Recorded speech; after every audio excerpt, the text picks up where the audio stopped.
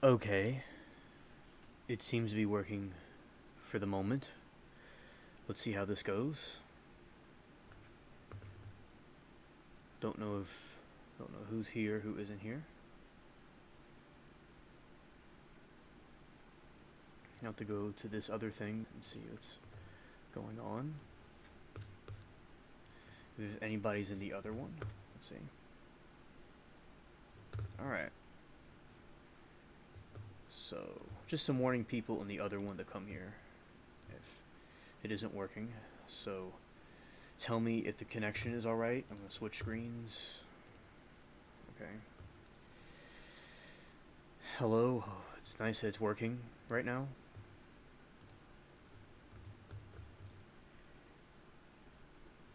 I'll pop out the chat.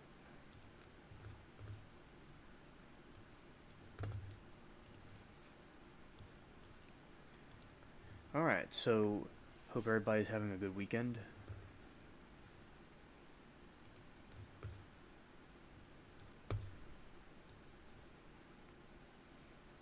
I'm just going in the other one.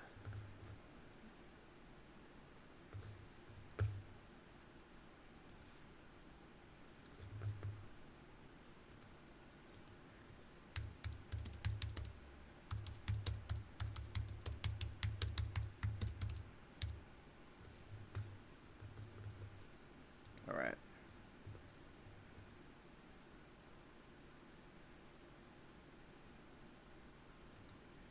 Alright, so here we are. Alright, Mary, thank you. Thank you, glad you could see me. So I was just looking at something in another window, and now I'm here, so I got it working on the computer. And see, the other ones want to come, they could come. And yeah, so I kept on trying it through the computer, and I got it to work. Hello, Mary. I could see you. I'm just telling people in the other stream, if there's anybody there, that I'm over at... Okay, let's see. I'm just putting out a different chat. Okay, there we go. Alright, as I said, hello, Mary. I'm going to do something, make sure the other thing is... because it didn't look like anybody was in the other one, but I'm just going to make sure. Glad to have y'all here. I'm going to talk about the different stuff. Yes, I'm glad it worked too. Glad it worked.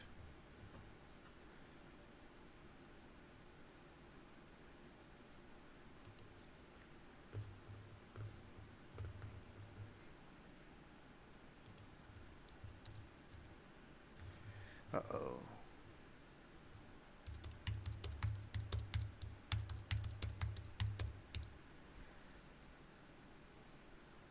Okay, I don't know if there are both the streams are broadcasting what I'm doing or not. I don't know. Anyway, that could just be there. Okay. Bose is there watching. That's good.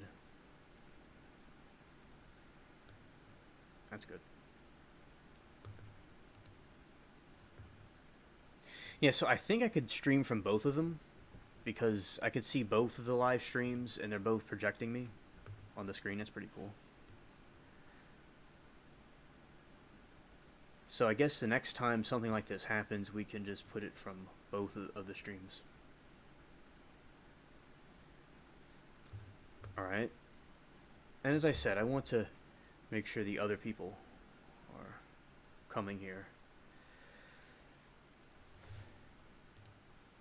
The other stream, I guess it's on my channel it's waiting to be broadcasted.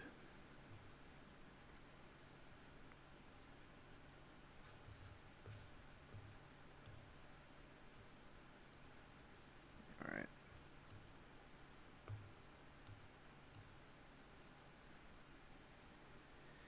Alright, so we're going to talk about more things, the Headless Horsemen and the other things like that.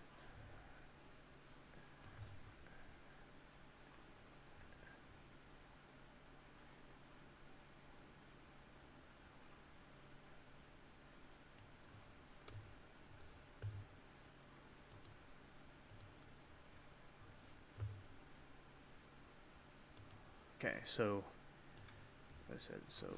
I want to just type this one more thing to make myself clear.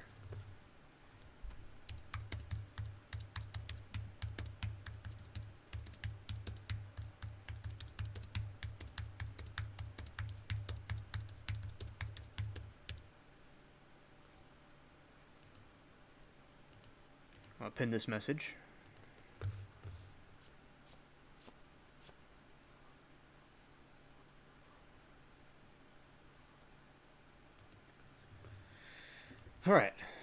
Alright, everybody. Here I am. So, Mary, are you still here? I'd like to get a idea who is here and who isn't here.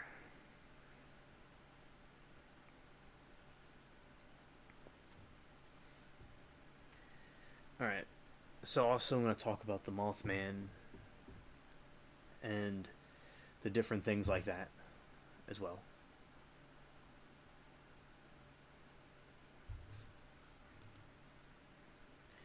Oh, Mary, I like the Sleepy Hollow. I think it's very good. I think it's very good. And also, basically, with the Sleepy Hollow one, I like how the gothic imagery and the things like that. And I like the different stuff with it. I think the storyline's pretty good. Johnny Depp's a very great actor. You know, it's excellent.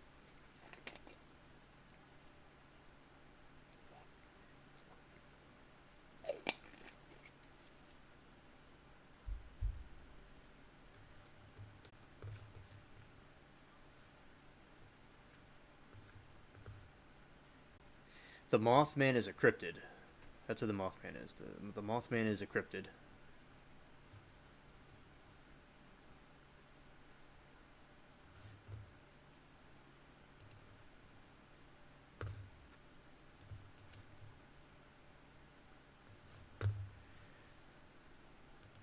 Alright.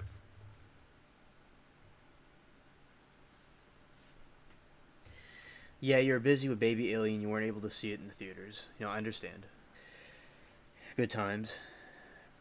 And also, you know, I know basically with the other live stream, it's made it clear for people there to go on that one, to go on this one. Because I made 2 live streams just in case something happened.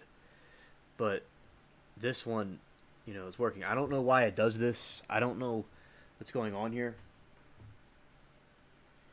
And I failed to, this week, to go and, because it seemed like it was working fine after the incident, but I should have reset it as a precaution and I didn't, so we're in this situation. So yeah, hopefully it clears up, and I think it, you know, has to do with something I did not correct from before.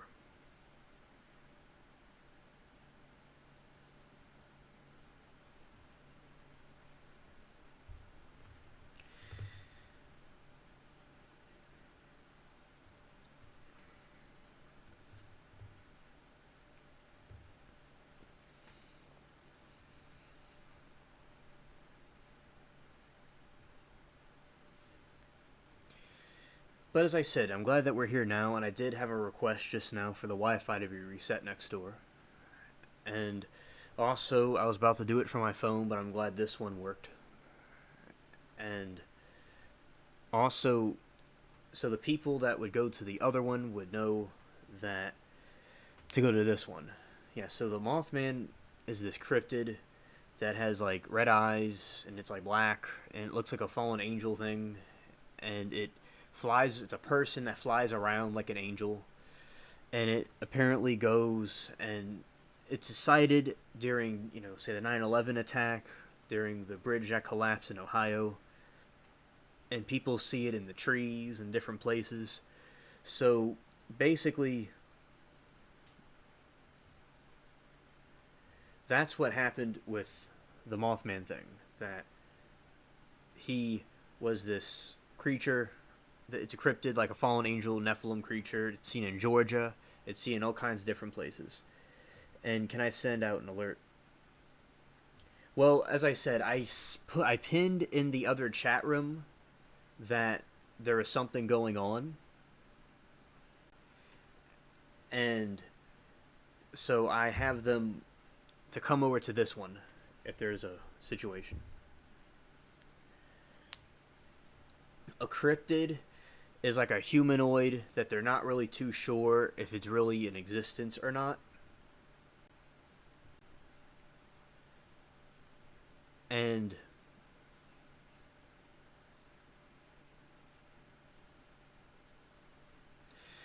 so basically, like, it's like the Loch Ness monster or Bigfoot or some kind of an extinct creature that was once in existence. That's basically what a cryptid is. It's a mythological creature, or like aliens and stuff like that.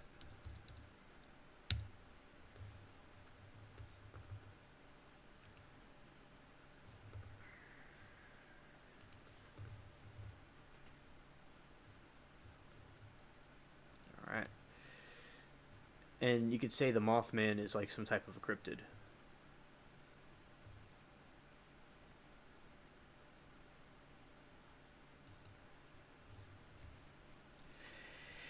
And yeah, so that's basically like to sum it up what a cryptid is. It's like this type of mythological creature, like a humanoid or some kind of thing. Some of them, unfortunately, were killed off.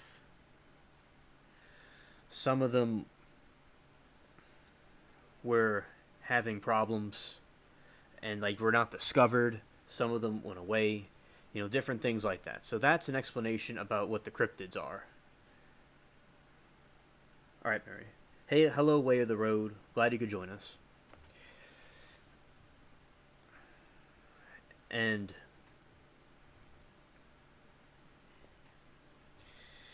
also, I'm going to talk more about the Headless Horseman, but tomorrow we're going to have. I'm going to put, that about the Headless Horseman. And also, we're going to have the situation with, I'm going to talk about that more and discuss that today and tomorrow. And as I said, I think it was a connection thing. But as I said, I did not, since the Wi-Fi was working since last week, I thought, okay, I really think it needs to be reset, but we're just going to give it a shot anyway. So I had it requested to get reset, and looks like that was the thing. It's working now. And I wish I would have reset it, before, but I just thought it was working. So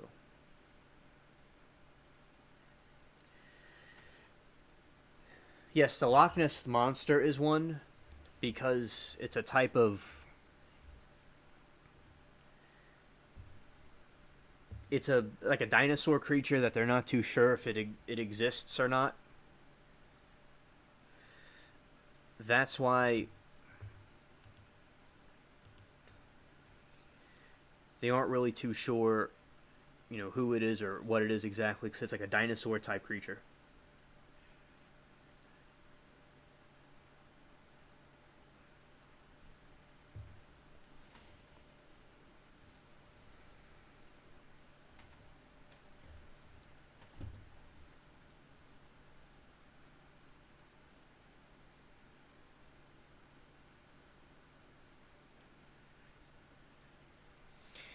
Yes, so that's the thing about that. Now, the Headless Horseman is like a ghost, which is probably some type of cryptid, but it's mostly like a ghost or a demon thing.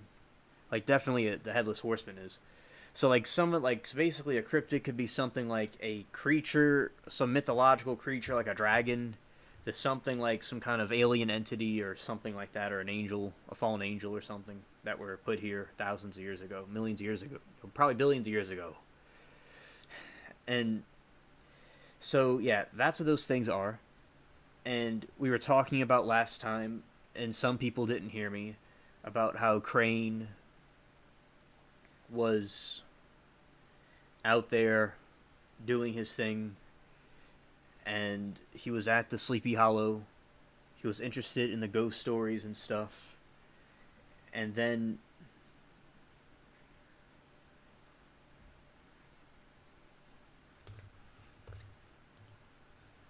oh, it's right behind me, Mary. You can see it. It's over there. It's right over there.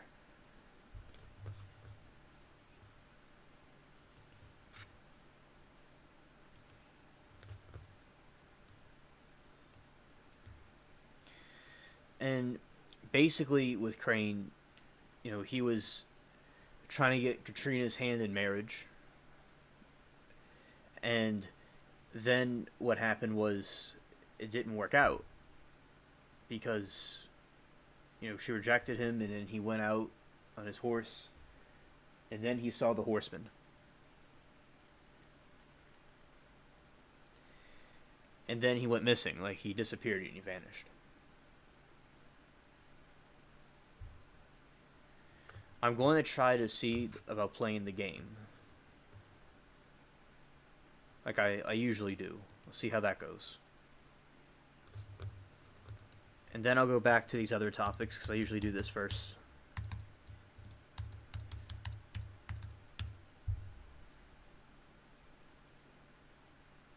Alright.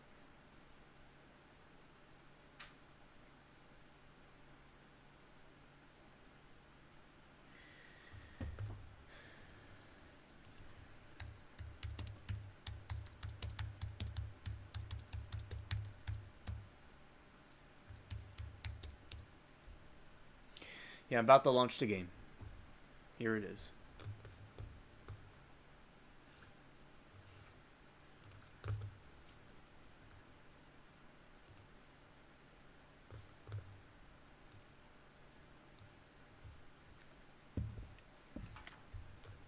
Alright, well, we have to stop the game because I don't want to get copyright issues. Okay, because I have to go and get this other thing out that I didn't get out before.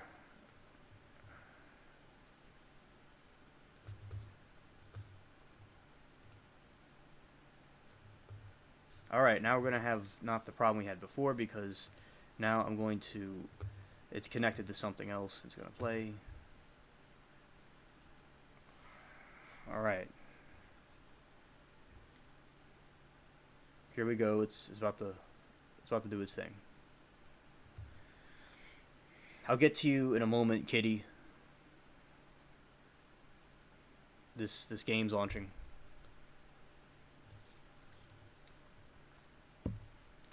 And to the people that own that, it was a mistake. I didn't mean it to play, so the people are going, oh, copyright. It's like, alright, so here we go. Alright, now we're in business. I'm going to pop out chat so I can see y'all. I'm about to get into, well, where is the chat? Where are they at? Oh, they're behind here. Oh, way over there. Okay, here we go. Go into game. I'm going to put this thing down. Okay, so I'll explain what I think what happened.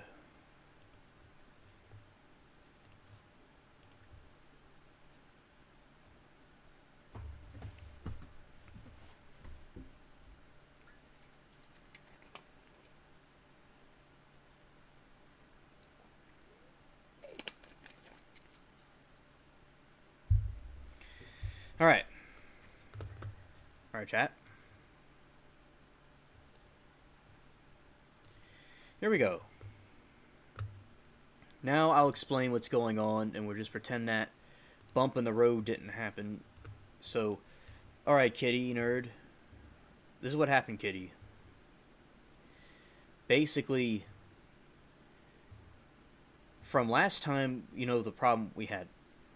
And after that, the Wi-Fi was working fine for me, but I figured that the stream, it still needed to be reset because of it just wasn't working 100%.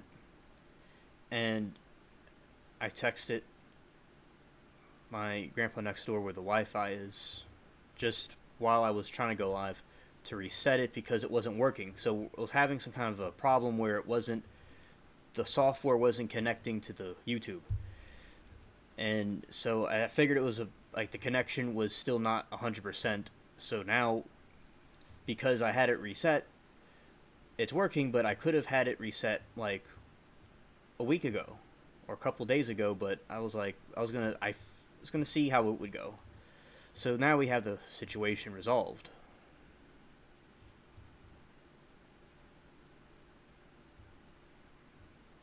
Alright, Kitty Nerd.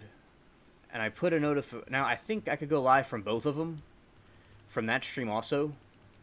But I think everybody could be in one place. It's pretty cool. But I put a notification in that stream that people need to go to this one.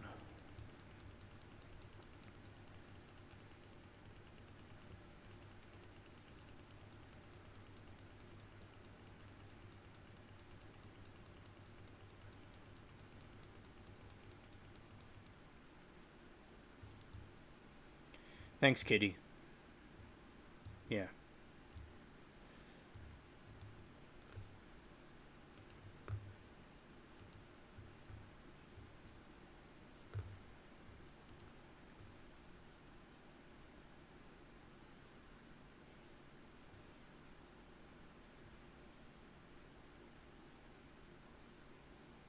Okay.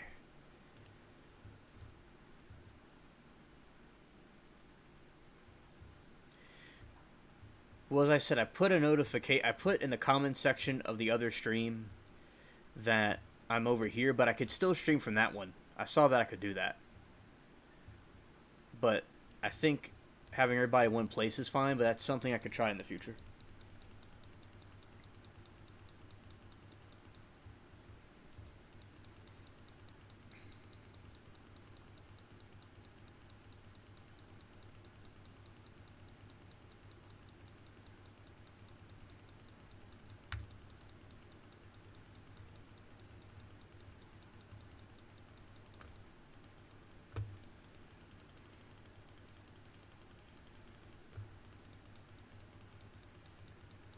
Alright, here we go. Get the Navy.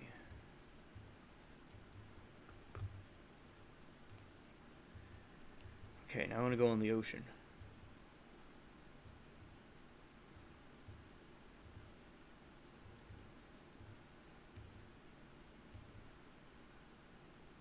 Alright, Kitty. Alright.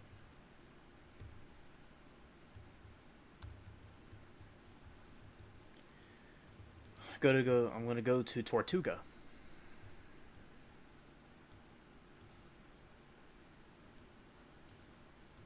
Tortuga's out this way.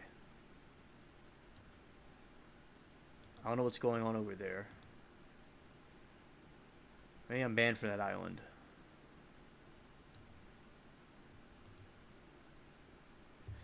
Alright.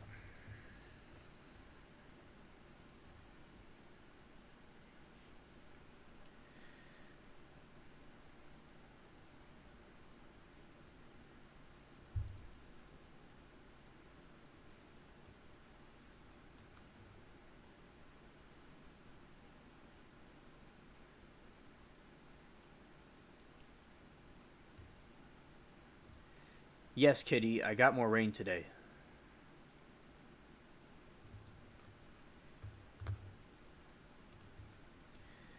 And so basically what happened was with the rain, it rained a little bit, then it kept on raining hard. So I was getting some package out of the mailbox, and then it was raining, then it rained even harder, and I was like, oh, finally, it's finally here. So that was pretty cool about the rain. It was just, it came back. And it rained for quite a while. So that's a blessing. Thanks for y'all's prayers.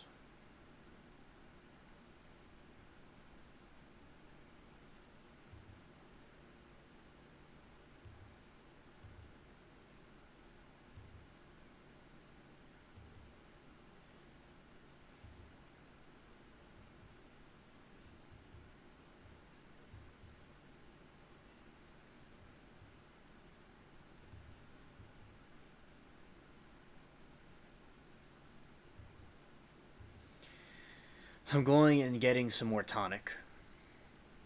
I'm trying to. This is not the area at all, but I'm trying to get to the other part.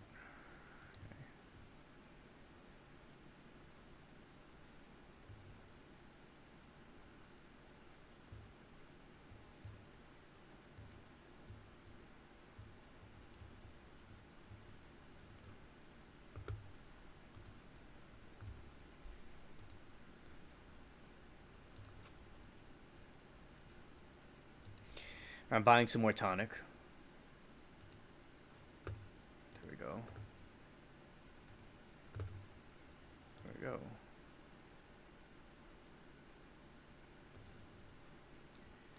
Time for some more plunder.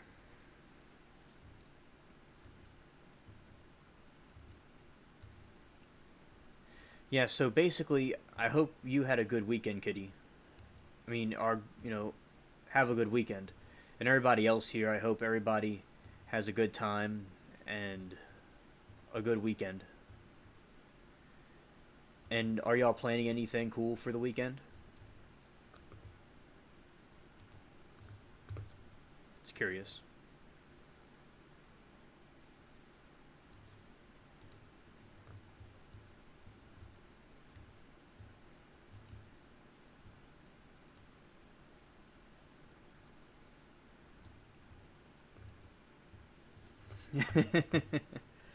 Right on, Mary. Right on.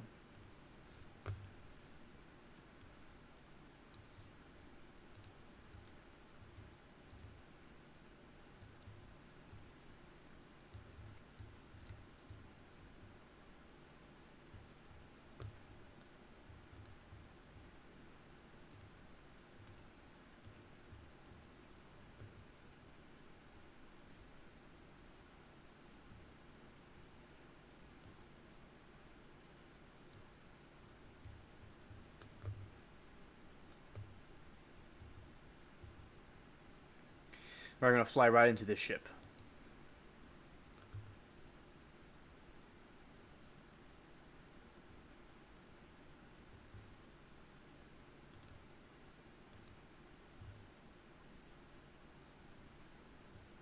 I sunk him. Alright, now we're gonna go to this one.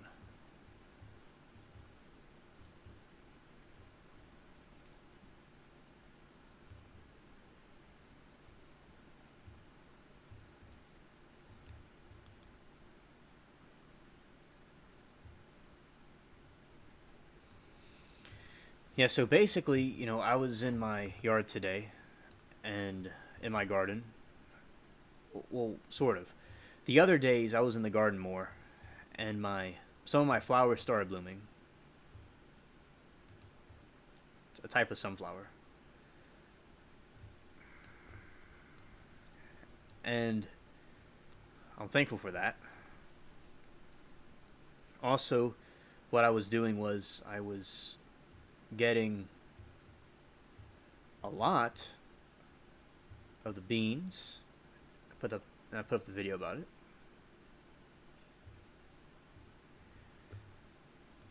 Beans are really cool.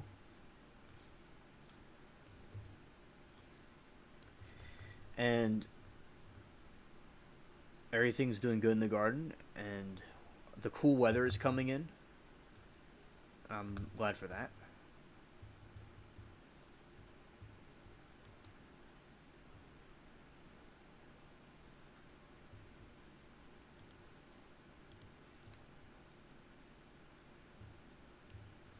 We sunk them.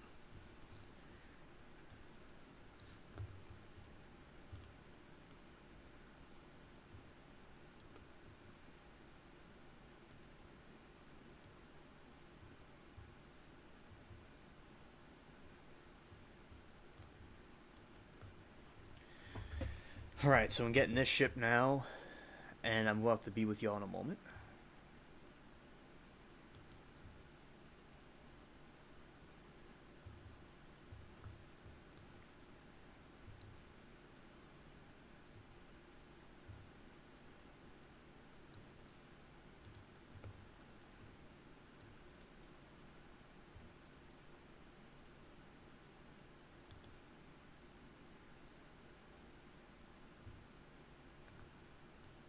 Okay, almost sunk them, but I didn't. Alien Saturday, I'm going to visit the adoption event near me. Going to make some donations and give some pups some love. Well, Kitty, that is awesome. That's fantastic that you're gonna do that.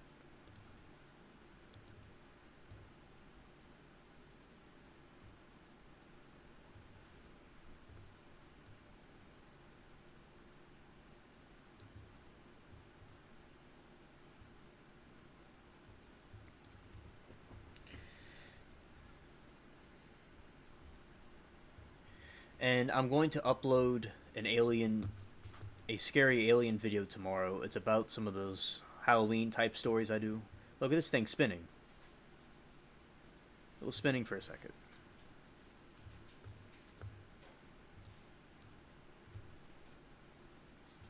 It's crazy. This is the Bloodhound. Alright.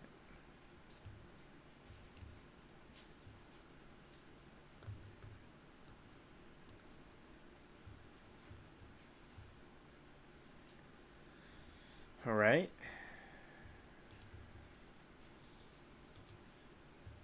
I missed it. So we're going to have to go over this way.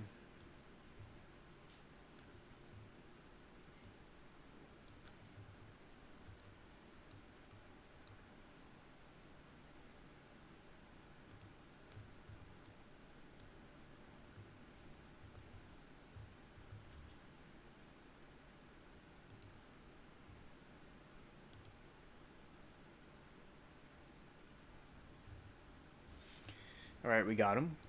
We got him. Yeah, so basically, I think that it's good, for the pups. I think dogs are great. I like dogs. And it's good that you're going to do that.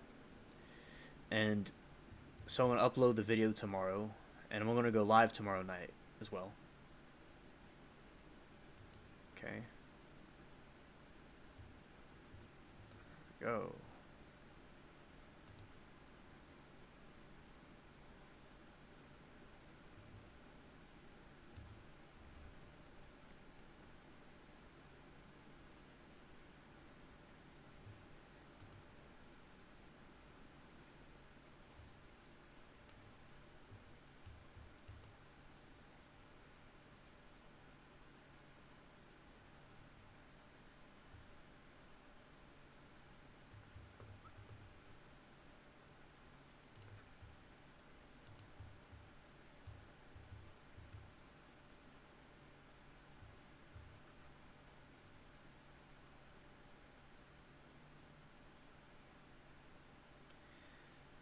Okay.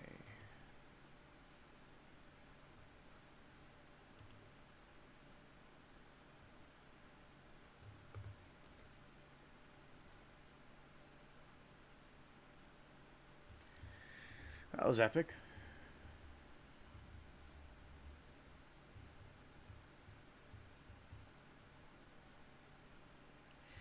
Oh yeah, I like it, Kitty, when people show their support for animals too. I agree.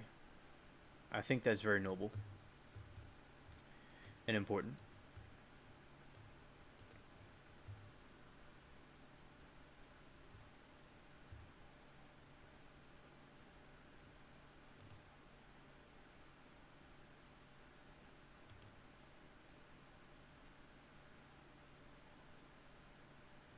I'm spinning around.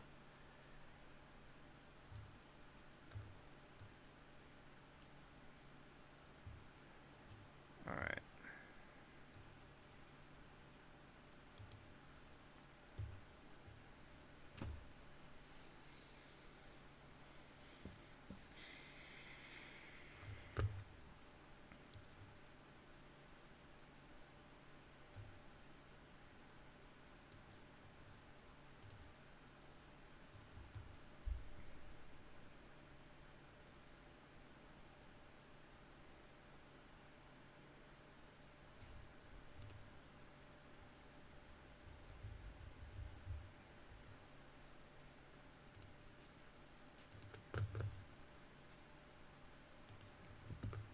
Okay.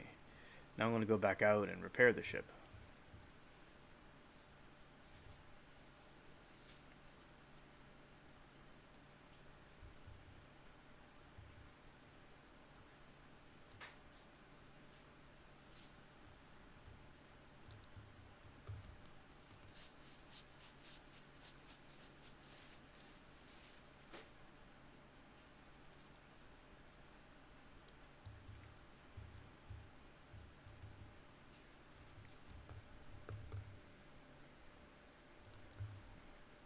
Yeah, so as I said, I think that it's important because I love animals too.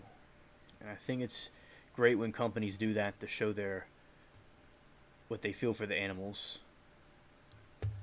and it sounds a lot of fun. Like, we were feeding the possums the other day, and the possums were under the house, and the mother and child. It was very cute, and I love seeing that, you know. And I like seeing the butterflies and stuff too fly around. They fly around the garden a lot. It's good to have that. Although I don't like bees to sting me, I think bees are good too to have.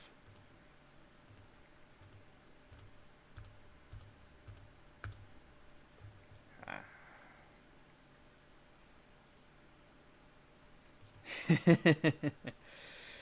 That's funny. I sound like SpongeBob. That's awesome.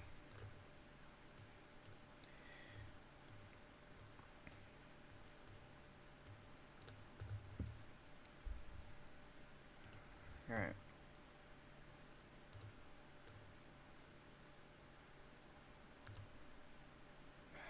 All right.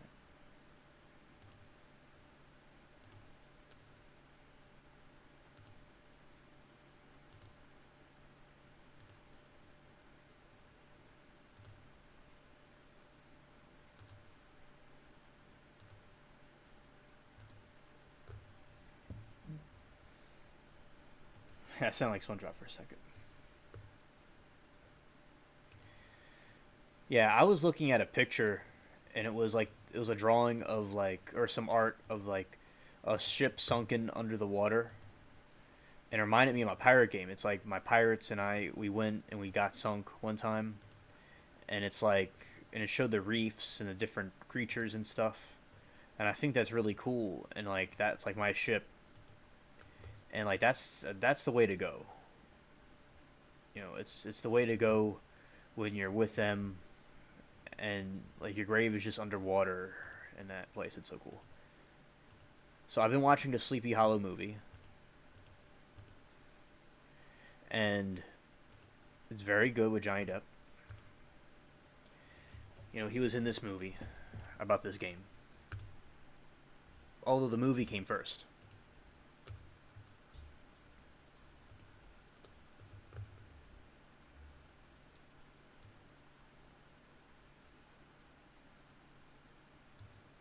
Yeah. I remember there was this store somewhere my mom and I went to one time, and basically there is the situation where they had this dog thing, and basically with the dog thing, it's like it was sitting in the truck. It was a dog sitting in a truck in some clothing store, and it was very fascinating to me.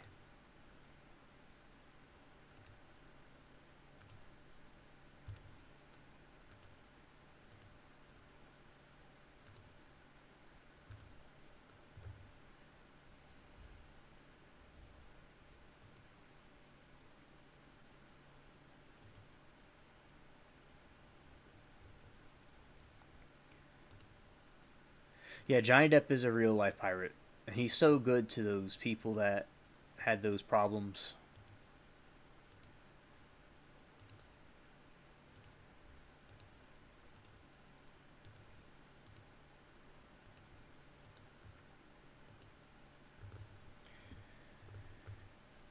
All right, the ship's repaired.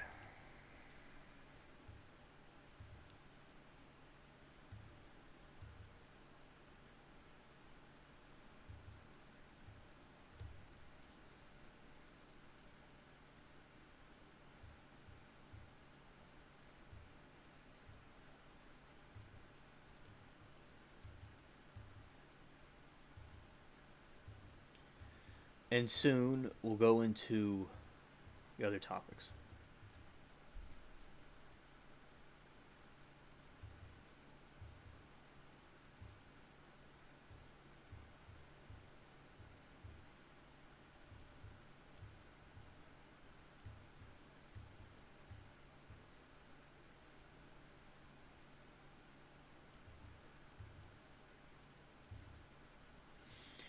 And also speaking about cars, I would feel the same way, about that if it's getting bigger in miles. And I think that, sometimes with cars, it's like when it rolls off the lot, it loses its value. And, because, like, the thing, it's like when people, they buy these, say different cars and things, and it's not as valuable as it was when it came off the lot. And also, I think with cars that work and they drive well, and if it, don't fix it, isn't broken. But of course, with the spaceship, sometimes even if it's broken, you have to keep on going until it works better. Like with the stream, ships are an exception. Sometimes there's these mind controlling aliens that cause deception. Like the economy is going through recession. So, yeah, but basically, yeah, I think if a car does work well, even if it's older, I think, it's fine to keep. But it does depend on the certain circumstances and situations. My family was involved a lot with cars, and because my grandpa was the one that told me about, like, when you drive it off the lot, it doesn't cost anything. It costs something. What I meant to say was, when it rolls off the lot, it's not as worth as much as it was when you bought it, like before you bought it.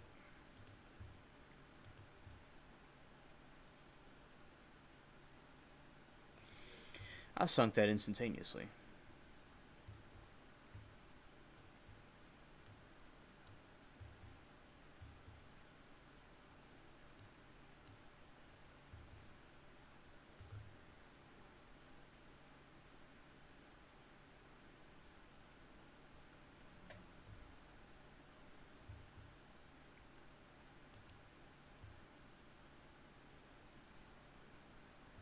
Yeah, now we got the pirate flag. Yeah, so we're doing these things with the ships. I'll have to get this one. And soon I'll be getting into those stories. And Kitty, I hope with your car everything goes well if you do get a new one. They sound like a really good company that loves animals.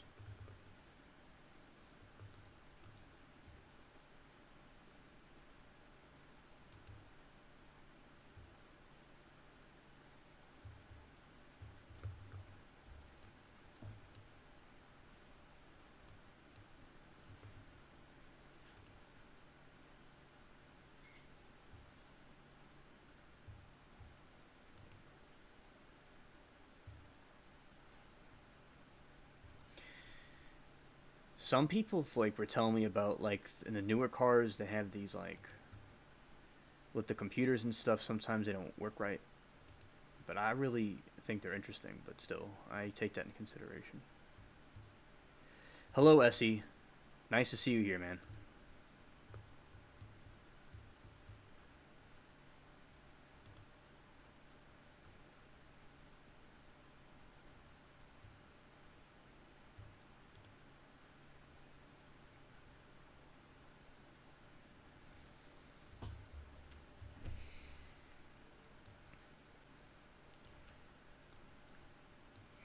We're going this way.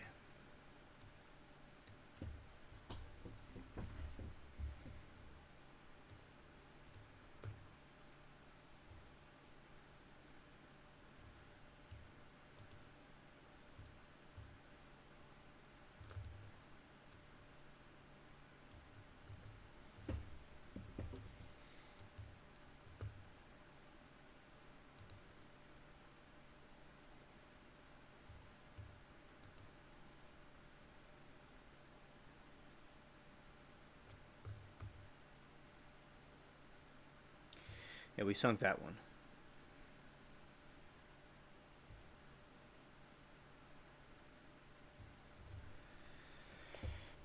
Okay, good. All right.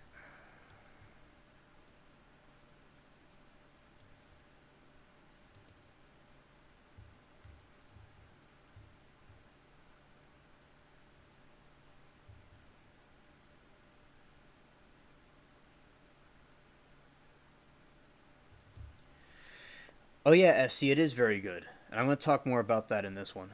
Yeah, it's very good.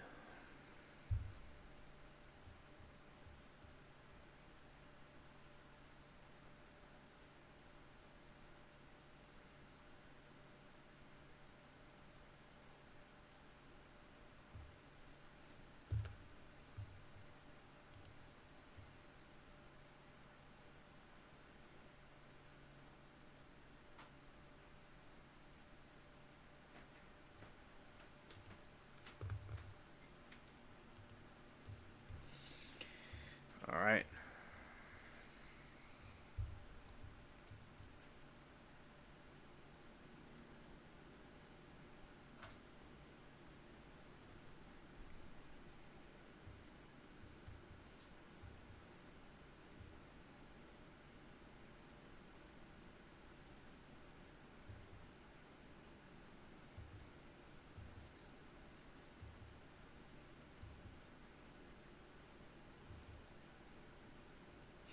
I didn't know there was a TV series, Essie. I didn't know there was a TV series. I'll check that one out, and I'll also talk about Sleepy Hollow today and tomorrow. All right, both days.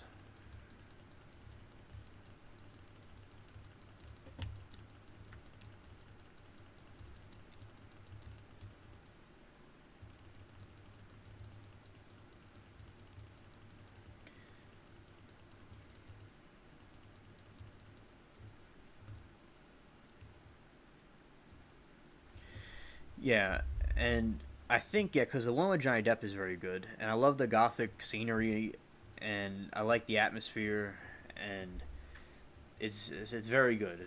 It's very well done, and I'm still watching it because I watch it little bits and pieces over time. Yeah.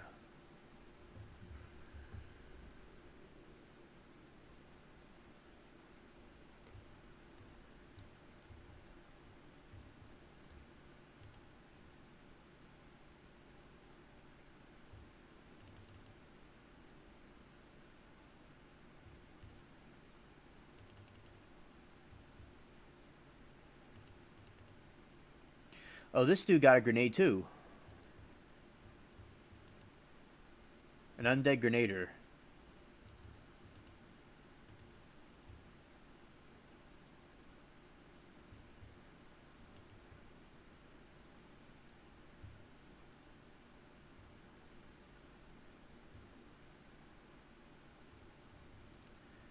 Got the treasure chest.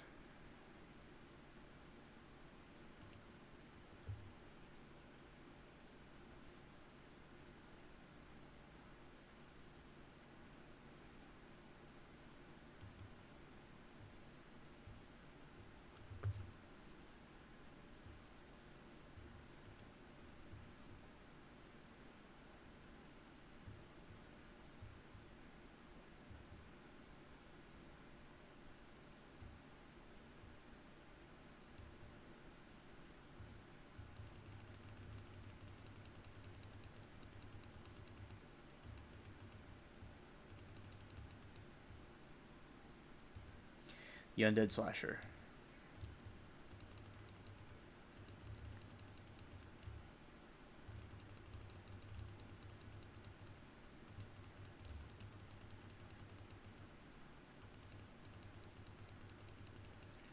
All right, there we go.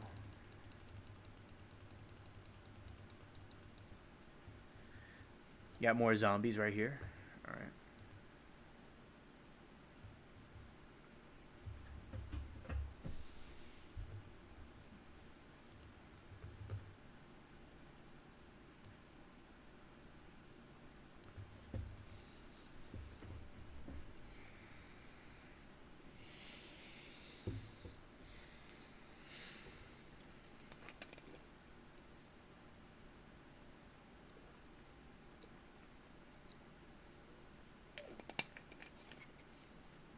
Yeah, Tim Burton directs a lot of movies like that. There is stories of the cryptid of a cryptid like that. Like there's stories of headless horsemen in Europe and America, but the Sleepy Hollow thing, it's a fictional story. but it's also there are some things that probably gave him the idea for it too from other events.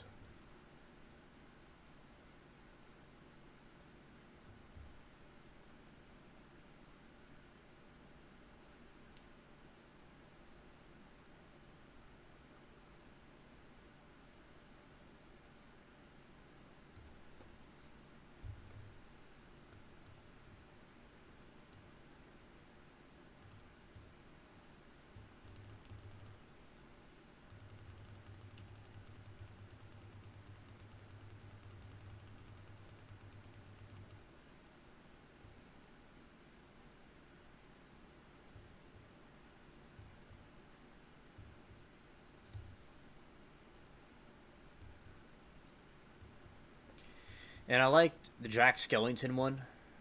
That was a good one.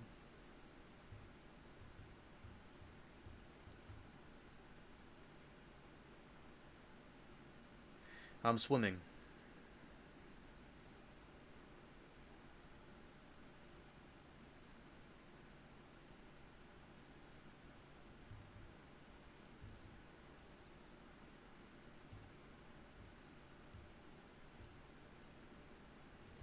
Oh, there's the other island. Let's see if I could go swim over there. If it lets me go over there.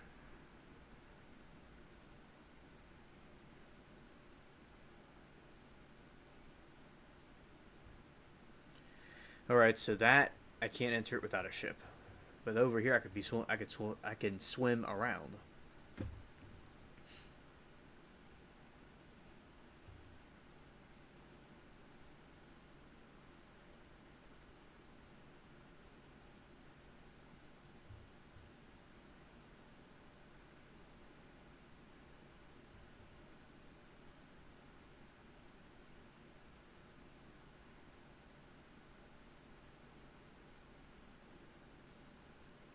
Yeah, Nightmare Before Christmas. All right.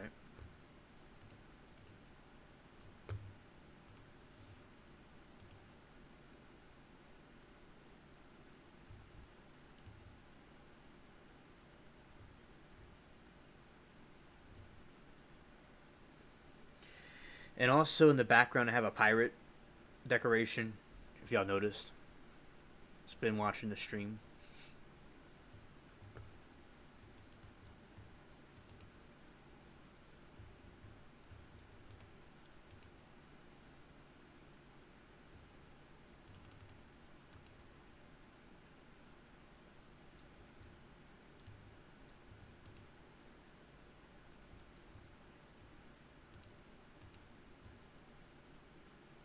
Two of them.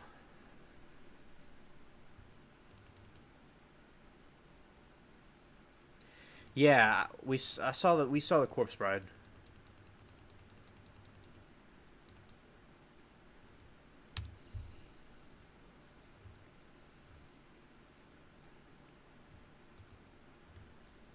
All right.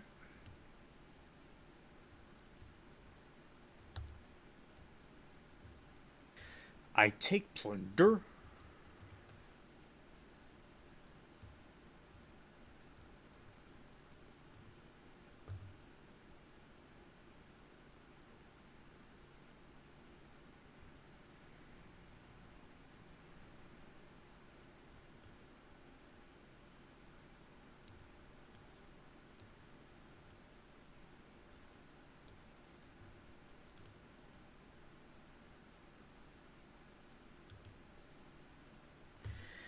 Hello, Amanda. Amanda says she was just watching Nightmare Before Christmas, and she loves the songs in the movie. Yeah, that's cool, Amanda. Yeah, I remember Nightmare Before Christmas. I remember that one.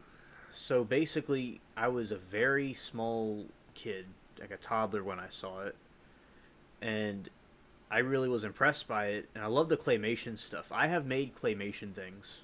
They're in my room. And one that reminds me about my drawings. Basically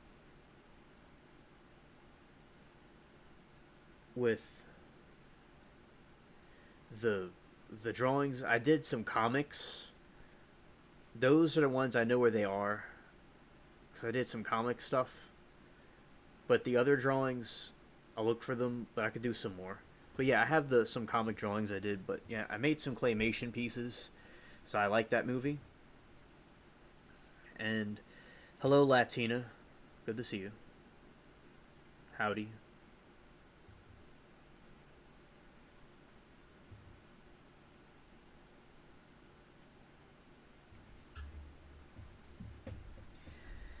And yeah, because I remember I saw that, and that's when I got this, like, this little good night thing. It's like a, it's over there. It's like this, it's a stuffed animal thing, but it's like it glows in the dark.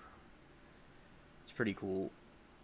And also, I remember from that movie, yeah, Sally and all those people, pretty cool. So that's a very good movie, Amanda.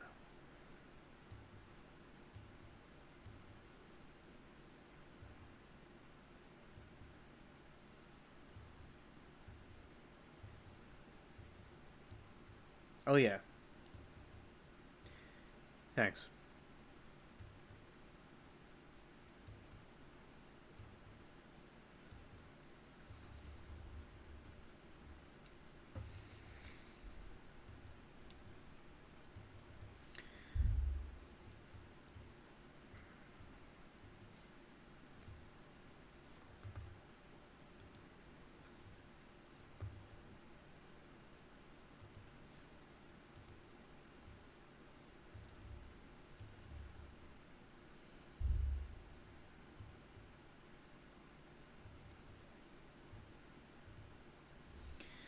Latina, I was wondering about next online.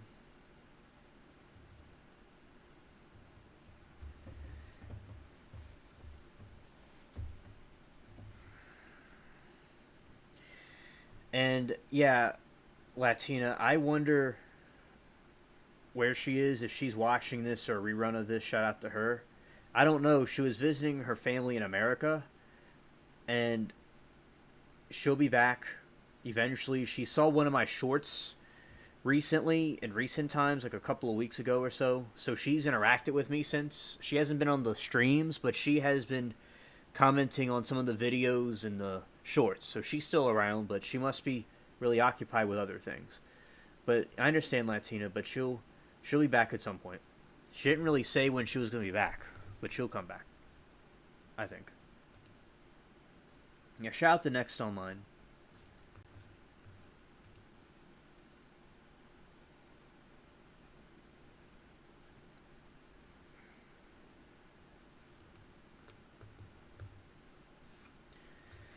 One time, okay, so another thing about me, I was known for in my childhood and when I was in like high school and stuff. I have this like this bench swing in the backyard. I used to go on all the time. It'd be raining, it would be cold or hot, and I would just go in there and just swing back and forth and listen to music. And I saw a real bat.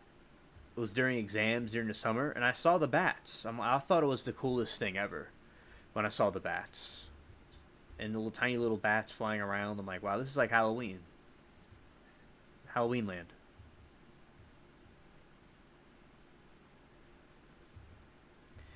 Do some laps on the ship.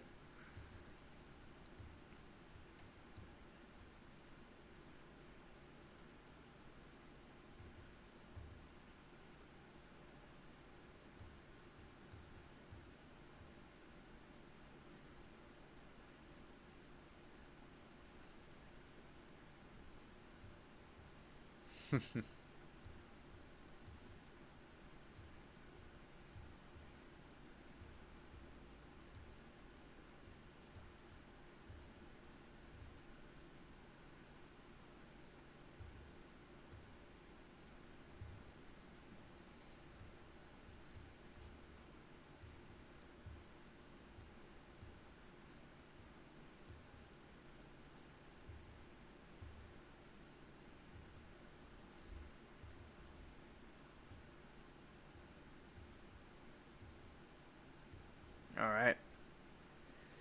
So here we go. We're gonna look up here. Nice. Nice big ship.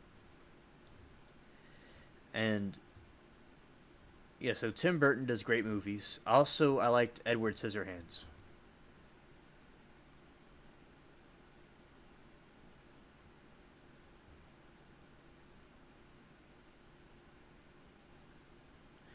I like haunted houses.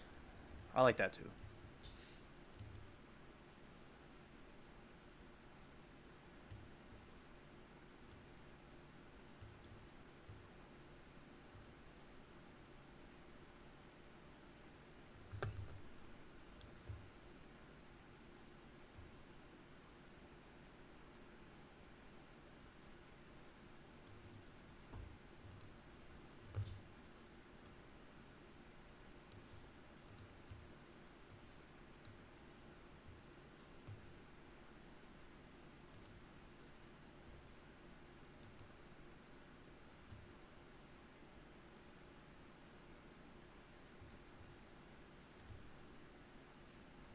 All right.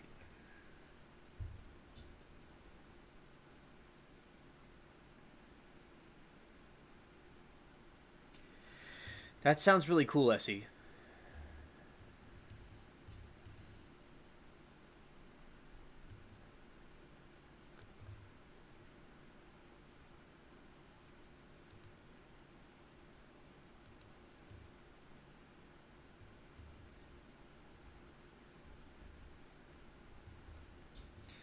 Yeah, Edward Scissorhands.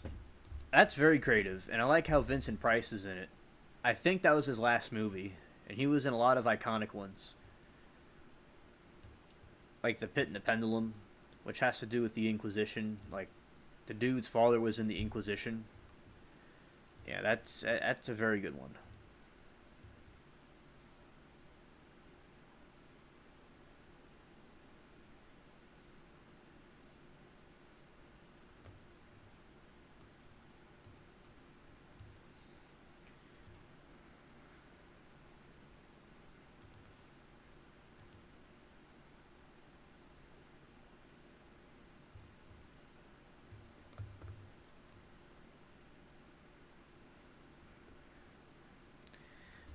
Yeah, so that's what you know. My thoughts about those kind of movies.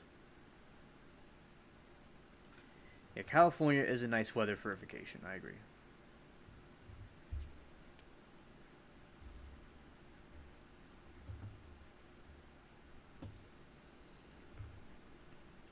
Venice Beach. That's a really cool beach.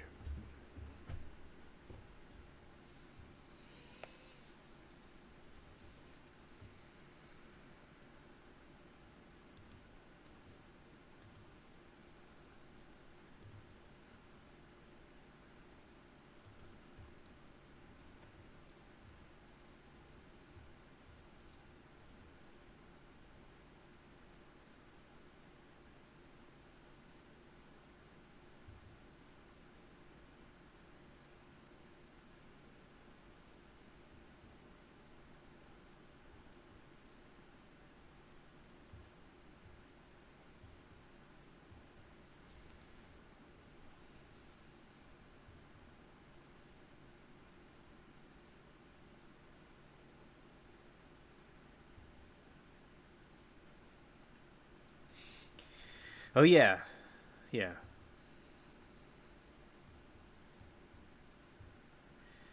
And we're about to get into the topics I talk about, but we're gonna play this for a little bit more.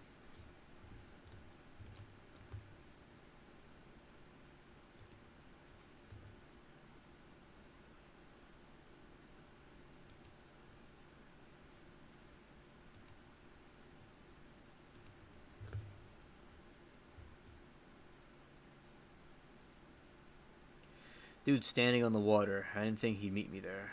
All right.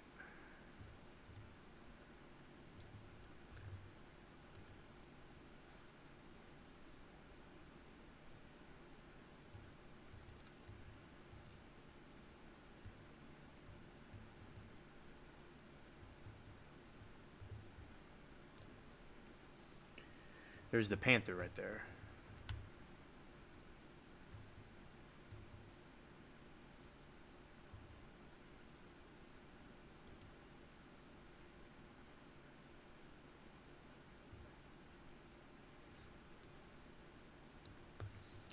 Ran right into them. Alright.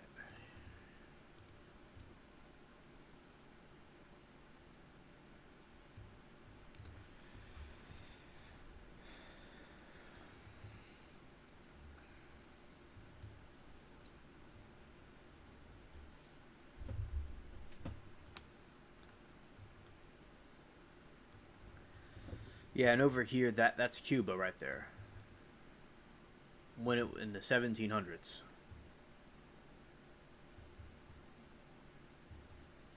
And Raven's Cove out in the distance. It's pretty cool.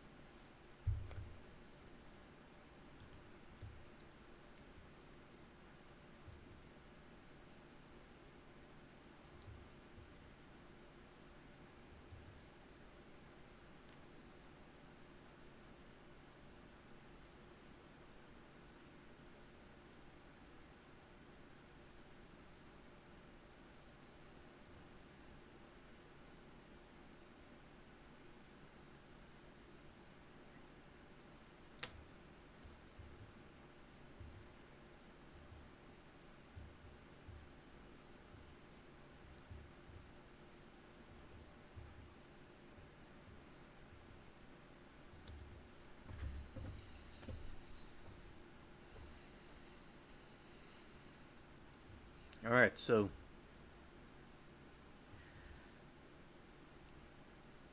yeah, I think that with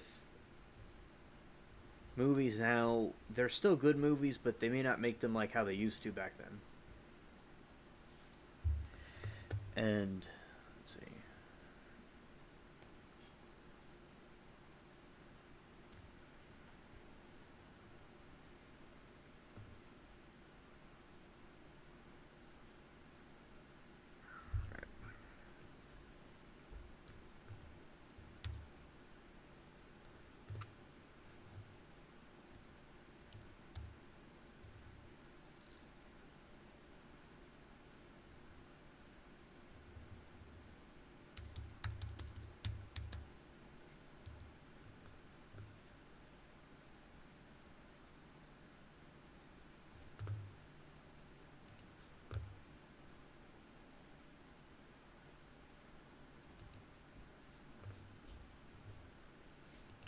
Got the alligators right here.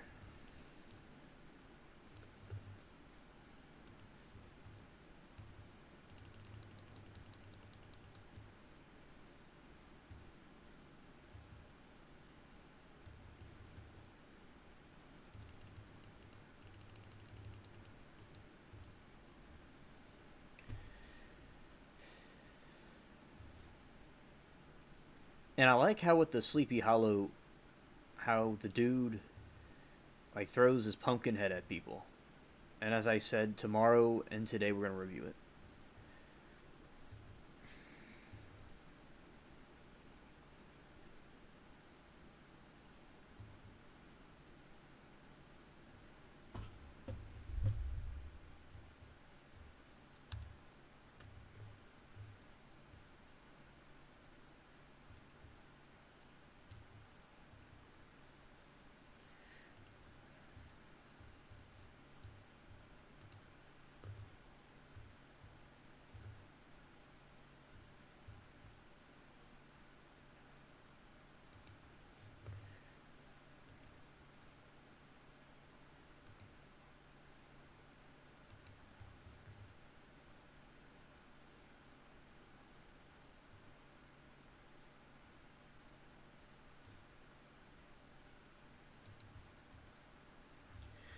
People in my guild, which was this, it's like an organization you join. They haven't gone online in years.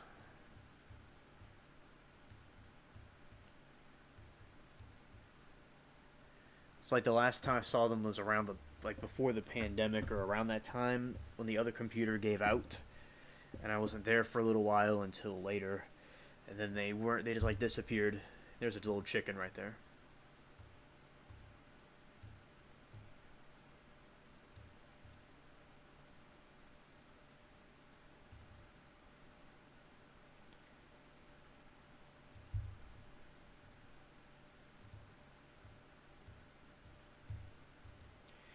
It reminds me of the swamps of Louisiana. This place.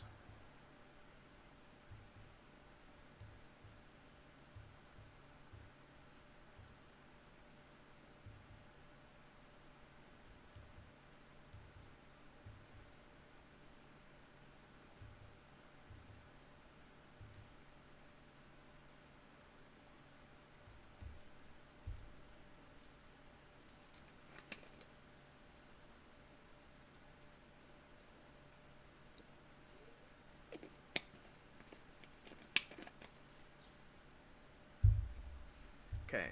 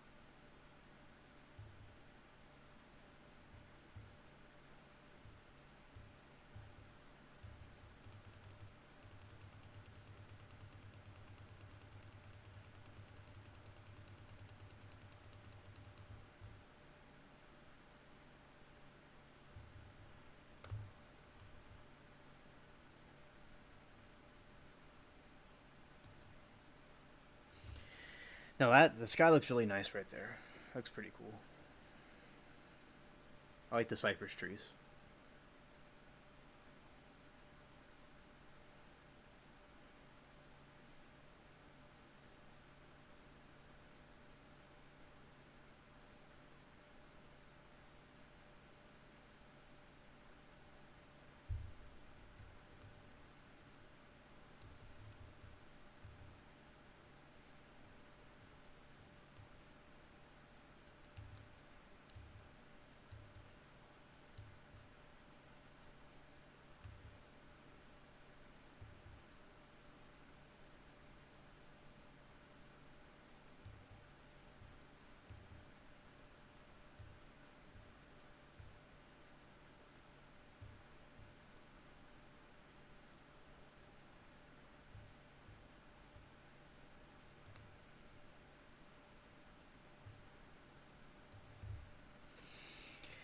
Yeah, so the moon is coming out.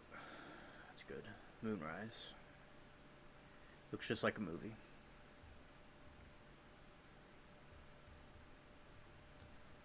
The sky looks like that here sometimes, like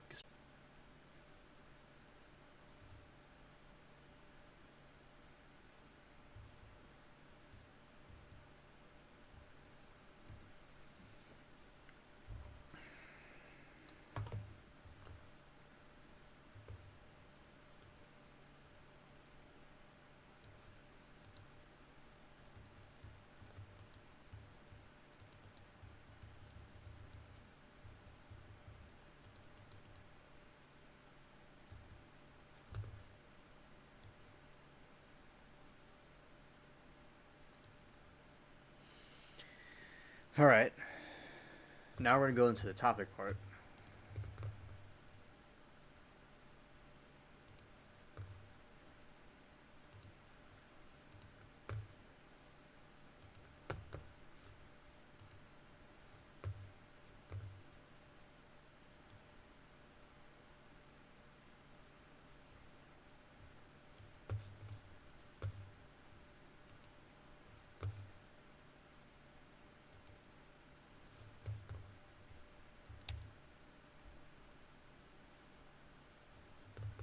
Oh, the page is already open. Okay.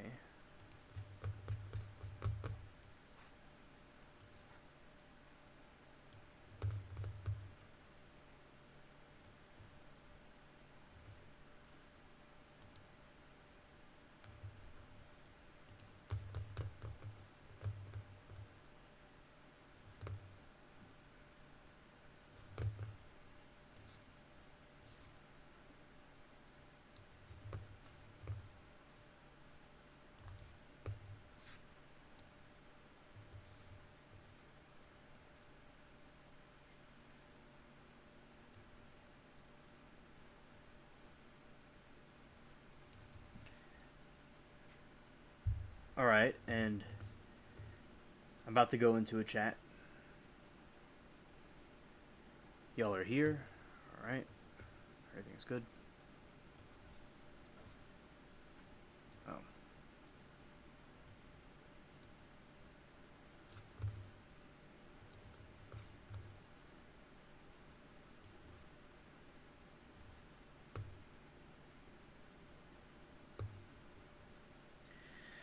I'm gonna go and make the other stream like private. At this point, people would have known to come into this one. All right.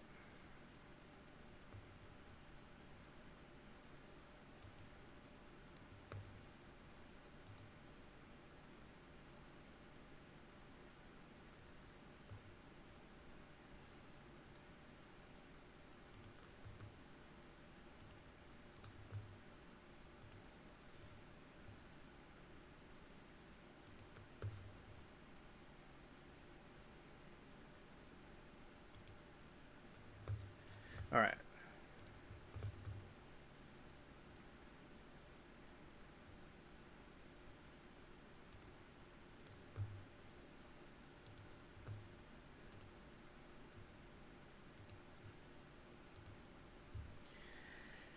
I want to talk to him about the Mothman.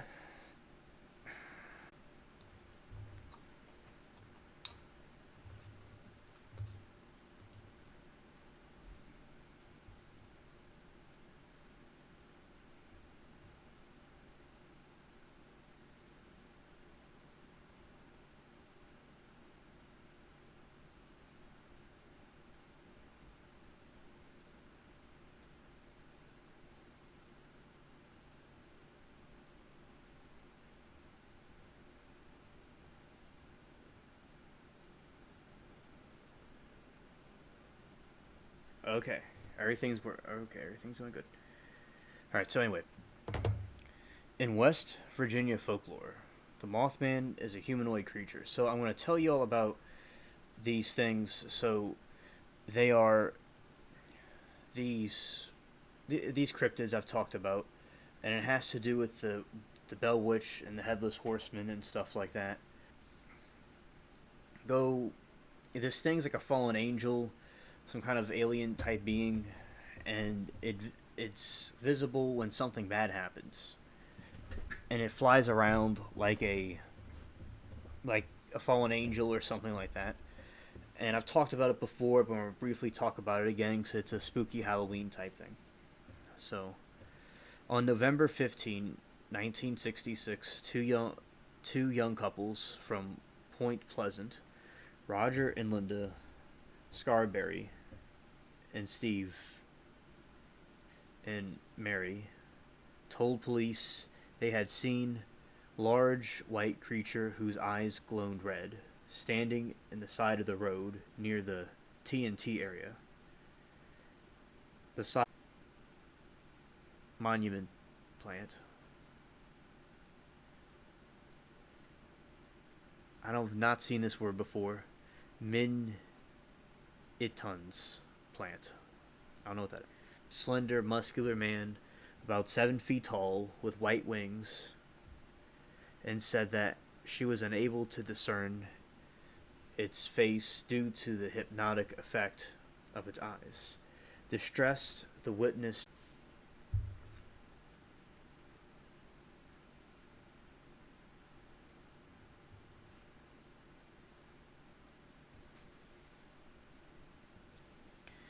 during the next few days, other people reported similar sightings after local newspapers reported it. 2 volunteer firemen who saw it said it was a large bird with red eyes. Mason County Sheriff George Johnson commented that he believed the sightings were due to an unusually large heron, a term a shitepoke, not heard that either, contractor. Newell Prodige told Johnson that when he aimed a flashlight at the creature in a nearby field, its eyes glowed like bicycle reflectors. Additionally, he blamed buzzing noise from his television set and the disappearance of his German Shepherd dog on the creature. Wildlife biologist Robert L. Smith at West Virginia University told reporters that descriptions and sightings of the sandhill crane, a large American crane almost as tall as a man with a 7-foot tall wingspan, featuring circles of reddish coloring around the eyes, the bird may have wandered out of its migration route and therefore was unrecognized at first because it was not native to the region. So that is a possibility in that situation. It could have been that. But I do believe that the Mothman, is a type of cryptid that was apparently seen during 9/11 and before it, and when the bridge fell in Ohio. And some of you have told me that you've seen the creature, and next online, she told me how she saw the creature. Her daughter saw the creature in the Rockies. So it's something that has been, obviously been seen before by different people and things.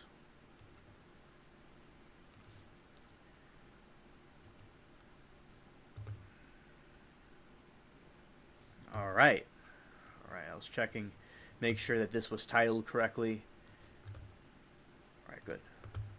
Everything's all good. So that's some stuff, and it was used in Batman. And we're seeing a lot now. There's these different beings that are coming through these other dimensions. Like, people are seeing more.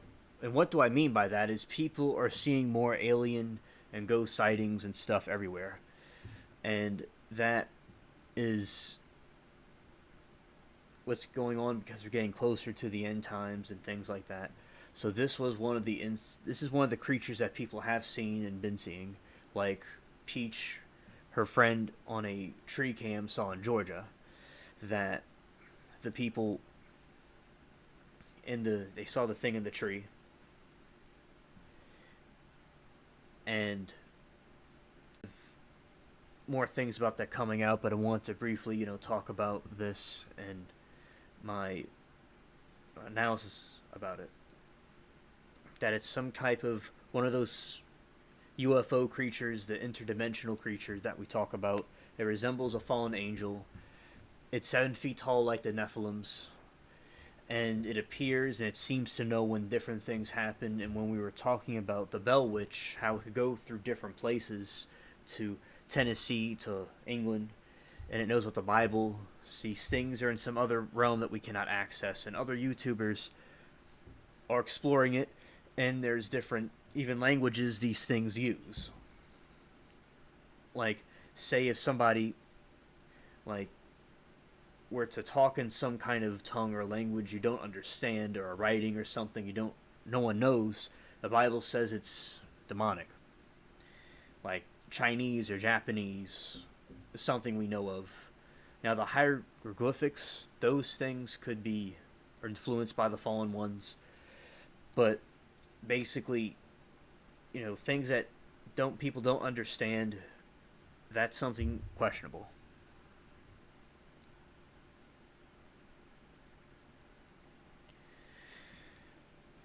And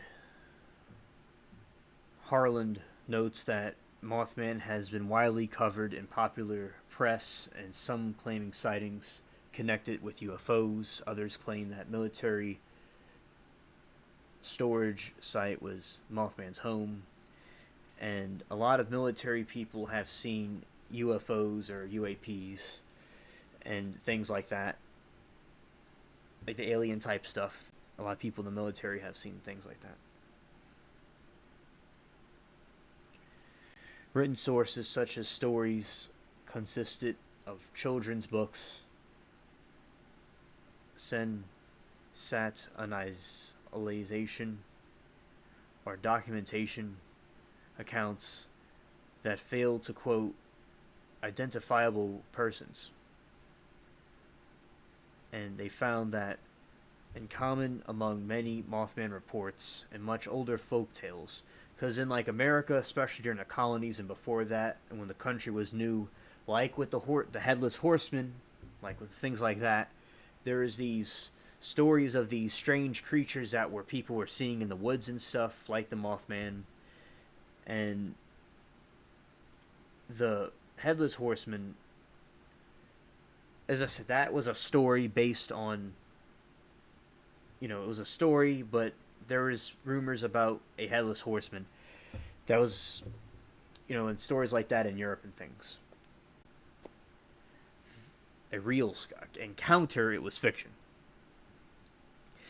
And controversially, Nichols says the number of hoaxes following the publicity generated of the original reports, such as a group of construction workers who tied flashlights to the helium balloons. Nichols attributes the Mothman stories to sightings of owls, suggested that the Mothman's glowing eyes were actually red eye effect caused by the reflection of night from the flashlights or other bright lights sources. But as I've showed you in videos, pictures of the Mothman from Peach's story, which I can review later, and things like that, that there really is something out there. And from what Latina told me and from Next Online told me, this thing is what they're saying it is. And that's what I noticed with a lot of conspiracy theories. Maybe not all of them, because some things could be not correct, some things people have made up, but I'd say quite a few of them, it's exactly what the people said. They saw an alien or a ghost or something. It's with modern technology, we're able to see these things with video cameras and tree cams and things, but before, people were just, it was hearsay. And that's why, now we could confirm it's there, like with a lot of things, with politics or with this, the conspiracy theorists were correct. And the galley monster, yes.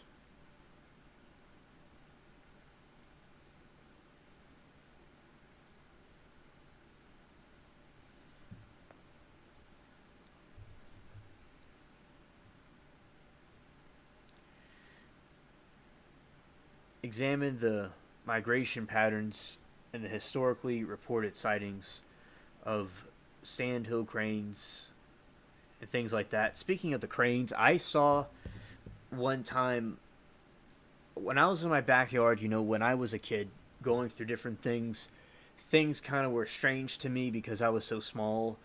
And I remember I thought my mom was behind me or one of my relatives, and I was talking to them, and I looked behind me and I looked up, and I saw a giant crane was looking down at me.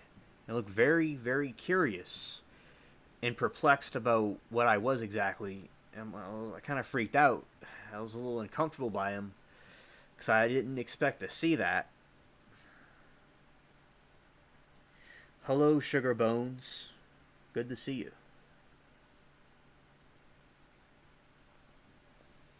I have not seen Chucky, but I've seen parts of it, and I'd be interested to see the whole thing.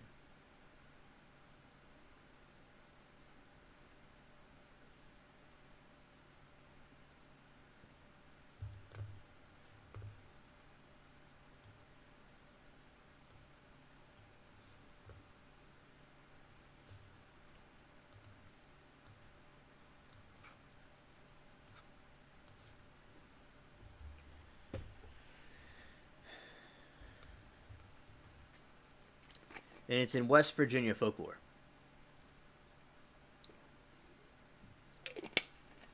And as I said,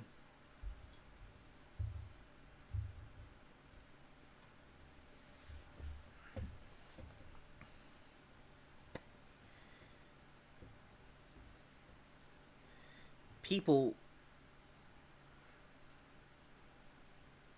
I'm going to, well, I'm going to talk about the Headless Horseman today and tomorrow, both times. So it'll be a repeat, the same thing tomorrow. With that. Alright.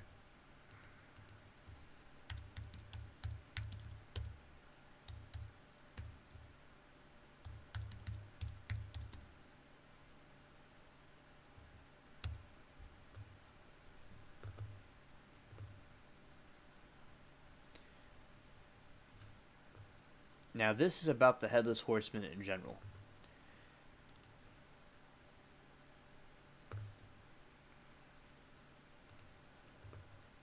Right click it. Alright, so I'm going to read you all about what the Headless...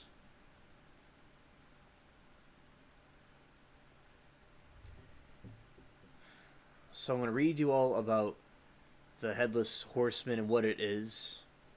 And then we'll go over to the legend of Sleepy Hollow, which I'll go in that one since we had a problem with it last time. And as I said, we're going to be going into this right now. Here we go. And Amanda, thank you. I didn't know it was filmed in Chicago, and it sounds very interesting. An interesting one to me is the Texas Chainsaw Massacre. That one is really, like, out of this world.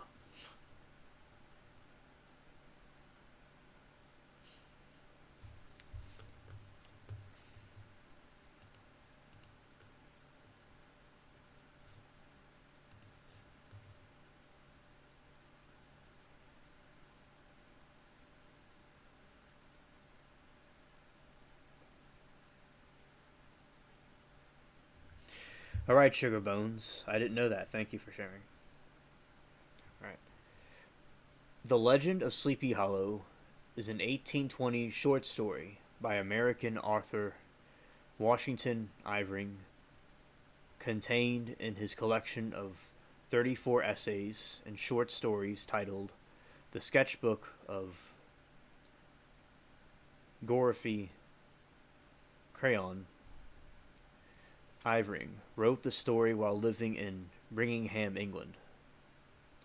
Along with Irving's companion piece, Rest in Peace von Winkle. Yeah. The Legend of Sleepy Hollow is among the earliest examples of an American fiction with enduring popularity, especially during Halloween, because of a character known as the Headless Horseman, believed to be a Hessian soldier who was decapitated by a cannonball in battle. In 1949, the second film adaptation was produced by Walt Disney as one of the two segments in the package film The Adventures of Ichabod and Mr. Todd.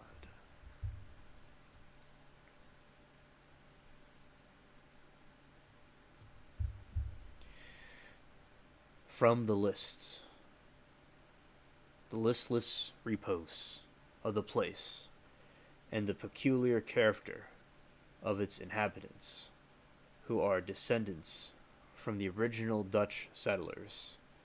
This sequestered glen has long been known by name of Sleepy Hollow. A drowsy, dreamy influence seems to hang over the land and pervade the atmosphere, the very atmosphere. That's a part of the Sleepy Hollow story.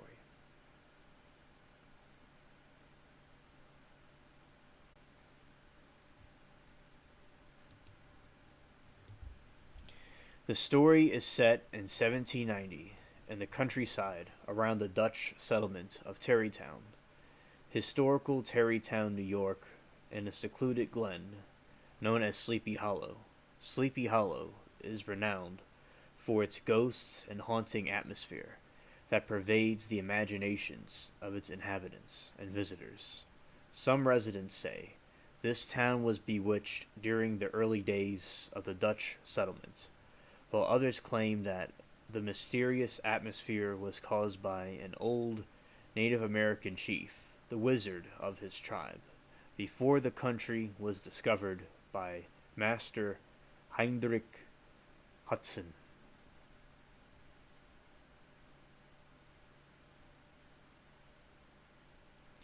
Residents of the town are seemingly subjected to various supernatural and mysterious occurrences. They are subjected to trance-like visions and frequented by strange sightings, music, and voices in the air. Spectre in the Hollow is the Headless Horseman, the commander-in-chief of all the powers of the air, and a tribute also to the devil, according to Ephesians 2:2. He is supposedly the restless ghost of a Hessian trooper whose head had been shot off by a stray cannonball during some nameless battle of the Revolution, and who rides forth to the scene of the battle in nightly quest of his head. And so the other thing I found was basically that there are Headless Horseman stories, and this was like a fictional depiction of that.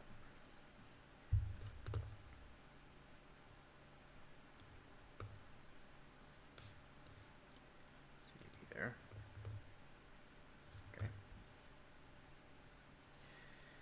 In the legend relates to a tale of Ichabod Crane, of a lean, lanky, and extremely superstitious schoolmaster from Connecticut.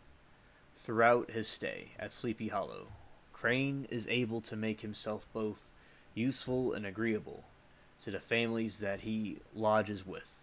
He occasionally assists with light farm work, helping to make hay, mending fences, and caring for numerous farm animals, and cutting firewood. Besides his most dominant role in the schoolmaster, Ichabod Crane also assists the various mothers of the town by helping to take care of their young children.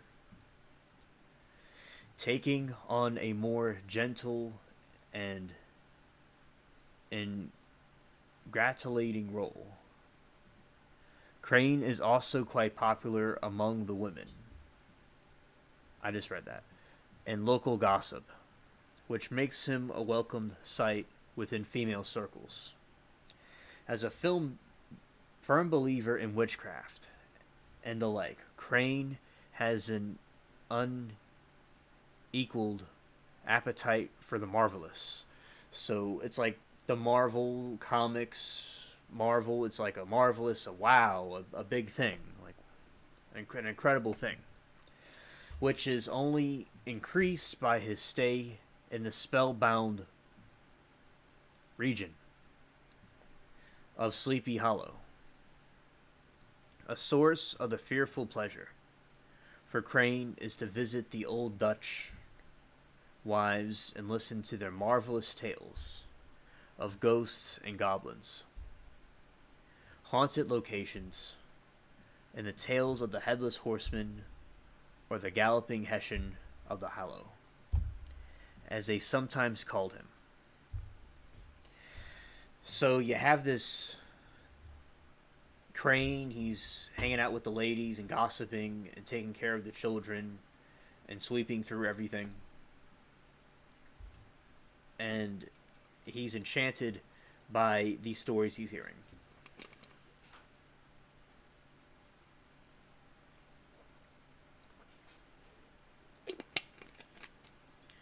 Throughout the story, Ichabod Crane, the town rowdy and a local hero for the hand of an 18-year-old Katrina Van Tassel, the daughter and sole child of wealthy farmer Baltus Van Tassel, Ichabod Crane, an outsider, sees marriage to Katrina as a means of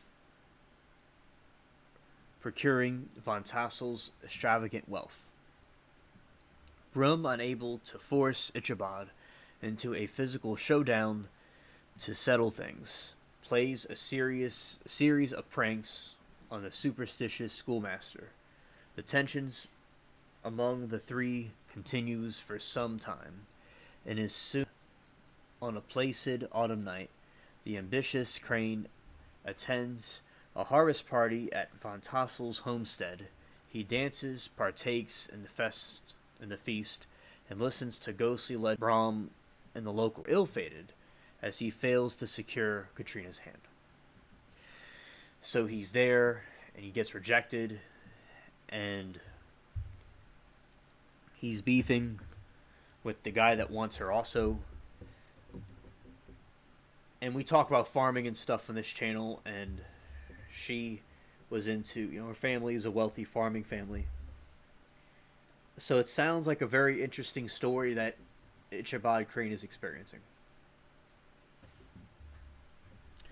Following his rejected suit, Ichabod rides home on his temperamental plow horse named Gunpowder, heavy-hearted and crestfallen, through the woods between Von Tassel's farmstead and the farmhouse in Sleepy Hollow, where he is quartered at the time, as he passes several purportedly haunted spots. His active imagination is engorged by the ghost stories told at a Baltus harvest party. After nervously passing a lightning-stricken tulip tree, Major Andre, Ichabod encounters a cloaked rider at an intersection in a menacing swamp. Unsettled by his fellow travelers' eerie sighs and silence, the teacher is horrified to discover that his companion's head is not on his shoulders, but on his saddle. In a frenzied race to the bridge, adjacent to the old Dutch burying ground, where the Hessian is said to vanish, according to the rule in a flash and brimstone before crossing, Ichabod rides for his life, desperately goading Gunpowder down the hollow.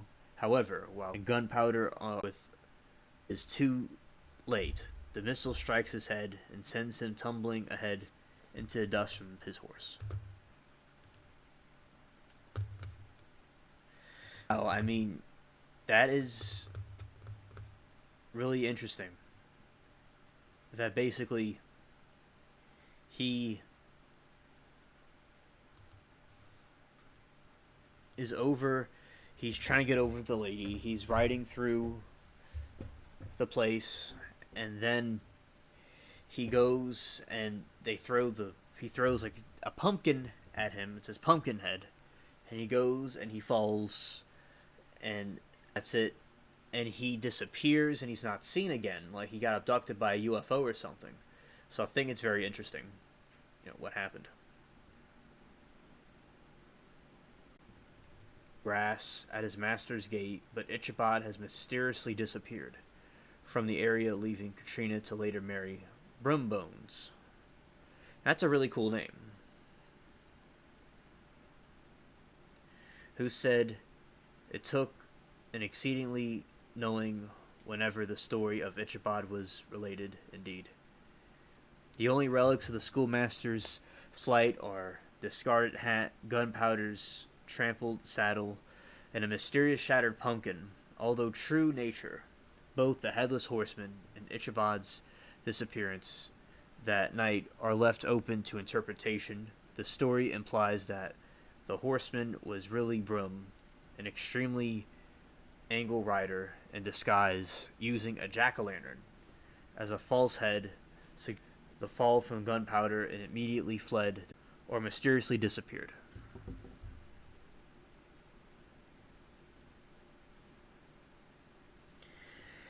And in different movies, They had this in different movies.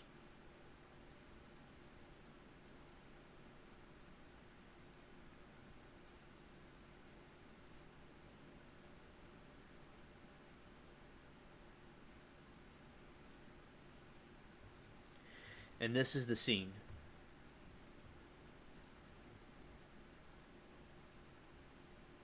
It's kind of blurry, but we're just going to look at it a different way. So that is the scene, and there's a lot of ghosts and things that were talked about in this situation, in this story, and in the region in general.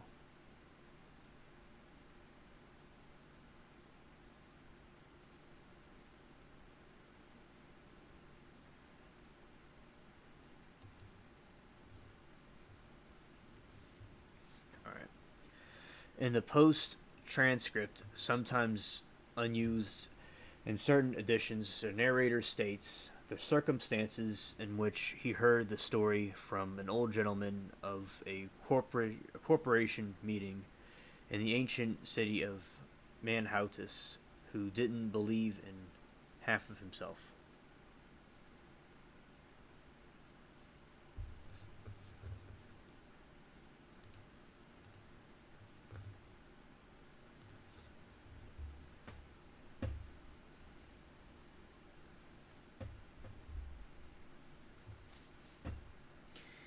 Yeah, Tim Burton's Sleepy Hollow is very good, and I'm watching it. Like, I've been watching it.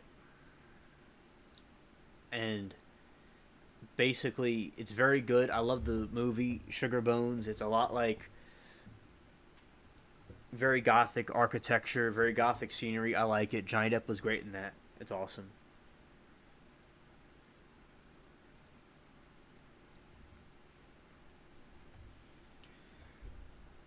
Irving wrote the sketchbook during a tour in Europe, and parts of the tale may be also traced in European origin. Headless Horsemen were staples of Northern Europe storytelling, featuring German, Irish, Dulhan, Scandinavian, the Wild Hunt, and British legends were included in Robert Burns' Scots poem Tame o' Shanter.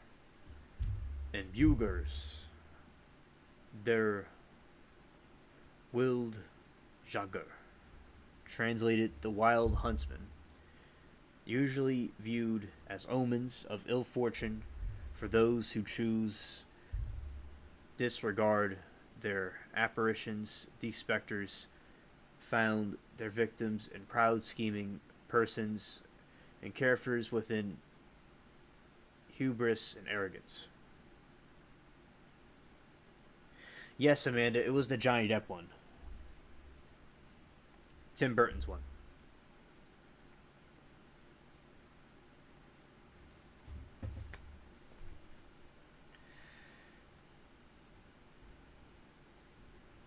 These specters found their victims in proud, scheming persons and characters with hubris, arrogance. One particularly influential rendition of its folklore was Last Legend von Rubenzahl,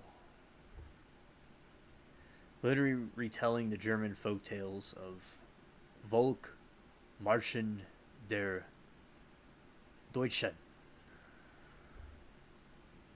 During the height of the American Revolutionary War, Irving writes that the country surrounding Terrytown was one of those highly favored places which chronicle and great men. The British American lines had run near it during the war, and it had therefore been the scene of marauding infested with refugees, cowboys, and all kinds of border chivalry.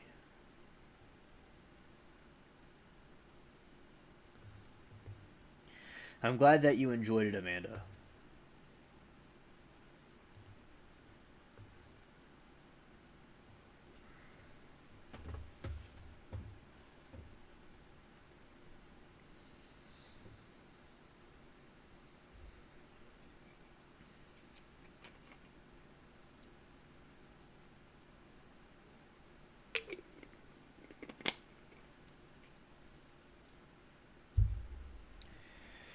After the Battle of White Plains, October 1776, and hey, we're in October, it's pretty cool.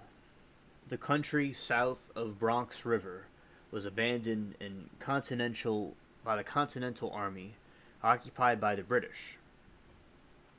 The Americans were fortified north of Peekskill, leaving Westchester County, a 30-mile stretch of scorched, desolated no man's land, volunteerable to outlaws, raiders, vigilantes, besides droves of loyalists, rangers, and British light infantry. This place sounds epic. Hessian Jaegers, renowned sharpshooters and horsemen, were among the raiders who often skirmished with patriot militias. The Headless Horsemen said to be a decapitated Hessian soldier. They have indeed been based loosely on the discovery of just such as Jaegers' headless corpse found in Sleepy Hollow after a violent skirmish, and later buried Van Tassel family in an unmarked grave. Old Dutch burying ground.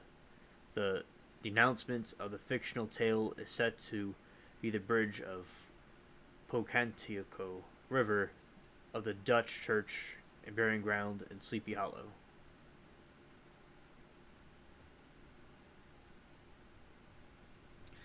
I got the DVD just recently, and I've been watching it. It's very good.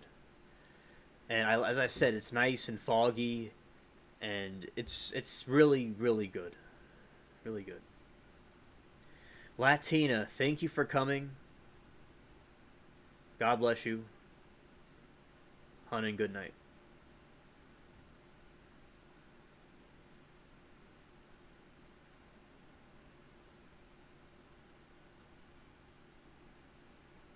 Yeah, he was probably stalking the Headless Horseman.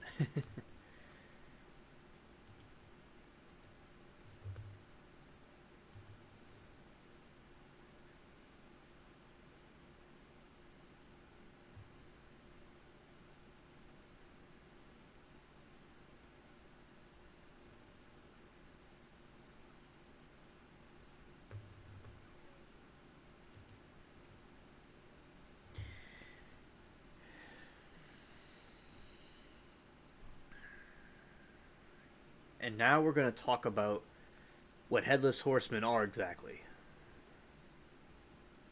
For a moment. The Headless Horseman is a mythical figure who has appeared in folklore around the world since the Middle Ages. The figure is traditionally depicted as a rider upon a horseback who is missing his head.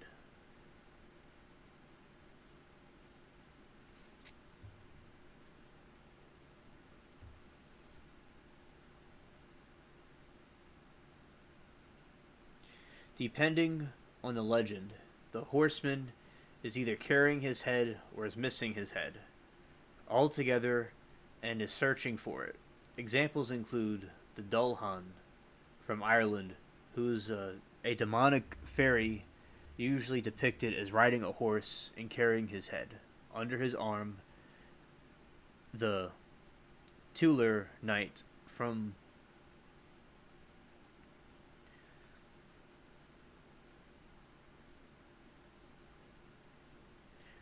the English tale Sir Gawain and the Green Knight.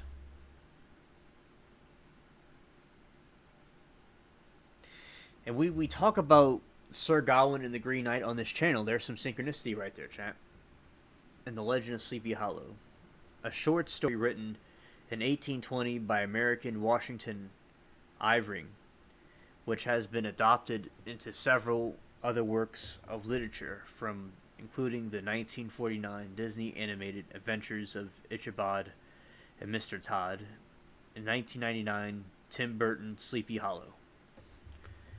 So, talk about the movie.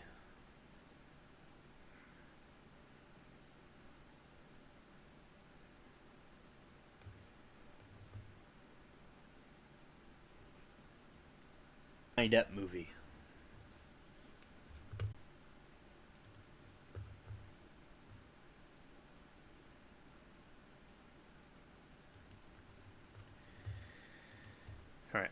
So, I'll tell you all about the Tim Burton movie.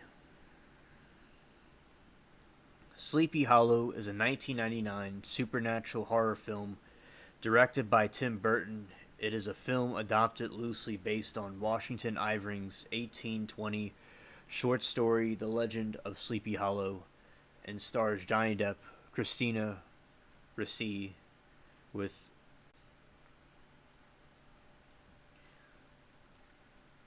and as I said, I've been watching it, and it's I like how I just said the way they filmed it, the atmosphere, and the trees and the different stuff like that is really cool. It's really balanced back and forth.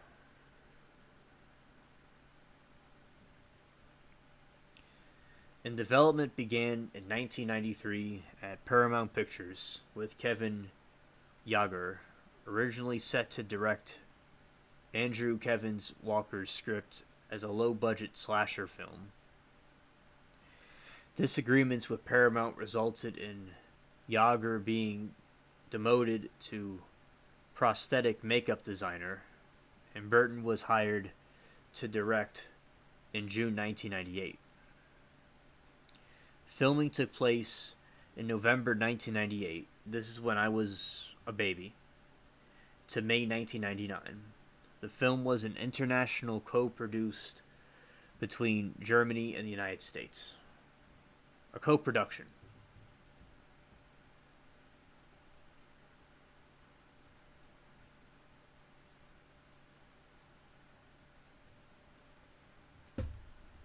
The film had its world premiere at Mann's Chinese Theater on November 17, 1999, and was released in the United States on November 19, 1999 by Paramount Pictures. It received positive reviews from critics, with many praising the performance, direction, screenplay, and musical scores as its dark humor, visual effects, and atmosphere, synchronicity, that's what I said,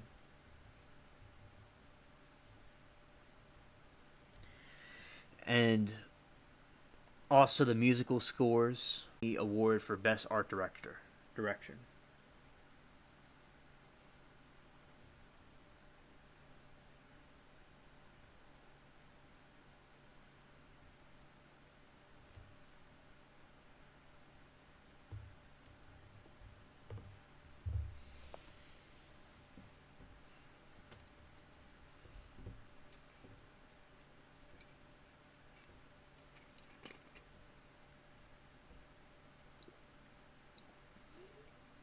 It's funny how the other dude got demoted.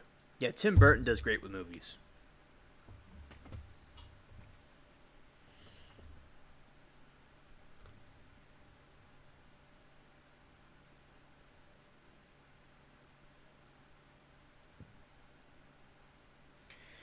It takes place in 1799, and he's a New York police constable,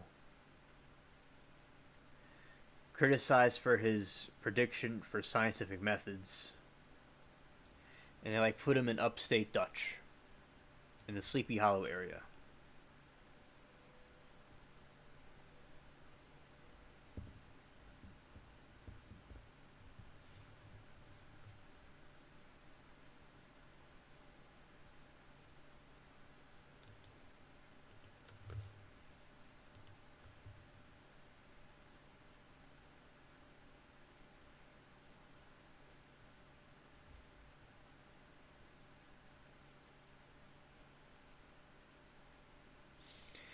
And the whole atmosphere of the movie is overcast, foggy, and it's like art. And, and the storyline's very good too. So you'll have the movie, the storyline, everything correlates with each other. And back then, things weren't all politically speaking, the culture was so different back then. There was nothing woke in it. It was just a regular movie, and that's what all people like to see, just a regular movie.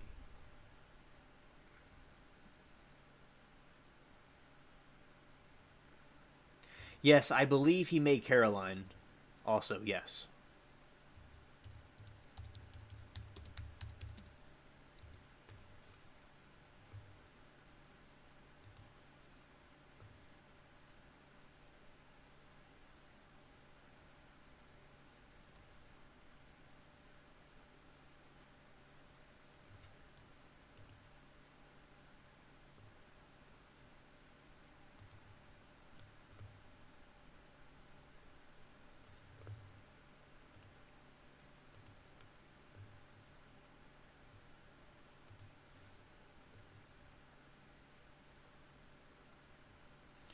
And for people that will like, you know, rewatch the movie, I'll say that, like a preview. I'm not gonna like say the whole plot because y'all could like, if you haven't seen it in a long time, you can like see it again and be surprised. That's how I would like it to be. And in that situation, and just reading briefly, because I remember like he was in a court and they were kind of like triggered at him, and they have like Count Dooku, which was this character from Star Wars, and Willy Wonka's dad, that guy that plays both characters. Yeah, he was in that movie, and he was an angry judge at Johnny Depp's character. And one thing I like about Johnny Depp's character in that movie is that that's what Jack Sparrow looked like before he became a pirate, when he was working for the East India Company, and he would have been wearing similar clothes. Well, he would have been wearing like a uniform, but it was like that.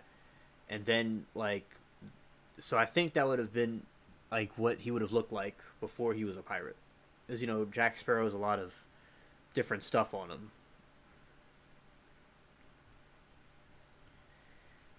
Exactly, Amanda.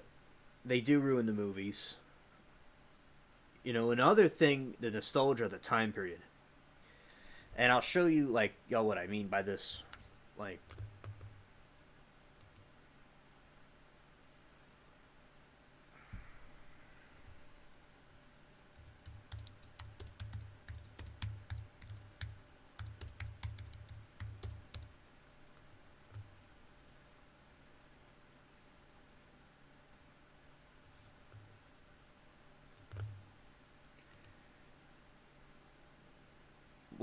yeah, because like the character Jack Sparrow from the pirate movie, he would have looked like that before he became a pirate,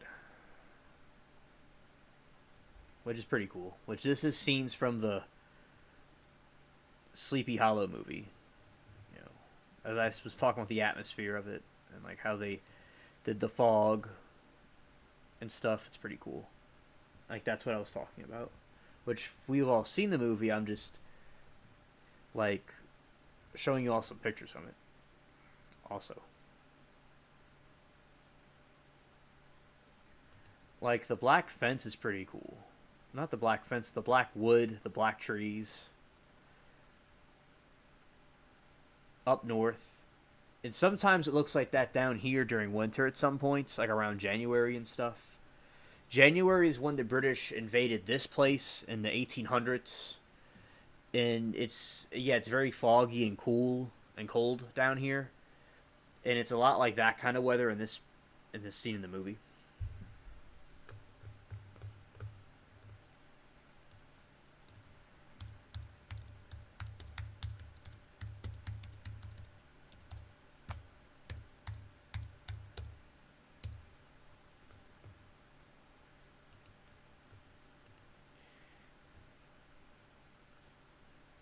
And I just think that this thing is very classic. This scarecrow is very classic and iconic in the cornfield.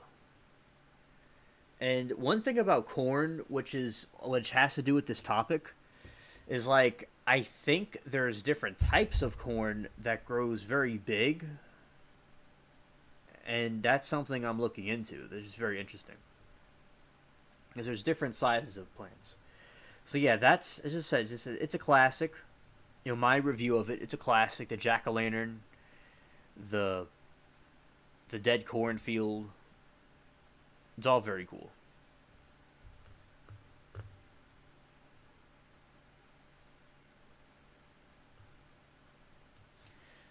Like for instance,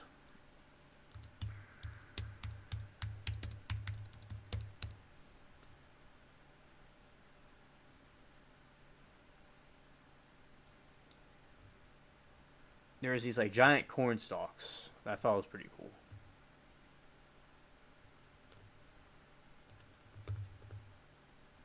Like we're talking about cornfields and stuff. You see, like this type of corn grows really big.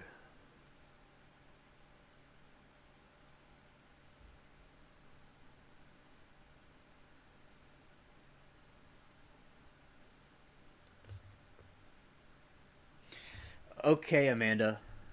I will definitely look into Giant Dev Crybaby.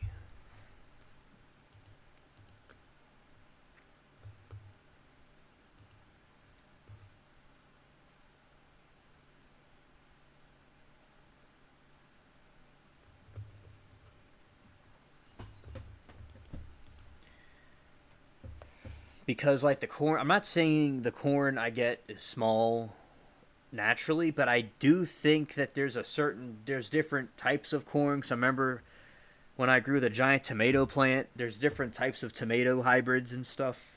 So like I want to get these giant corn plants and try them out when the season's right, of course, when we're in season for it.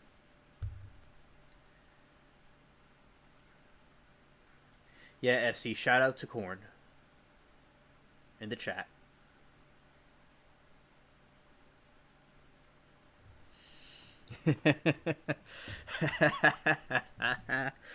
SC, you're hilarious. That's funny.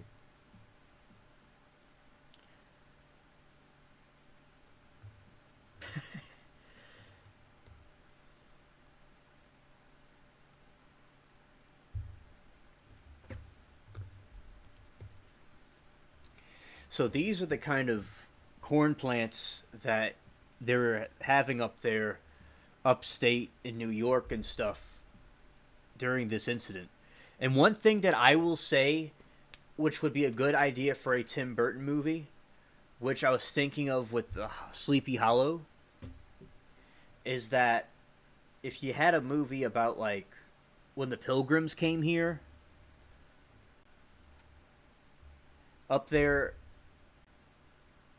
where they landed in Plymouth Rock, I feel it would be like a Tim Burton type movie would be pretty cool for it, and like it would look a lot like Sleepy Hollow because a lot of the stuff's grown there. Because I'm very fascinated by like the my kin that went over to the Americas and went to where the Pilgrims were. Because I'm, like my place in England I'm related to, it's like they were in the same place, and the other ones went over there. And it's like they had corn, they had the turkeys and different stuff, and I think that it's just very fascinating. And Sleepy Hollow brings that out. As a farmer family, I like farming, I like corn. And we're going to look at more corn pictures. Look at that, SE.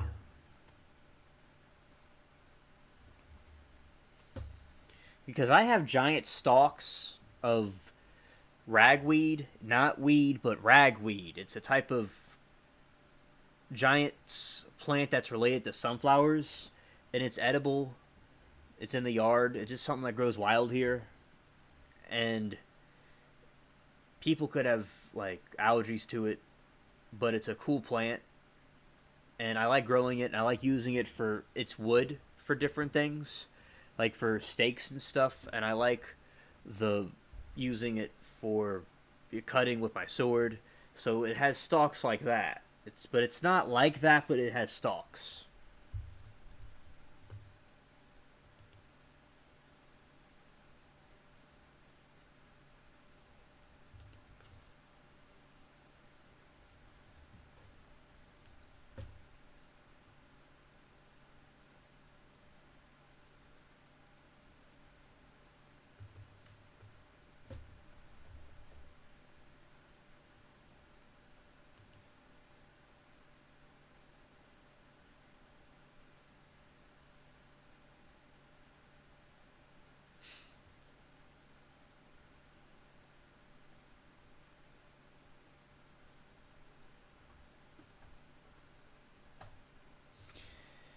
Yeah, very nice corn.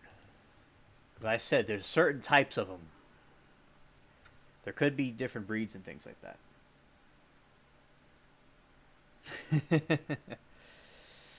Right on, Essie.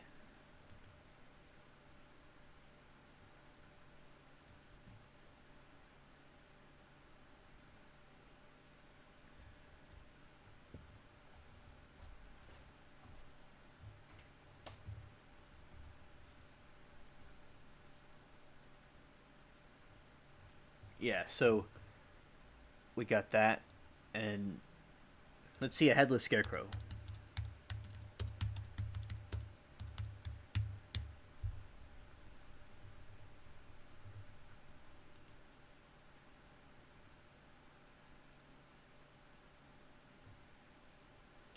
The headless scarecrow.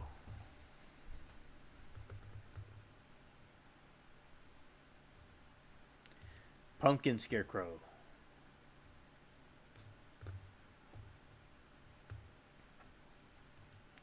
Yeah, facts. People putting up these decorations.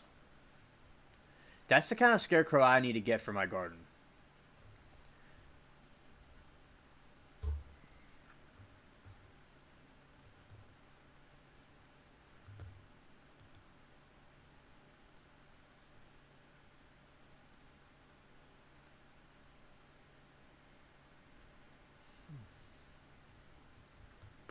All right.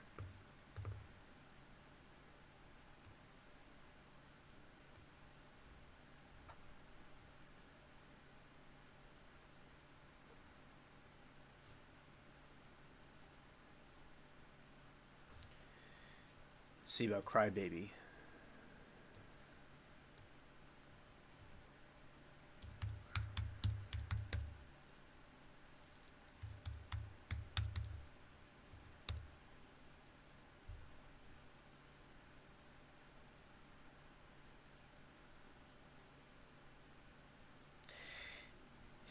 I think I saw that before a long time ago.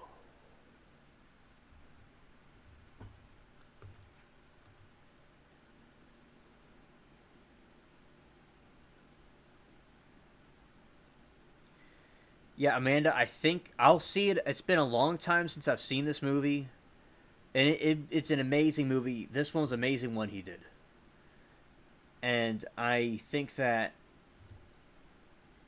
he did very well in it. But I want to rewatch it though, again.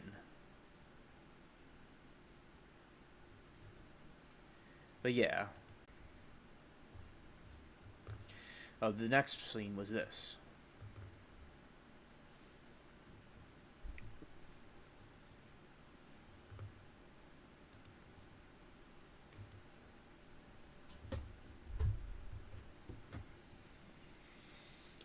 Sleepy Hollow is a village in the town of Mount Pleasant in Winchester County, New York, United States.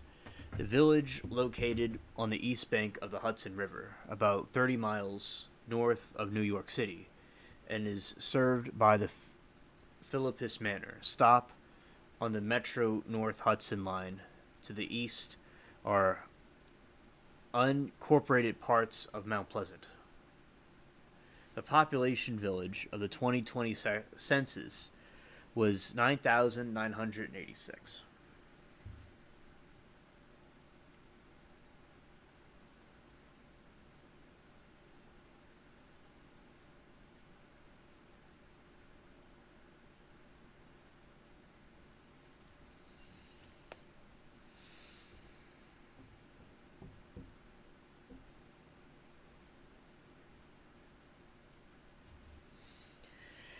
Rest in peace, Ruby. Yeah. Originally incorporated as a North Terrytown in the late 19th century, the village adopted its current name in 1996. The village is known internationally through The Legend of Sleepy Hollow, an 1820 short story about the local area and its famous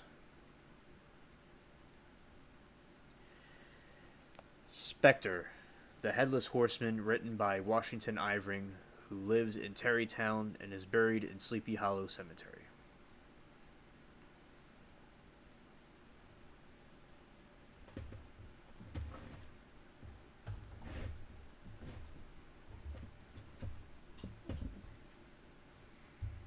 The old Dutch church. It's where the burying ground is that they talk about.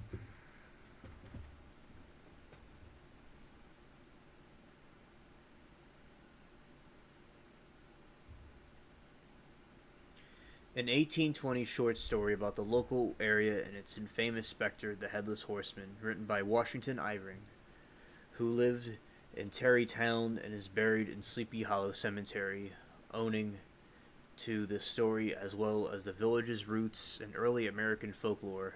Sleepy Hollow is considered by some to be the most haunted places in the world.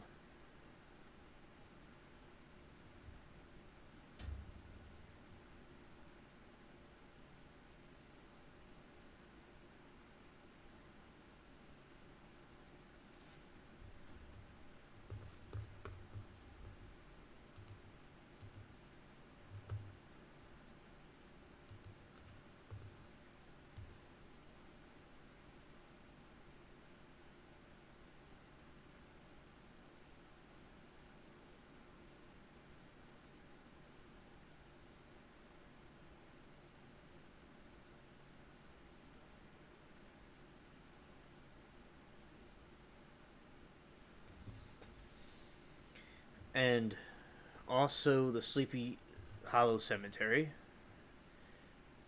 owning the story to the village roots because of the Headless Horseman, and owning to this story as well as the village's roots in early American history and folklore.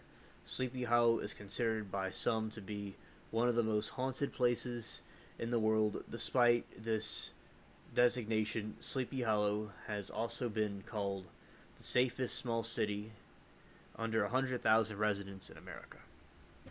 The village is home to Phillipsburg Manor House, an old Dutch church of Sleepy Hollow, as well as the Sleepy Hollow Cemetery, where in addition to Ivering, numerous other notable people are buried.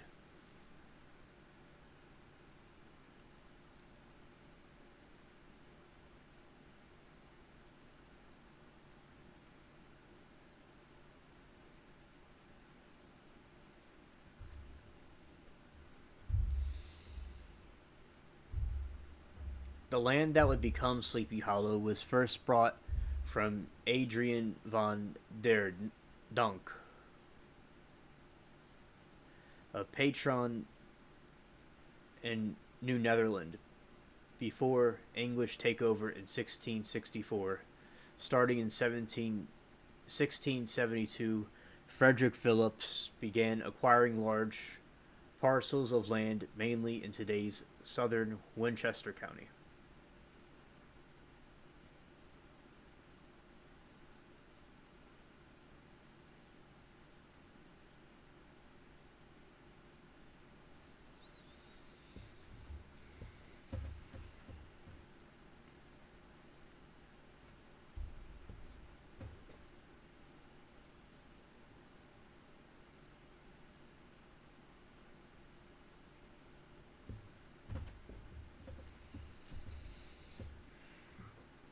By the creek, Subinet, Deweyville Creek, Deweyville rather, the Crotons granted a royal charter in 1693, creating the manor of Phillipsburg, establishing him as the first lord. In today's Sleepy Hollow, he established an upper mill and shipping depot, today part of the Phillips Manor House historic site. A pious man, he was an architect, financier of the town's old Dutch church, and was said to have built the pulpit with his own hands. That's very cool, and this is just some part of the first part with the different, people and things like that in it.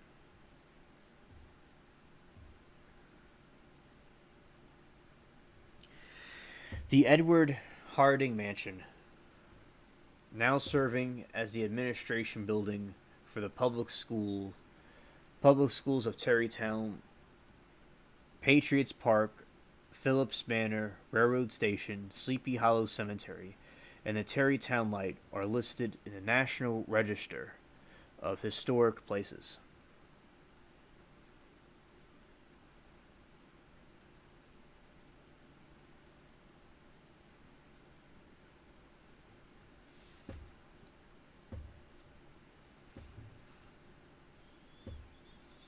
The Old Dutch Church of Sleepy Hollow and Phillipsburg Manor House are listed as National Historic Landmarks. Also note are Kingsland Point Park, allegedly haunted by the spirit of Captain Keewood, an associate of Phillips Manor Beach Club, Sleepy Hollow Manor, residential neighborhood on former estate or renowned explorer and politician John Fremont, whose now updated house still overlooks the Hudson River. There's segments of old Corton Aqueduct and Rockefeller State Park Reserve.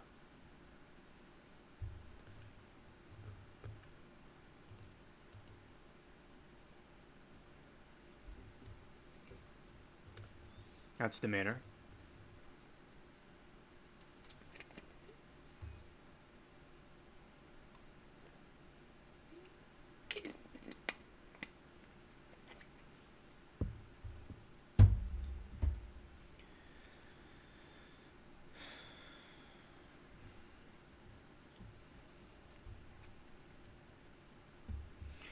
The grandson Frederick Phillips II, Adolphe, received the Upper Mills property, which extended from Dobbs Ferry, Croton River. Frederick II was given Lower Mills at the confluence of Sawmill and Hudson Rivers, and two parcels being reunited on his uncle's death.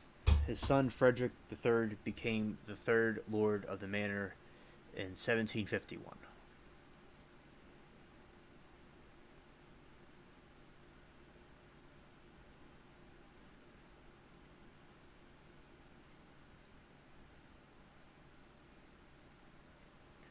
In 1779, Frederick III, a loyalist, was attainted for treason. Manor was confiscated, sold as a public auction, split between 287 buyers.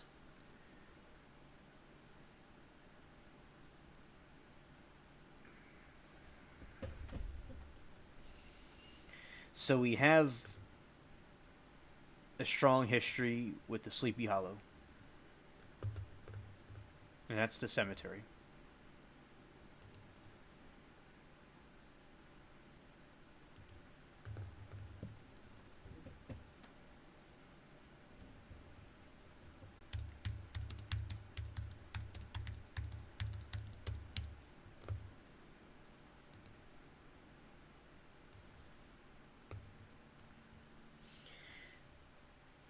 Yeah, so basically,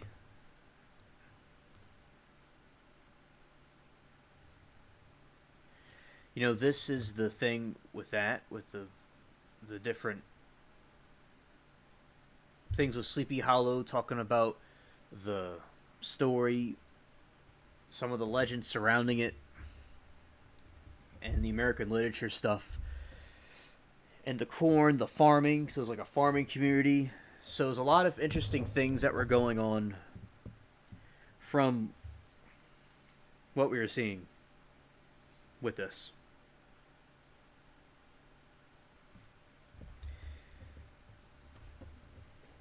Because it's like, did he get abducted by a UFO? Because a lot of these cryptids and things, the aliens and stuff, they're kind of intertwined. So it sounds kind of like a sci-fi thing. Like he was abducted by something from another dimension. It's like he's sitting there in the moonlight and this thing comes through and rides at him. And they're not specific. Does he have a sword or not? I know like if the movie does, but it's like it's not specific about what the movie does or not.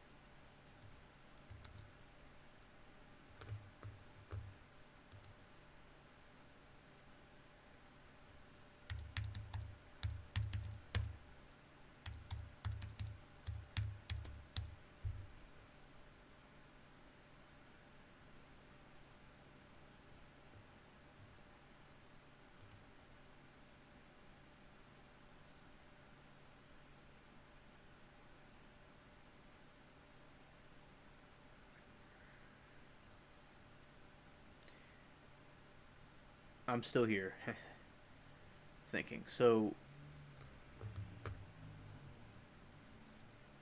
yeah, yeah, that's what I want to see.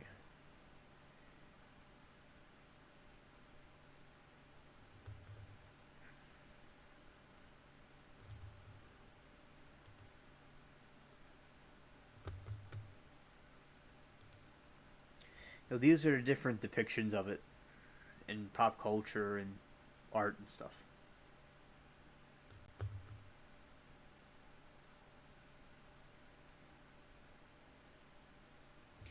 And this is Ichabod Crane running away from the Headless Horseman.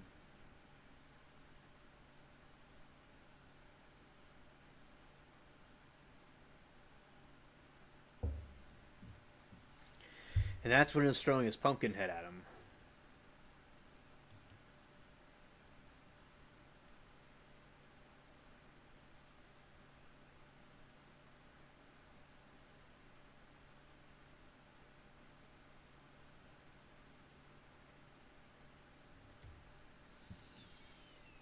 Yeah, you see they're riding on the horses, and he's trying to get away from him throwing the pumpkin at him.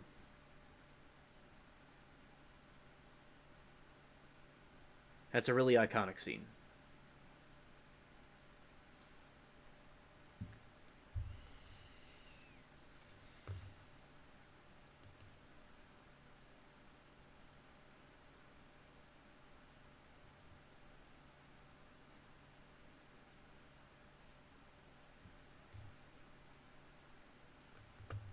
And it's in all kinds of different folklore.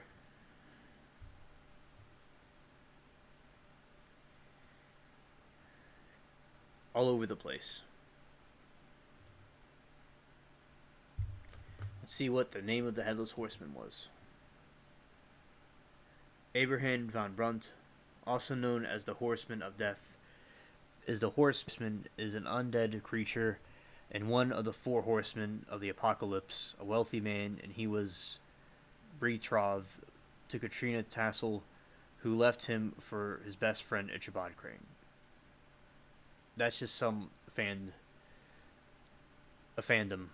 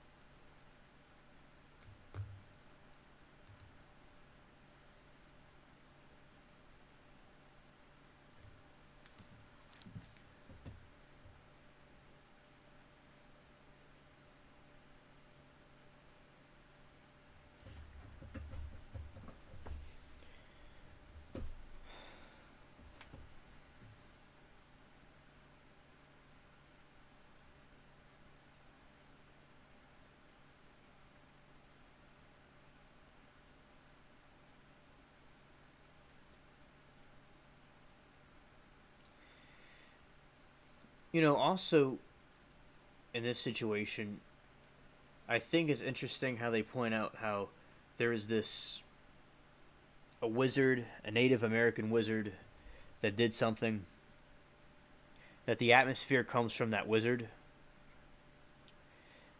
and they have these different things like that. I think that's very intriguing that that has something to do with it, and how they have biblical things tied to it.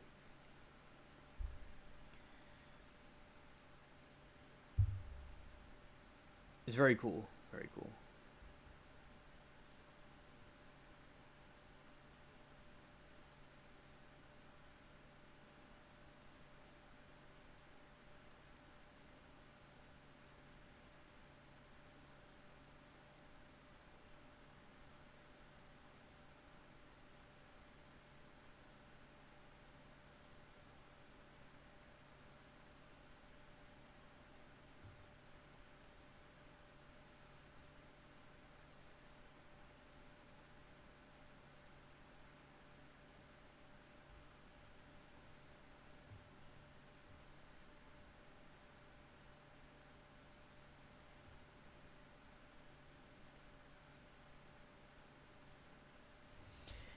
And I think that, so basically, I think it's interesting how in European culture, in different situations, they talk about a headless horseman. Although this is a fictional encounter, perhaps it's some type of demonic apparition that's appeared before to people, and this was recorded and then used in different stories and stuff.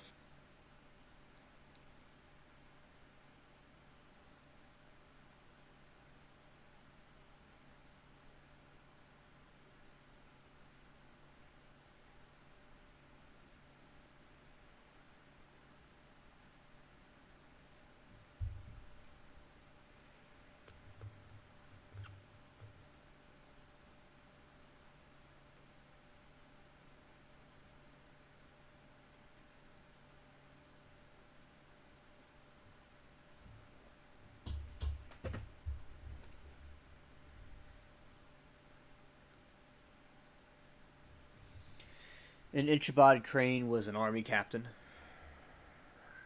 and it was based on him.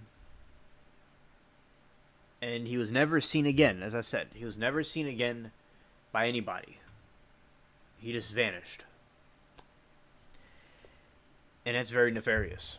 And this is a classic story, an American classic story.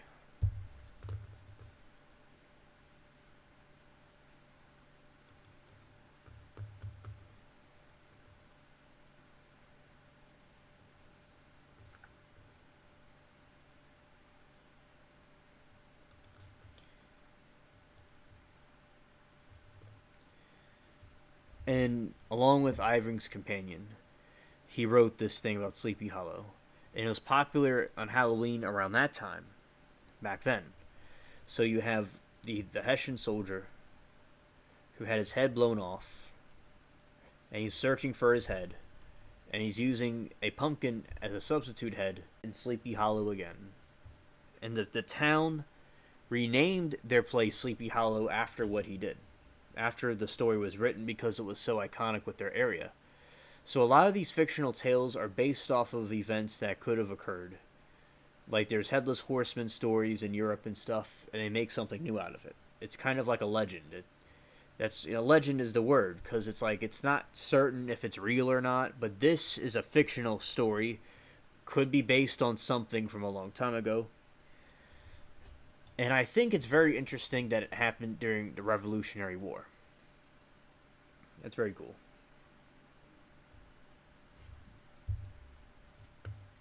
And now I'm going to show y'all some depictions of the Mothman.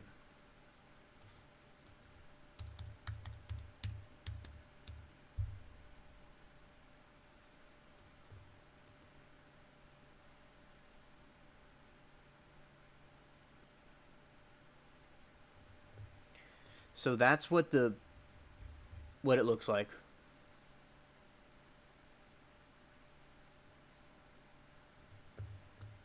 Mothman. See, it's like a kind of like a demon, fallen angel looking thing. It's similar. It reminds me of the Headless Horseman. Exactly, Amanda. It's still scaring people after all these years. Oh, I totally agree.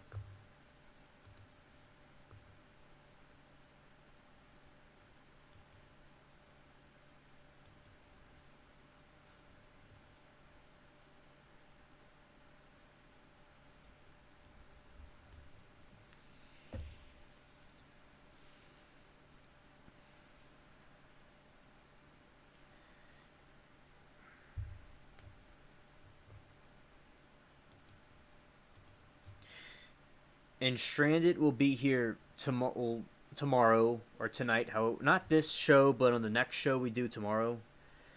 She'll be here, and she'll, But shout out to her for telling me about Mothman, because that's what she made the analysis of one of the things that I covered, and also showing me the Sleepy Hollow thing. And tomorrow, as I said, I'm going to review the Legend of Sleepy Hollow again with her here and other people here, and the Mothman thing, and other things as well.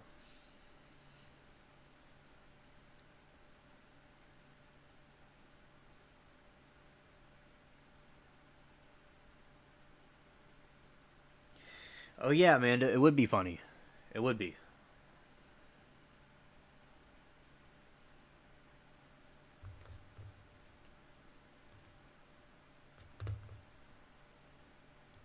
So it looks like the Mothman was in the Cold War.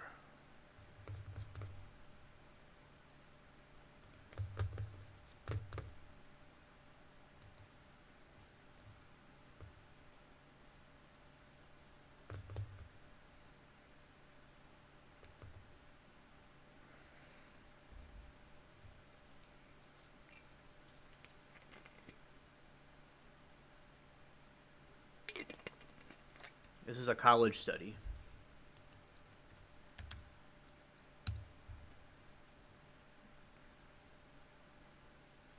You know, the Mothman, it came in the newspapers in West Virginia.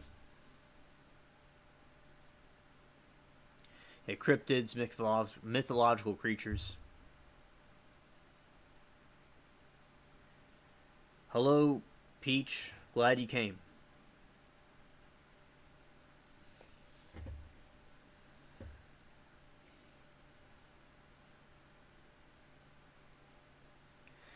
And also with the thing that Peach sent me, and this thing reminds me of the Headless Horseman.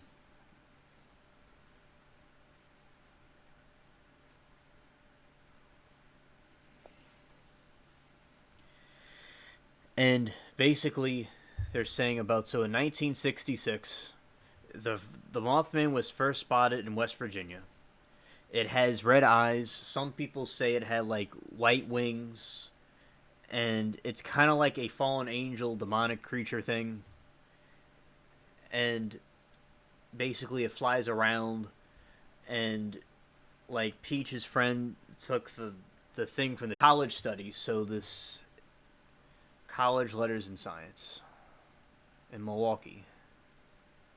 How did the Mothman go from local myth to international recognized figure similar to Bigfoot and a Loch Ness Monster? Great question. And Gitter is someone that finished a major in history at a college, and this person did research on the Mothman. And Gitter and his classmates were told their cast stone project had to cover the non-human history, and they're talking about mythological creatures or cryptids. And unlike Bigfoot, the Mothman myth has definitive start date, location, and after initial report by the two young couples and West Virginia newspaper in the area began to run with the story. That was where Gitter began his research.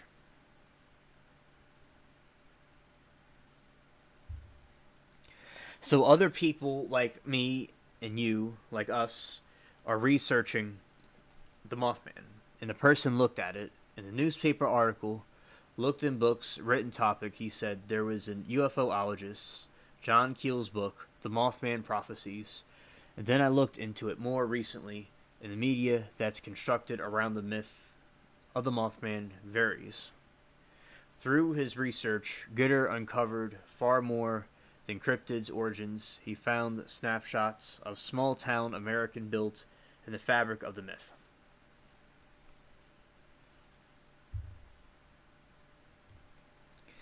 Take, for example, the area of Point Pleasant, where Mothman was first sighted. According to Gitter's research, that spot it was known as the TNT area, so named for the factories and used to produce explosives for use during World War II. After the war, factories were abandoned and the area grew over, despite the fact that TNT was reportedly still being stored on the site, contaminating the local environment.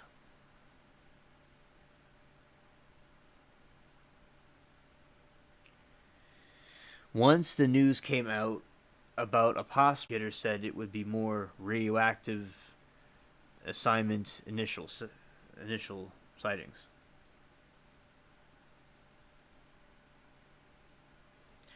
So the person doing research was saying that perhaps this thing could have had radioactiveness to it. It's possible. And I'm sure some cryptids have that. But I do think that this Mothman is the ancient one, an ancient fallen angel that came here. The person says, I definitely do think there's an element of some Cold War era watching the skies and looking at for UFOs. So this person is linking the Cold War to some of the cryptid, the Mothman, UFOs, and things of nature. Gitter said. An article about this first sighting, one of the witnesses says specifically, "This wasn't a UFO. I think it relates to the sense." And also, the person doesn't like believe in the Mothman, but they said that it's very peculiar how there's a time and a date where it was of the sightings, and the thing like what Peach sent me that showed y'all about the Mothman sighting that she, her friend had in the tree. These are some other depictions of it, and next on lines, daughter saw the Mothman on the back patio in the Rockies. Latina said she saw it in a tree in California. So that's the thing. It's very, demonic looking. It's like, as I said, like a fallen angel. Some kind of alien being.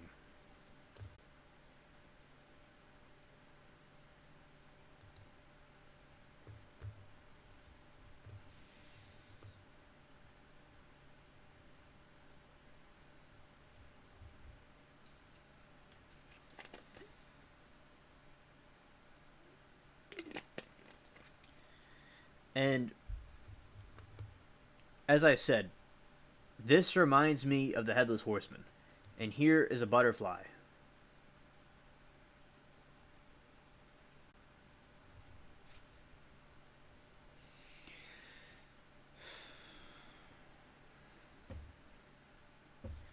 Yeah, so there's the butterfly, and there's this thing right here. Kind of reminds you of like a cicada type thing.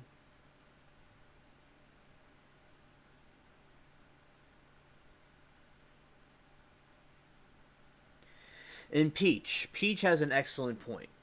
My best guess is given there's more sightings and military involvement in what they see, I believe it's real, or they wouldn't be news and military speaking out about it, etc. Demons everywhere. In See Peach, a lot of these, it was a college article of a college research, and those people, for some reason, they have issues in believing stuff like this, in my opinion.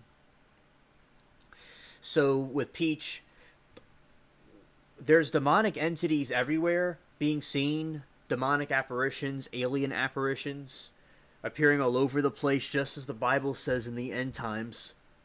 These things would appear everywhere. So, Peach, it's absolutely true. And one thing I want to bring up is that the missing persons map on the United States matches the UFO sighting map of the United States. Like in Georgia, for instance, and other places, like there's a lot of UFO activity, also in Louisiana too. And a lot of these, occurrences could have to do with that.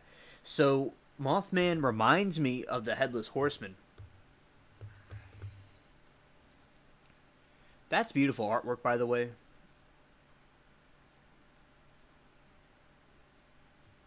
And so, like in The Legend of Sleepy Hollow, which is an 1820 short by American author Washington Irving, contained his collection of 34 essays and short stories titled The Sketchbook of Geoffrey Crayon.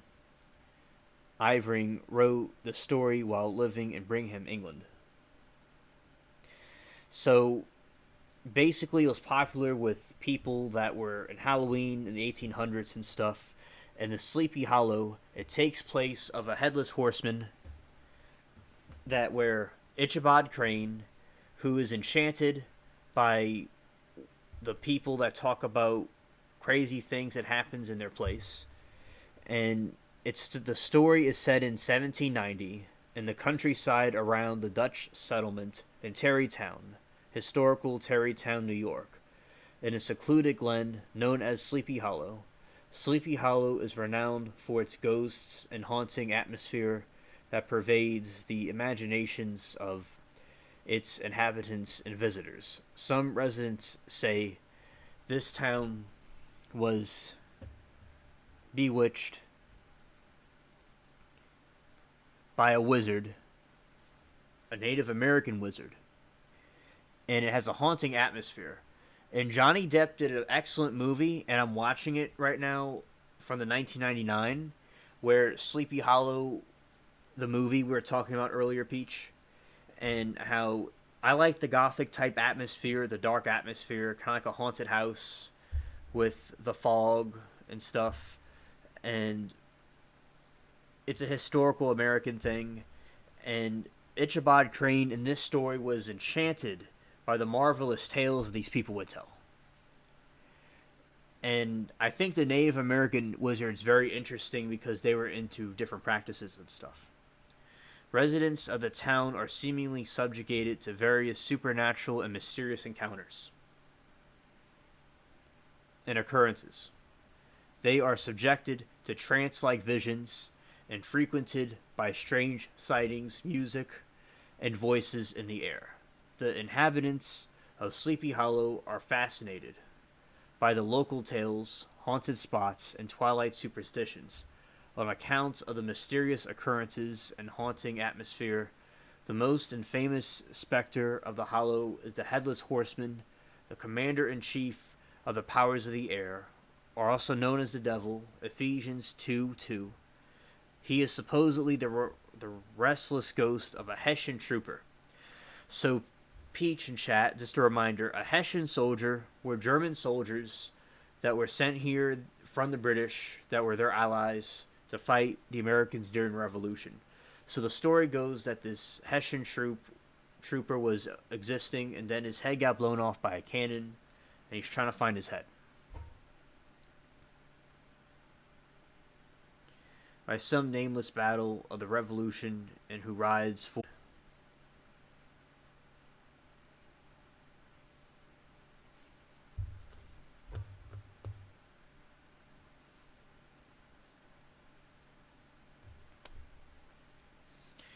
The legend relates to a tale of Ichabod Crane, a lean, lanky, extremely superstitious schoolmaster from Connecticut. Throughout his stay at Sleepy Hollow, Crane is able to make himself both useful and agreeable to the families he lodges with. He occasionally light farm work, helping to make hay, mending fences, caring for numerous farm animals, and cutting firewood. Besides his more dormant role as the schoolmaster, Ichabod Crane also assists the various mothers of the town by helping to take care of the young children, taking out more gentle and granting roles. Crane is also quite popular among women of the town for his education, his talent for carrying the whole budget of local gossip. So basically, he was trying to propose to Katrina von Tassel. It didn't work. And he's going on a ride. And her family is a wealthy farm family. And as I said on this channel, that we talk about farming and stuff. And some of you maybe watching, have seen it through ads. My channel, through some of the farming ads that I did. And basically, I like farming and stuff, and it's very interesting to me to know more about this. And I think that it's a very cool story that I'm also thinking that it's just an American classic. Peach says she saw the movie. That's good. Peach also says, there are so many sightings, especially in this world, has gotten more evil. She always prays daily and night for God to watch over my family and friends to keep evil out because the demons are everywhere. Thank you, Peach, and amen. Righteous, godly, lioness for Christ.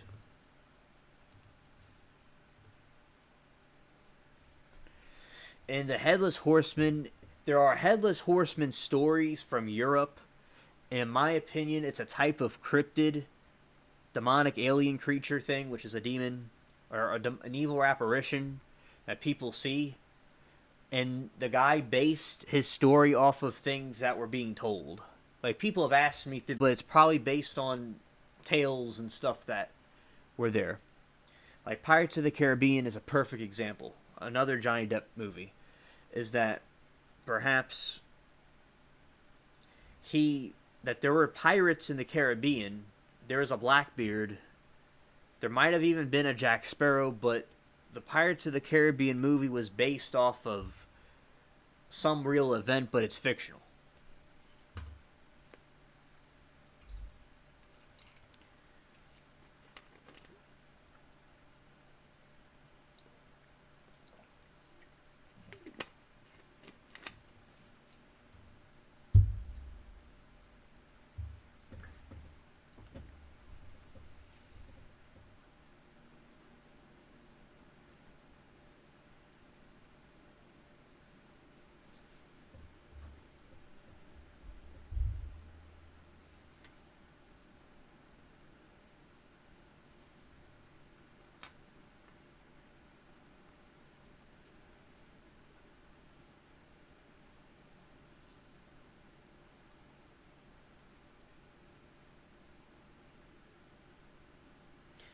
Right, so basically what happened was he has a horse named Gunpowder, and following the rejection he had, he went and by this area that's haunted where there's a British spy that died around there that's apparently haunted by Major Andre, and he's by a tulip tree, and then he sees the Headless Horseman, and he frantically runs away in a whirlwind, and he's being chased by the thing, and the Headless Horseman takes a pumpkin and throws it at him, and knocks him off his horse, and the dude vanishes. So they don't know if he went away somewhere, or he left the town and prospered somewhere else, or he just got abducted by a UFO type thing, because that's why people ask me. It sounds like it's kind of a story. And so I think it's very interesting how things can be based off true events, because we know more than ever demonic apparitions are appearing everywhere, that there's like rappers and singers that are having satanic tattoos and satanic imagery. We know that there's occultic people that are communicating with extraterrestrial beings, which are really the aliens or the demons or something that has to do with them. The mass ad campaigns that I ran were like educational videos about this stuff, and thousands of people saw them. Some of them subscribed to the channel. It's pretty cool, and we had good conversations about it. So this correlates and is in conjunction with what we talk about, because Halloween is where the spirit realm and our realm wear thin, but it seems that Halloween is happening every single day because of all the evil that's going on in the world and us getting closer to the end times.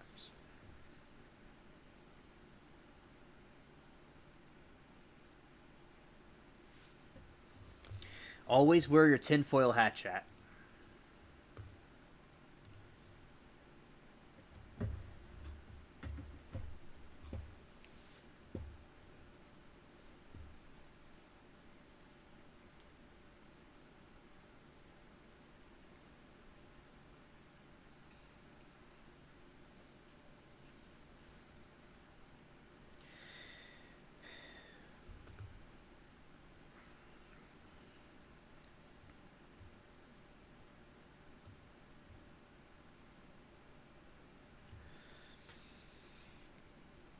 Irving wrote a sketchbook during a tour in Europe, and parts of the tale may also trace its European origins to Headless Horsemen, or staples in Northern Europe storytelling, featuring the German-Irish Dulhan, Scandinavian The Wild Hunt, the British legends, and Robert Burns' Scots poem Tam O'Shanter, and Bugers Der Wild Jager, translated The Wild Huntsman, usually viewed as omens of ill fortune for those who choose to discard their apparitions. These specters found in the victims and proud, scheming persons and characters with hubris, arrogance. One particularly influential rendition of the folk tale was Last of the Legenden von Rupsal. Legends of Rupsal. J.K.A. Musas. Literary retelling of German folk tales. Volks Marchen der Deutschen in 1783. So in German, in British, and Irish, well, British really means Scottish, Irish, and English, but say the English and the Scottish and the Irish people and the Germans all have stories of this Headless Horseman thing, and it makes sense that there were some kind of ghost stories of people from the American Revolution, and it got like passed down through generations. That's what I think is very interesting.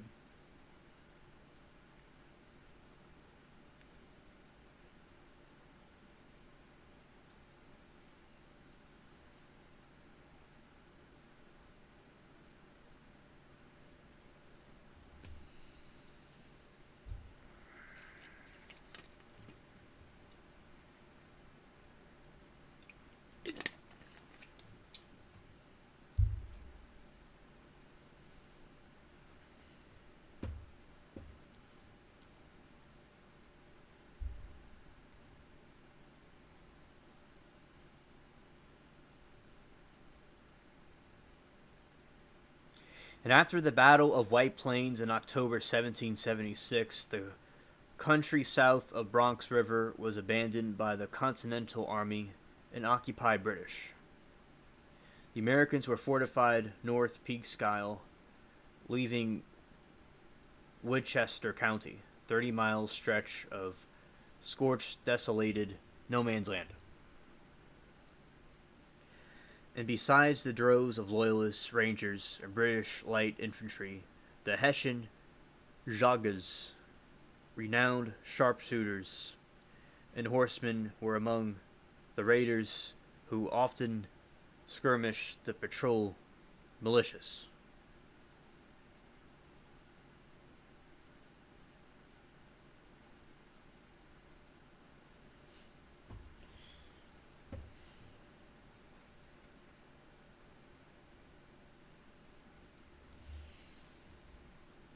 Exactly, Peach.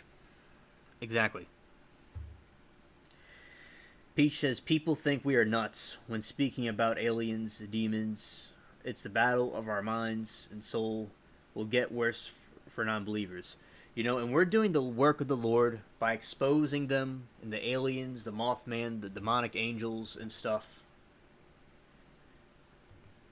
And things like that.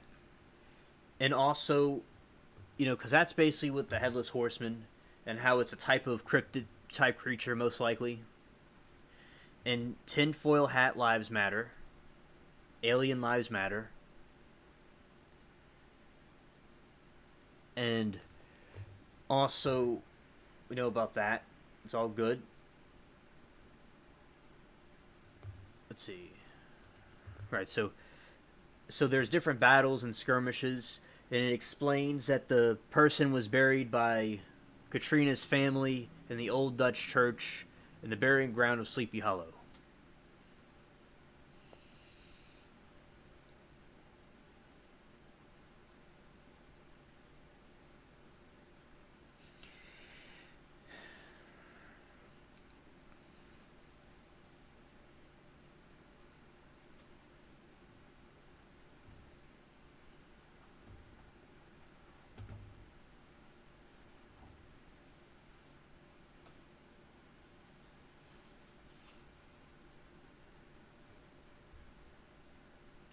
I remember I was dealing with a troll Peach one time when one of Stranded's first calls, when she called into the show, and there was a troll saying that he made it to the autistic convention, and SC was like roasting him and like, dude, like, why do you have to keep on messing with these people? And then he came back with another account But I got a whole army of mods in the chat, so the trolls know to stay away. Because it's like, that's why I make all my friends mods. It's like, you know, they got a lot of small spaceship people with little peas and like to try to mess around and stuff. And so basically, you know, the cool kids are in the chat and they're jealous.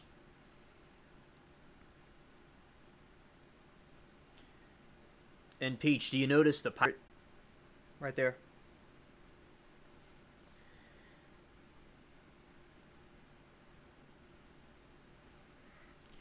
And I got that for this specific thing. It was in a lot of movies and television and audio and things like that.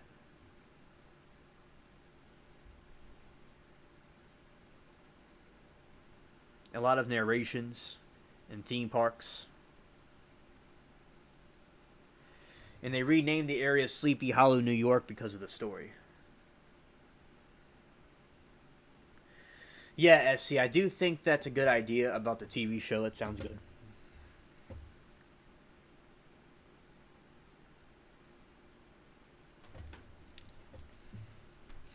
Yeah, Amanda, it was early in the beginning. You missed that one.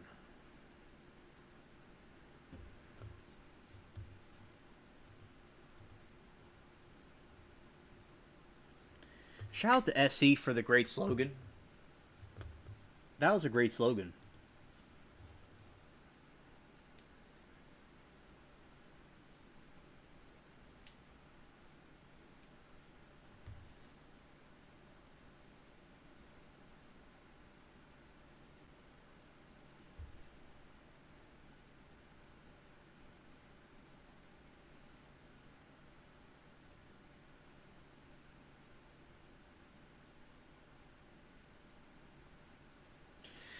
Exactly, Peach. Amen. God bless you. She says, I've learned when trolls get triggered, they also know there's truth or why they get triggered, just like Jesus being hated. Why hate if he's not real? And you see that. Exactly, Peach. Because Jesus said, if they hate you, the world hated me first. So that's what Jesus said, that we'll be hated because he was hated first. From the beginning.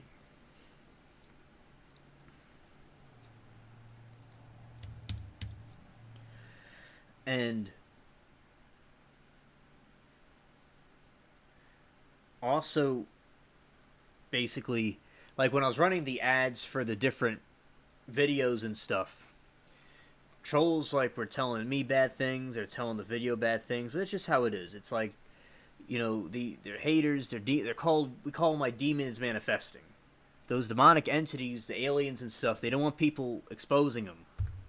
So that's why they do that.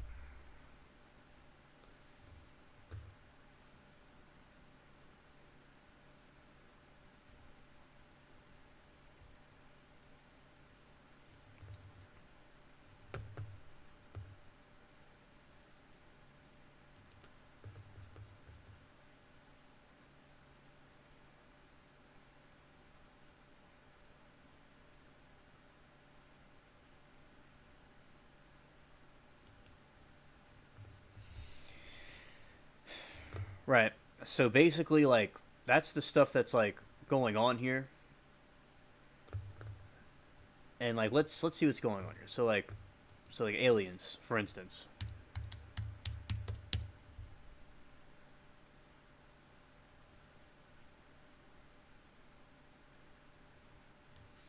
Look at this chat. Cardi B says aliens don't exist. You see, people of the world, they're not here. They're of the world, and they're being influenced by these things. It's like the greatest trick the devil ever did was convince people he doesn't exist. And this is something like about alien human hybrids. They're making like fun of it, but it's like that really happened. And we got this situation. You know, the aliens, they're fallen angels, the skies that.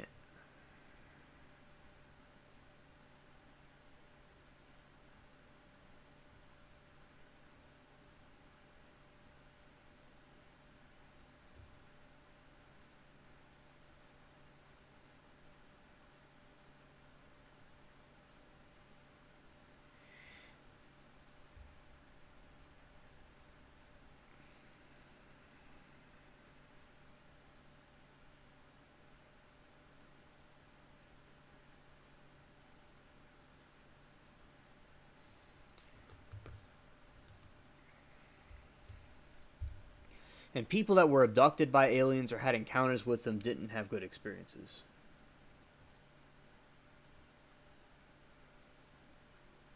Oh, he did, Amanda? I see.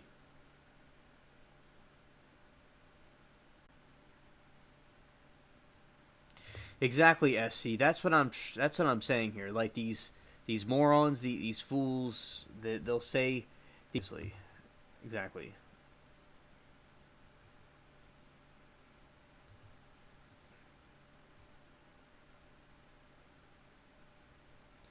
You got those aliens and stuff.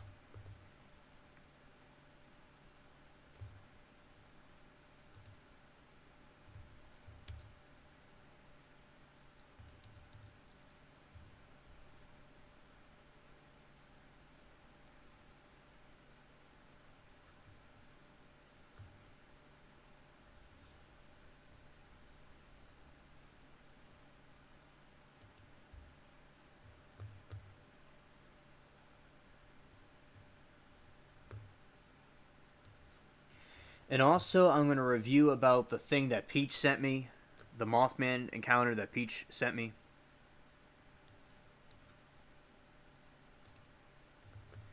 I made an article about it. I'm going to read it again. I've read it before, but I'll read it again because she's here and she could react to her own thing that she sent me.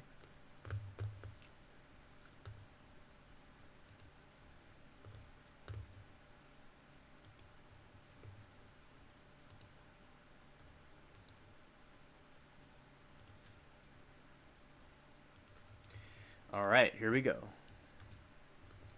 Some of y'all have seen this before, and this has to do with this thing again. Alright. So this is what Peach, she remembers, she sent me. About the Mothman sighting in Georgia.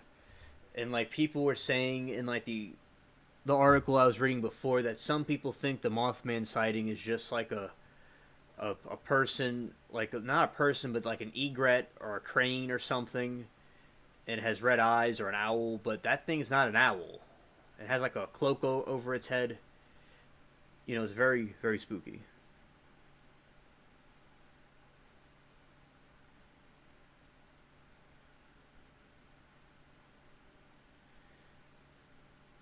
Also, so as I was saying, so like what Peach was saying about the Mothman.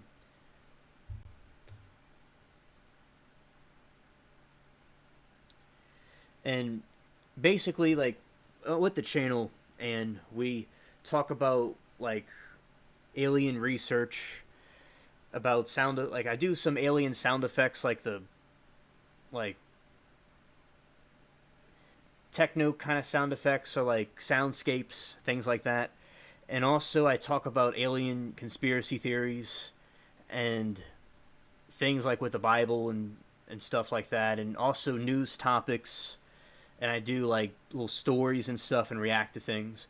So that's what I do here. We're just talking about the different theories, and now we're talking about a Mothman encounter that happened in Georgia.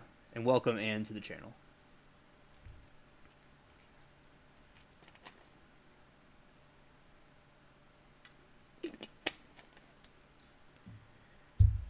So basically, and this is an article I did from my website I talk about tea and stuff with. In Georgia, Peach, she's the one that sent me this picture, and I'm like talking about it. And we talked about, before I got into this, we talked about the Headless Horseman and how it was in the 1820s, and Ichabod Crane was going to Sleepy Hollow, which Johnny Depp did the movie about, and he was trying to get this rich farm girl to marry him, and she rejected him, and he was riding where this haunted area where there are some British soldiers, and then what happened next was he encountered the Headless Horseman, and the Headless Horseman chased him and threw his pumpkin head at him.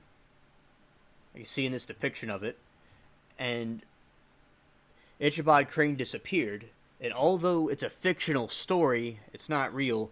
It could be based off of certain encounters that occurred, possibly like an alien type of encounter. There's Headless Horsemen stories that are around from Europe and stuff. So I talk about the Mothman, and I'm linking that to this thing as another supernatural occurrence that has happened. So that's what we were talking about earlier, and I like talking about corn, like corn plants and stuff, and how the movie shows corn, and I think that's very interesting because there's different types of corn. Like I think I need a taller corn plant because I do garden vlogs on my channel, so like a this thing that grows taller than some of the corn I had sometimes doesn't always grow as tall, partially because of the weather too, when it gets too hot. But I'm also going to try a strain of corn that grows taller. So the channel, it's many different topics about news, aliens, alien sound effects. I do a lot of shorts about farm animals, little cats and dogs. Well, not dogs, because I don't have dogs around here, but opossums we feed and things like that. So it's a Chex mix of different things, primarily focused on alien and paranormal research. So that's what we were talking about earlier before you came in. And now I'm getting into the next part of what I was going to talk about. And Peach was saying they leave their cams out in the woods to see deer and other animal activity. They see things like that.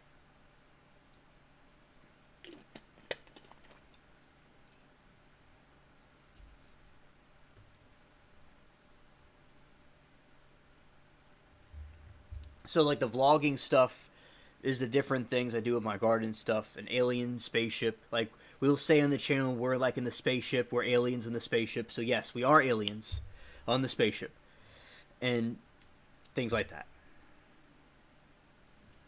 Yeah, shout out to the pumpkin patches. Let's see.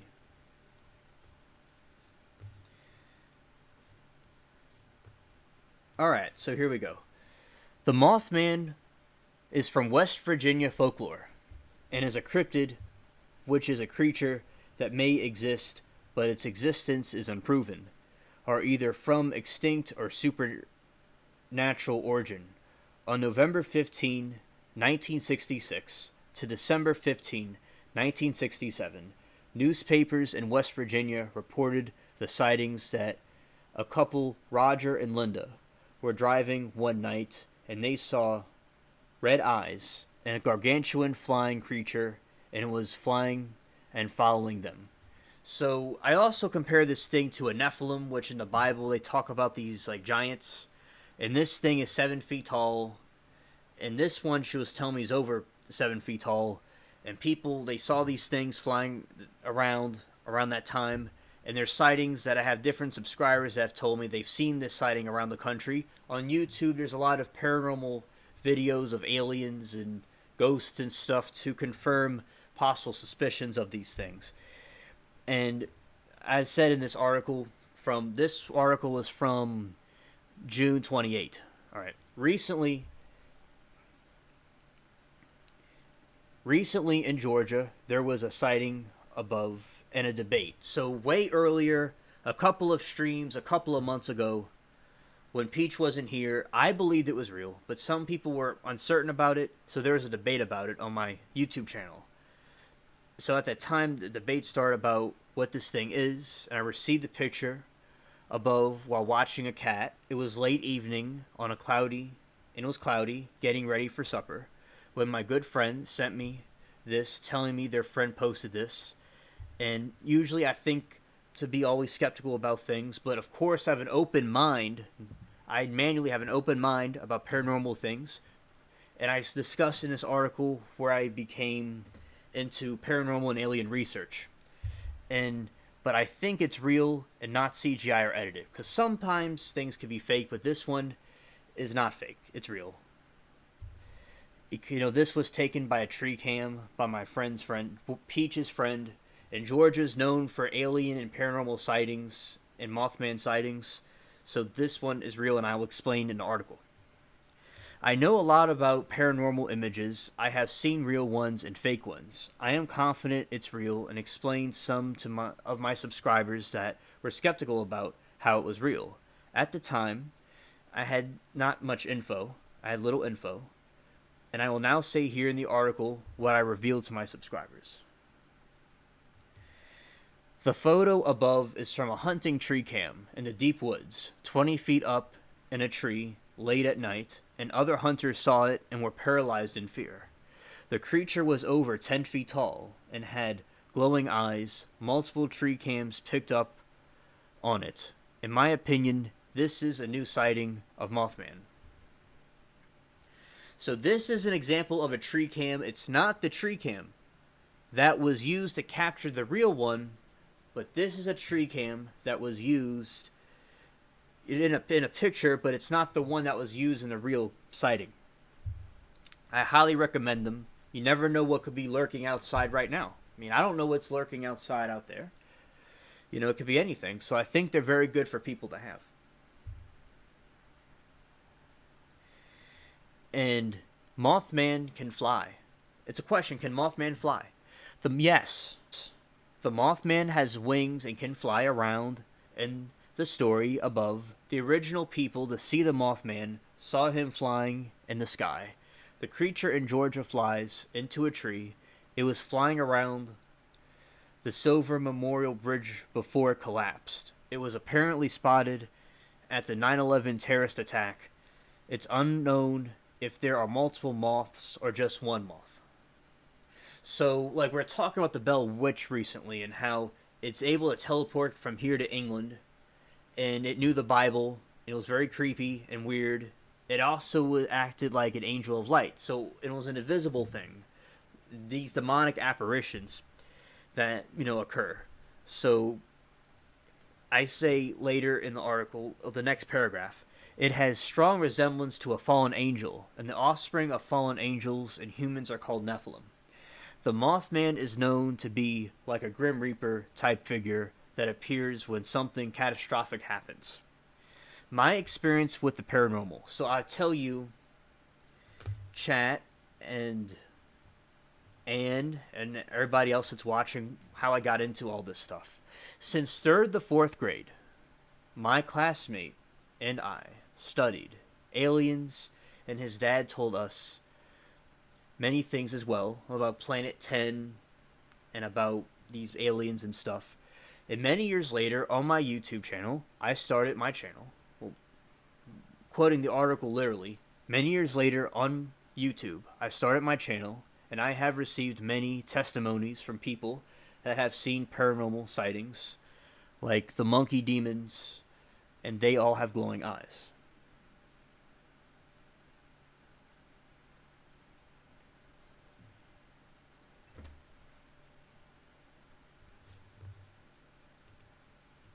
And Peach, I always believed your story. And I did everything I did to defend it. Because you never lie, Peach. You wouldn't gain anything from it. Just like people that have experiences of going to hell and seeing things that they saw and people get angry at them. It's like people, they don't benefit from seeing hell. You didn't benefit from, you wouldn't benefit from making this up. No, this is a true encounter of Mothman that you saw, and I've always believed you, but I'm glad you provided me additional information so I could explain it to the skeptics, which I'm good at explaining things to people. And so the monkey demons. So I ran ads last year. Also, I've ran ads this year too, as well, but not the large campaigns that I did last year and this year, the beginning of this year. So thousands of people saw videos that I did about paranormal sightings of aliens and how the fallen angels and the aliens could be the same thing. So I specifically talked to different people that commented, and they saw these like monkey white type demon looking things with black eyes doing bad things and stuff, and they were thanking God that they found my video on my channel, and shout out to them if they're watching right now, and they're telling me their testimonies and stuff. So people all over the country and the world have seen these things, and because of the end times, because we're getting closer, and the world's getting more and more evil, if someone's a believer or not, we cannot deny there's more evil and terror in the world, that these occurrences are happening more, and I'm talking about Halloween topics, and that because of Halloween started with the Celtic people, the Scottish, English, no, not the English, they weren't there yet. The Scottish, Irish, and Welsh, they were there on the island, and the spirit world in our realm would wear thin, so they wore costumes and they had decorations to blend in with the things and the creatures they would see. So that's why in our realm it's Halloween all the time with these alien sightings we're seeing all the time. So basically, these things on Halloween, I'm sure it's going to be more frequent than ever, but that's an explanation of how I got into it, what the Mothman is, and stuff like that. It was seen flying around on 9/11. It was seen in different places, and it's seen here in Georgia. And these are 2 videos that I did about alien sightings, and I'm going to review them again. Having Peach here. So this one was one I did about the alien demon creature in the tree. And I'm about to react to my own video. And we're going to switch over this thing so it could listen in. Let me know if I need to adjust anything. Alright, here we go. And Peach says, yes, demons can come in so many forms. The Bible speaks of it, that those that don't believe one day will, but will be too late. Exactly. Amen. And Christ talked about this, and he talked about how many false prophets and things would arise and pop up everywhere. And also, these things that occur, it's like, it's obvious that they're here, they're real, like this alien thing, Skinny Bob, all these sightings that we're going to cover in this video. I'm going to talk about these different videos that I put on YouTube. Is like what is happening, and they could appear as angels of light. They could appear as anything because in their other dimension they're able to access these things. So now I'm about to react to the Mothman video. Thank you, Peach, so much for sending this to me and your friend. And although it was a scary situation, I'm glad that we saw this and we're exposing it together, and now here we go.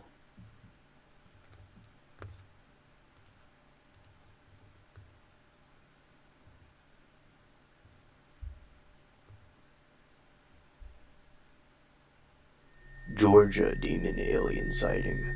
This monster photo was taken just recently from a tree cam in the Georgia woods. Other hunters saw it and were frozen in fear, and other tree cams picked up on it. The tree is 20 feet tall. My friend sent me this from one of their associates, who swears this is real. I believe... You see, like, this thing in full length, like, you see the tree, and you see the thing, like hunched over in the tree, and it looks very big. That's a big branch. That's a big piece of the tree, and the eyes that are staring at you. They've seen this in the middle of the woods. I mean, that is, very crazy to see that. It's something most people would not want to see. And, yeah, that's just, it's very big. In my opinion, it's real. It doesn't look edited or CGI to me, and we believe it is an alien or a demonic creature. I wonder if there are undiscovered mysteries in the forest. This appeared to be over 10 feet tall. Look at those eyes. Just pierces through your soul. And what is that on its head? It looks like it's wearing a cloak. Recently, there was an alien sighting in Las Vegas. A crash happened, and aliens were walking around people's property. This creature in the photo has similar eyes to what was described, to the alien that was seen in Las Vegas. A human couldn't have gotten in that tree. This creature is all hunched over like a werewolf.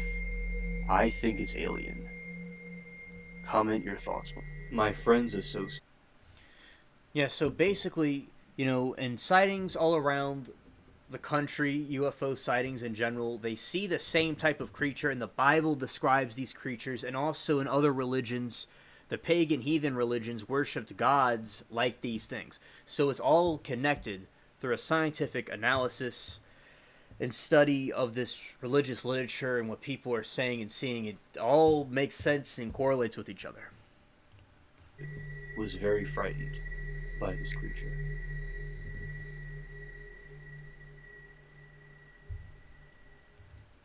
My friend's associate was very frightened by this creature.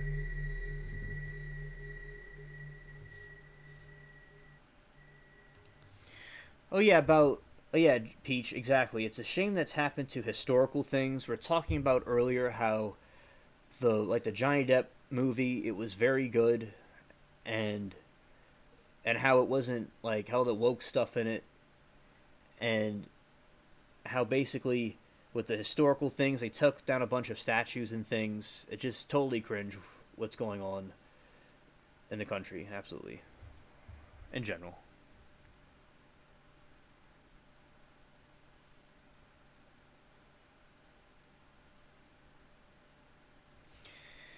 Yeah, so that's basically it. And my blog posts.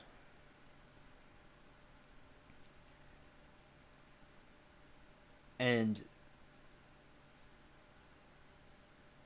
also, some of you have seen this before. This is another one that I did about the alien sightings, the alien encounters that have occurred.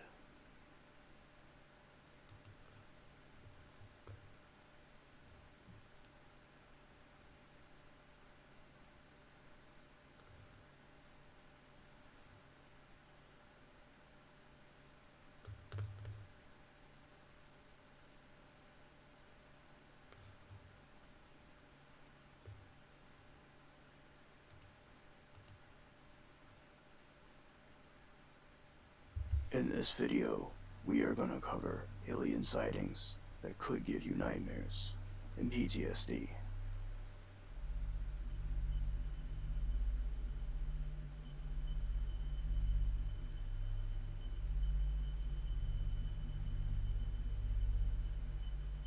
Number 1. KGB alien footage. We could see here the KGB is studying and investigating this little strange alien that they called Skinny Bob. And you could see him moving his arms and his body around. And they're trying to study it and interrogate him. I doubt they speak the same language. And also, this footage was top secret, and I have seen it on the internet since I was very young, and it has no sound. Yeah, because it's like when I was seeing this thing when I was a kid, and it's like it's blinking, it's moving around, and all. I'm like, well, there you go. And it was the KGB. It's called Skinny Bob. It was in Russia, and yeah, that's a gray alien, fallen angel disguised as a alien. Right. So this is just an example for people that are watching some of these paranormal activities that have been seen through the internet. Now I will replay it for you, so you could fully grasp all its motions and movements of this peculiar, nefarious little fella.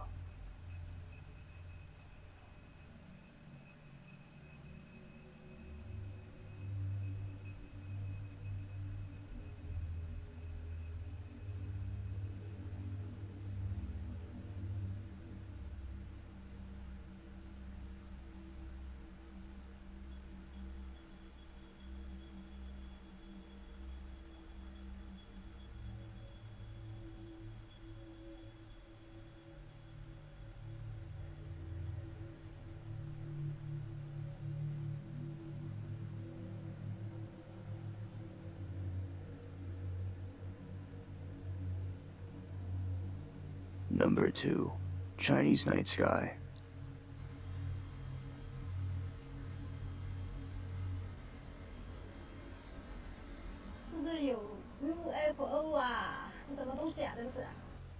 I certainly would be very perplexed if I saw this in the sky at night or in the evening, and I certainly think that It's weird you see 2, 3, then 4. I really think it would be important to get to the bottom of all this nonsense. Number 3. Aliens on the sea. Yeah, these orbs and stuff that are floating in the sky. I mean, if no one knows what they are, and all these crazy things are going on. They may have appeared as false gods, and now they appear as aliens. Look, nothing in the sky at all. And then all of a sudden, bam! What is that? Anybody tell me what it is? We're in the middle of the ocean. On a ferry. Nothing around. Look. Nothing around. No land, no nothing. People just trying to enjoy a sunset on the ocean while on a ferry, and they see dozens of these freaky things just floating in the sky, just staring at them. And I know from studying about aliens from when I was young that they like secluded areas, like country areas or the ocean, where there's not many people, but we have seen, as you can see in these videos, are now seeing them in the cities. But you can see that this is an example of what these freaky things like to do. Number 4. Aliens in cities. Yeah, because the thing on the ferry was really crazy because it's like they're just in the middle of nowhere, and then this thing comes out of nowhere and starts staring at them.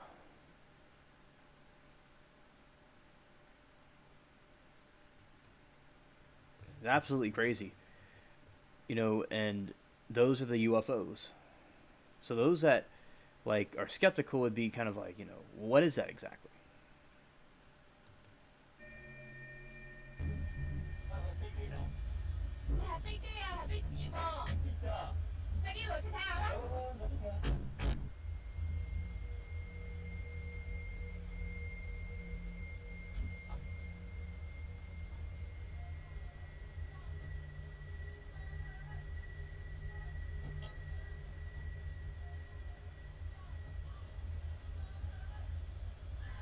In ancient India, the gods appeared to people, and they were in awe of what they were seeing.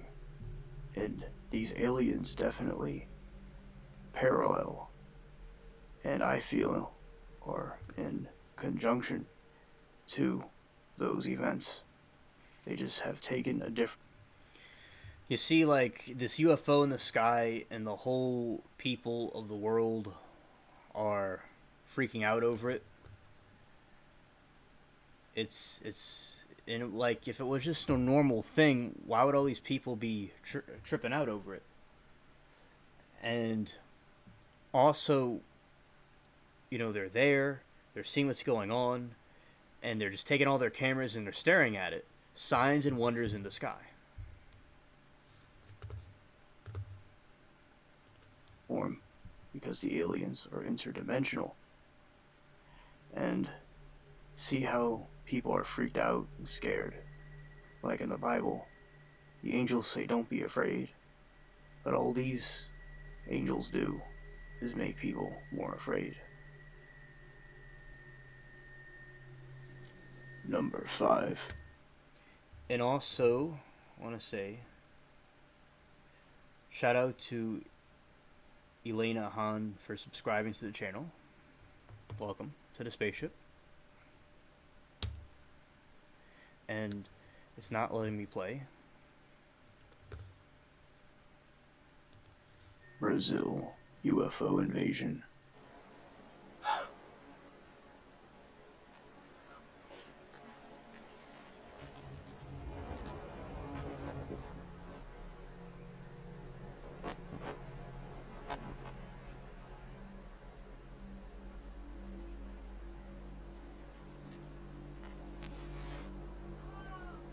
In my opinion, I personally feel this is CGI. I just feel the way the ships look flying around, and the not so enthusiastic reaction that this could be a fake, but I will replay this one more time, and you tell me what you think in the comments.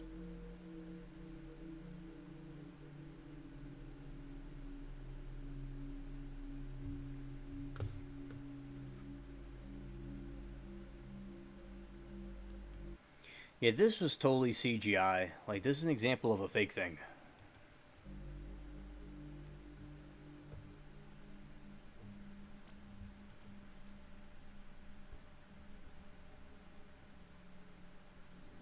Number 6.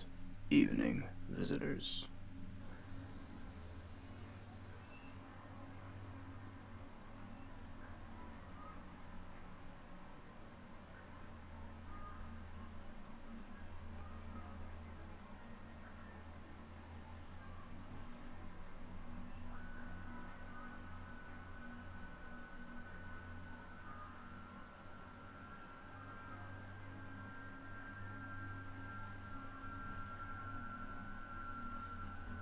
This is what I was talking about, how these phenomenons, these UFOs, are appearing in the cities now.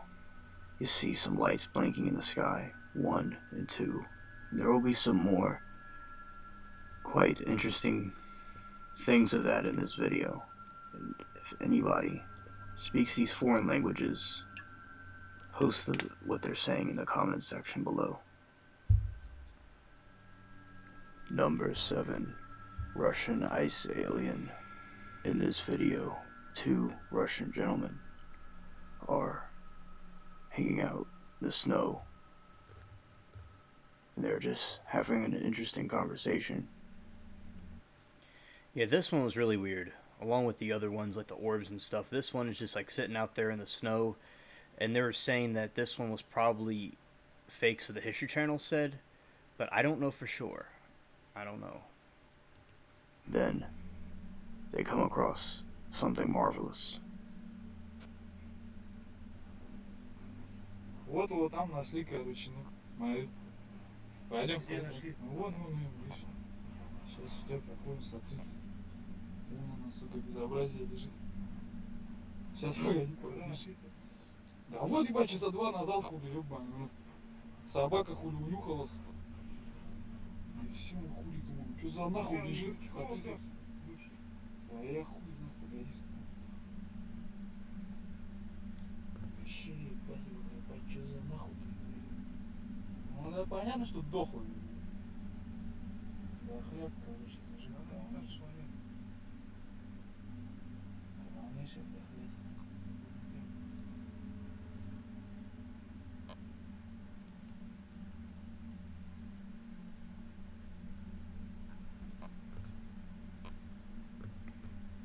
Где хули нет, ебаный, вообще как это ебатень. Понятно.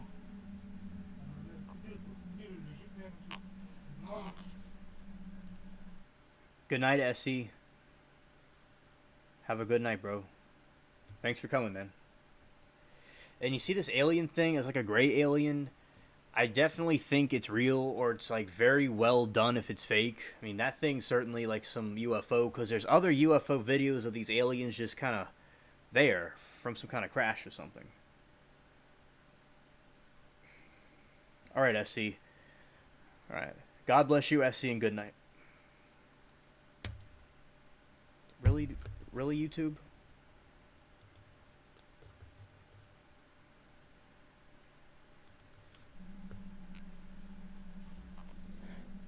This thing is incredible because it's in so much detail what the alien was going through, and I think it's very real, and how it just looks frozen to death in the snow, and the body is going through decay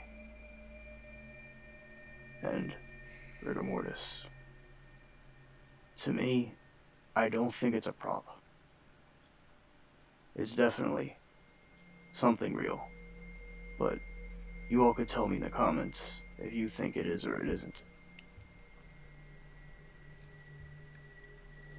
Number 8, UFO Party.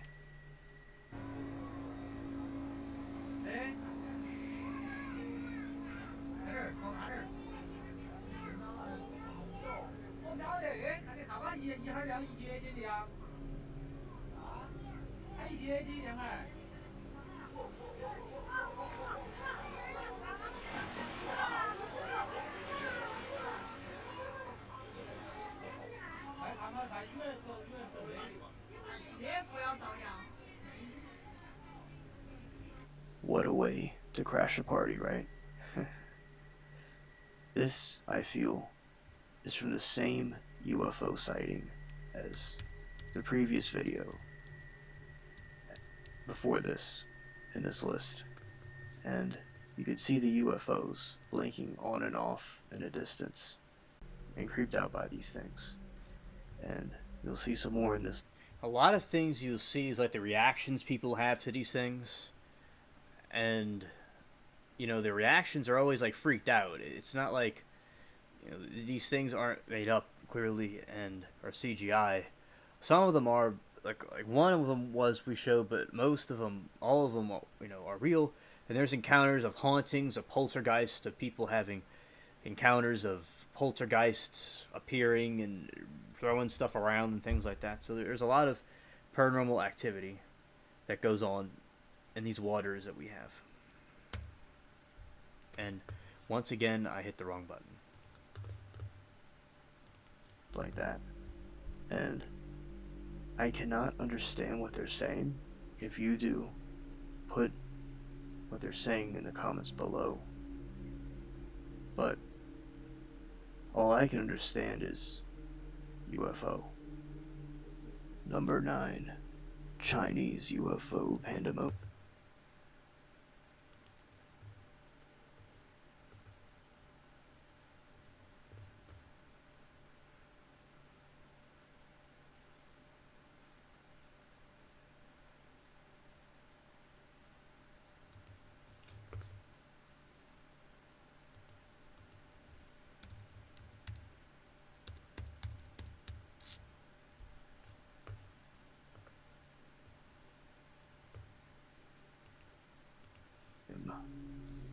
This couple is looking at this strange aura moving across the abyssal sky. And just look at the reaction these people have. 哇塞！我天，我天，这么漂亮，这什么东西啊？不会吧？我操，这什么呀？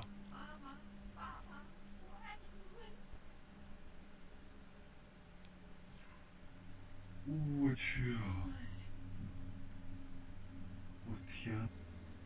And they are just terrified and stargazed at this crazy thing. I mean, the fear is genuine, and these people don't know what this is, or what's going on, it seems. And I just really think that I certainly would be very uncomfortable. It's like, it's some kind of a space slug. It's a space slug or something. Also, basically, I mean, so these cryptids and these creatures that we're seeing in the sky, it's like, I don't even know what that is or what possibly that thing could be. And I think that it's, you know, this is paranormal, this is extraterrestrial, and the people are freaked out, and I don't even know what you would call this thing. You know, and I'll explain more in the video about it. If I saw that moving around the sky.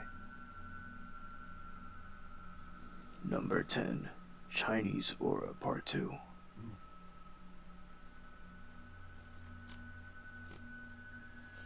啥了？这是什么玩意儿？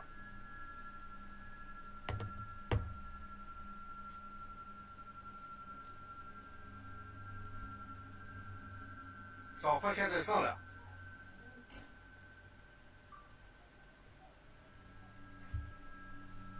这是 UFO。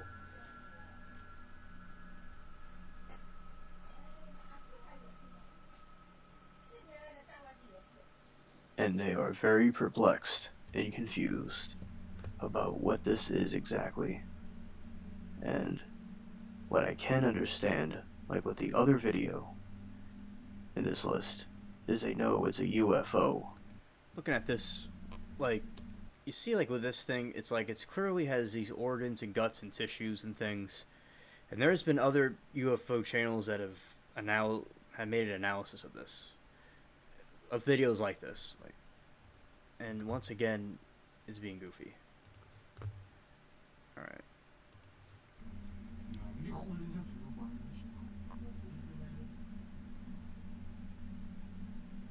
是что это ебать понятно.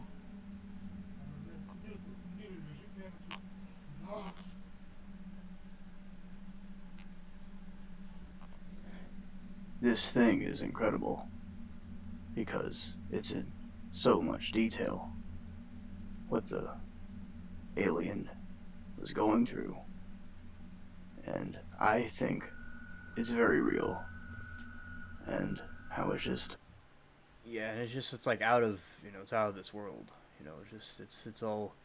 It's knocked out. And yeah, this was UFO pandemonium. That says like people are just hanging out in China and they see these things just tripping out. It's so trippy what these people saw in this one. 不会吧？我说这什么呀？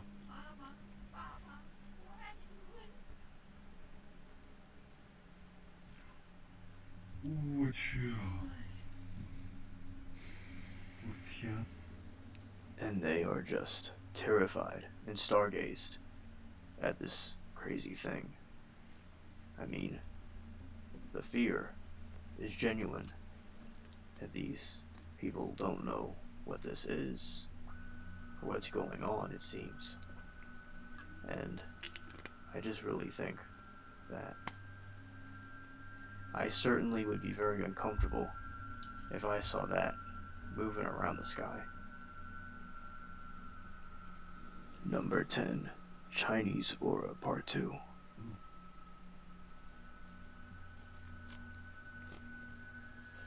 啥了？这什么玩意儿？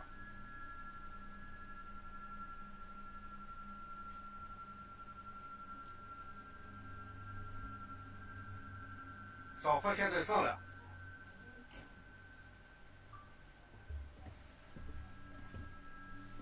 哎，这是 UFO。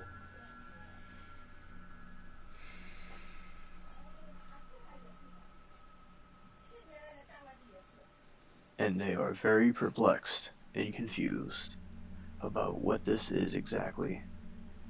And what I can understand, like with the other video in this list, is they know it's a UFO.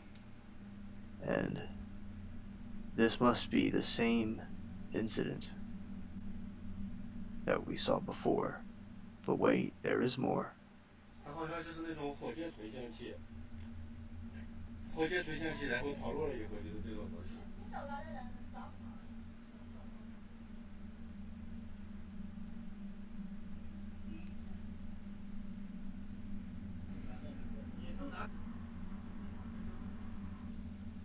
And you can see this was happening all over China.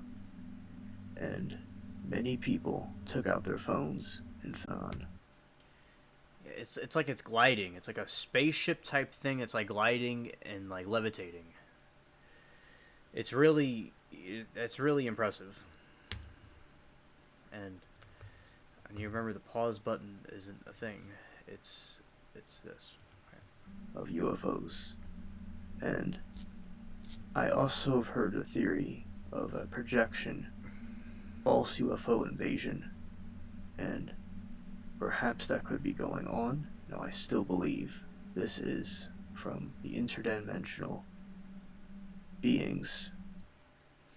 So explaining that, there's some people that theorize that there's going to be these projectors that's going to project some kind of fake alien invasion or the coming of Christ.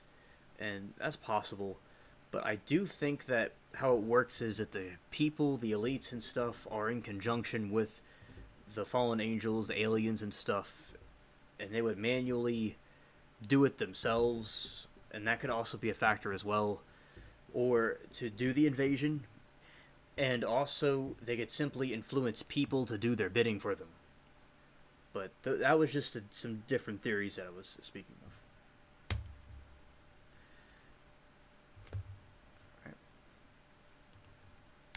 That are trying to cause trouble in our dimension. The theory is that they're interdimensional. They're coming from another dimension to this dimension. So, my opinion, it's aliens, these extraterrestrial beings, evil aliens that are coming from some other dimension. They're coming over here. That's what I believe it is. Number 11. Air Force alien footage. This has to do, these series of videos you're about to see has to do with the invasion, the alien encounters that have happened, that Congress was debating and discussing.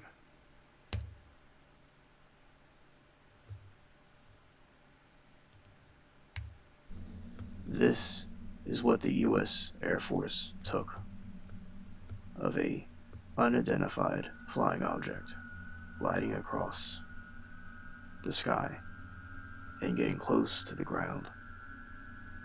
And notice how it just goes up and down, static motion. And it just keeps on gliding around, and they don't really know what it is.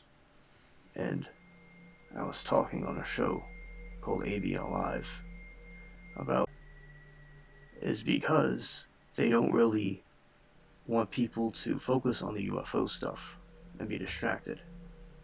Yeah, because they don't want people to talk about these kind of things, because they don't want people seeing the truth, and they're going to reword stuff. Rather than calling it a UFO, they call it a UAP, because they don't want to accept, the government doesn't want to accept that they lied about this for years and years and rejected us, called us crazy. I've had psychologists call me, my friend, we're dangerous. I'm dangerous. I got a bunch of subscribers and people that see what I have to say, but I'm not dangerous. The people that lied about this are dangerous. I know people that have relatives and friends in the military that all tell me that the military have seen these strange things, and this is one of those examples. And I really would like to know more about this and what they're doing. And if you all could provide more information in the comments below, I would appreciate it.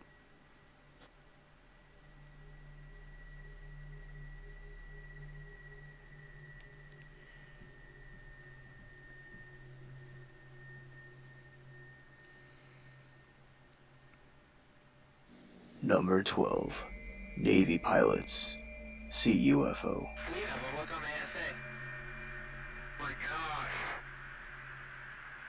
They're all going against the wind. The wind's 120 knots from the west. Look at that thing, dude.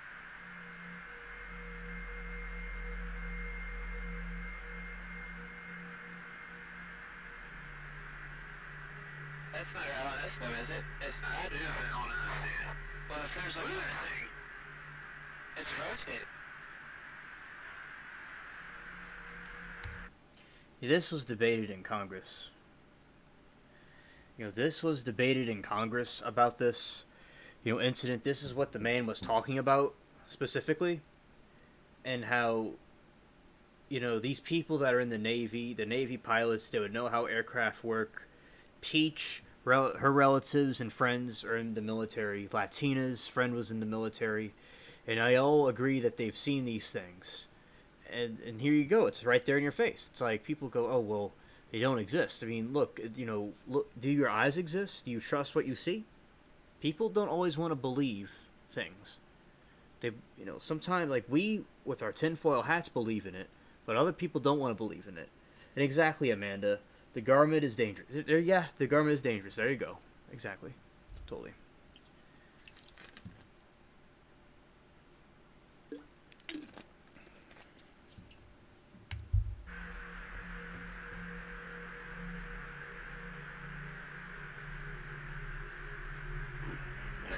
contact. I'll check on it.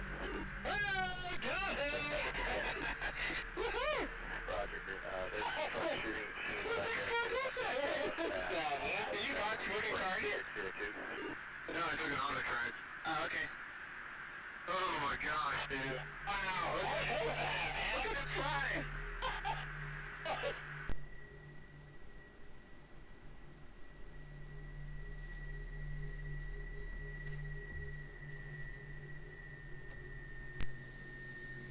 And we see the Navy pilots, as they don't really know what this is exactly, and they're very amazed by it.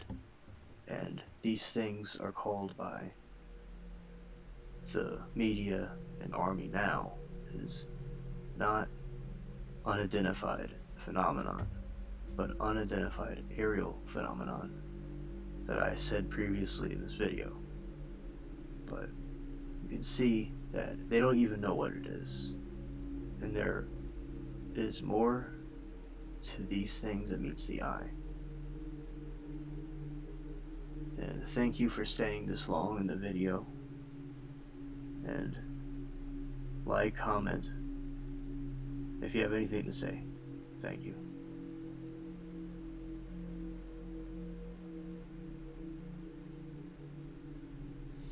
This is what the Mexican Air Force captured on video. You can see the strange UFO type objects flying around the sky. It's very nefarious and strange indeed. And I like how I put all these videos over the video that's playing in the background. That was kind of goofy of me.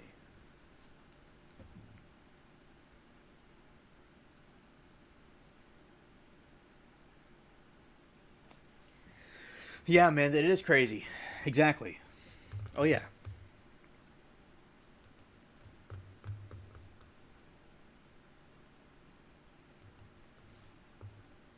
And also, I'm going to read a piece of a magazine I got, to show y'all.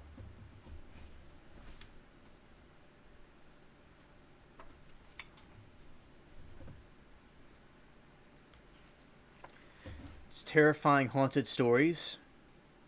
I'm going to read something from it because it's about New Orleans, hauntings from New Orleans. Alright, so we got this house right here.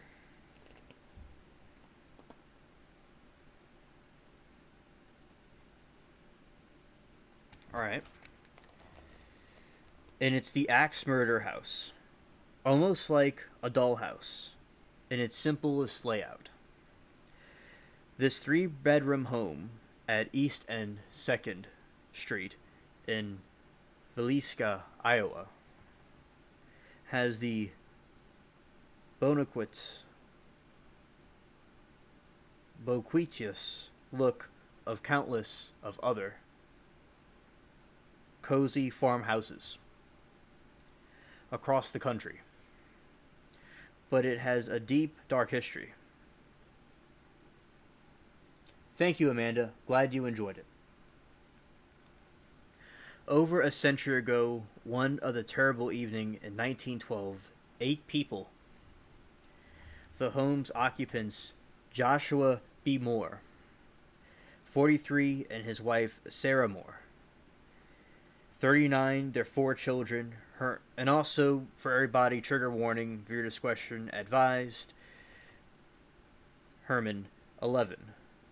Katrina, so Herman, 11, and Katrina, 10. Synchronicity. We were talking about Katrina Tassel in the other story, and Hurricane Katrina happened in New Orleans. There's some synchronicity going on here. And Arthur, like King Arthur, we talk about him on this channel, and Paul. And their 2 young guests, Inna, 8, and Lena Stinger, 12, were killed in the house in a grisly case that rattled the small town and then went cold. Some of the most unsettling details about the crime scene include a hidden attic, a door locked from the inside of the linens, covering every window and mirror. While every suspect and lead eventually turned into dead end, the story of Viliska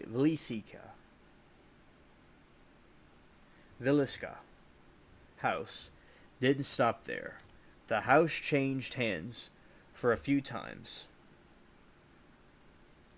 over the past 100 years, and the reported ghost encounters keep accumulating. Spooky happenings like disembodied giggles, screams, unexpected movements. A strange fog moving. I thought it was frog moving from the room to room when the train passes through the town at the time of the murders. And curious behavior from visitors that suggest possibility of possession or just some activities that make the house terrifying place to be, and solidifies its title as one of America's most haunted houses. Today, the home serves as a paranormal hotel operated by owner Martha Lynn. Accommodations and spare, and the fact it's recommended that guests pack their own sleeping bag. Not that they'll be getting much sleep, according to Lynn.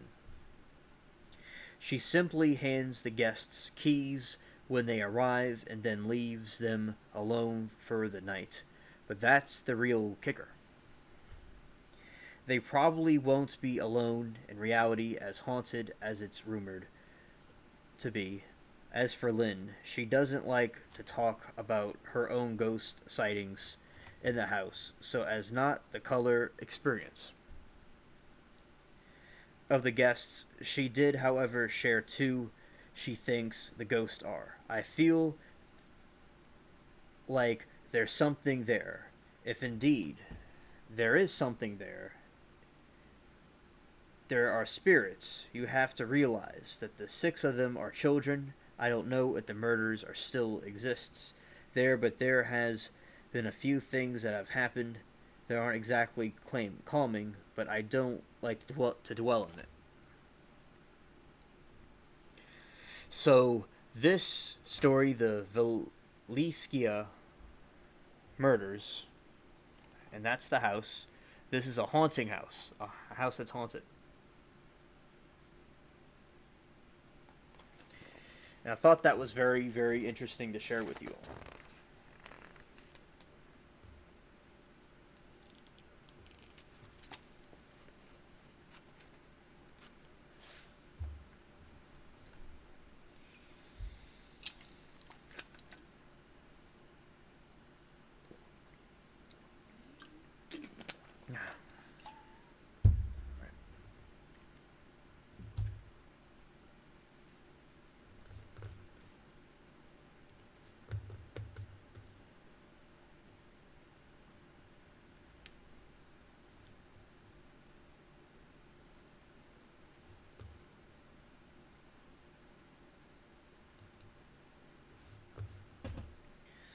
Alright, so that was one of the stories from the magazine. Well, I could do that more properly. Let's do it like this. Alright, there we go.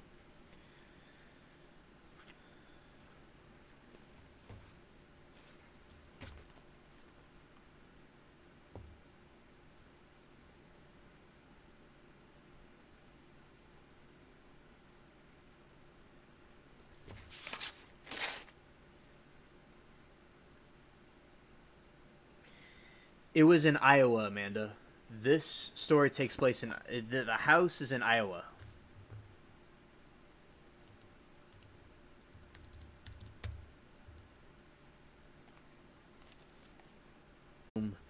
The suffer immediate death.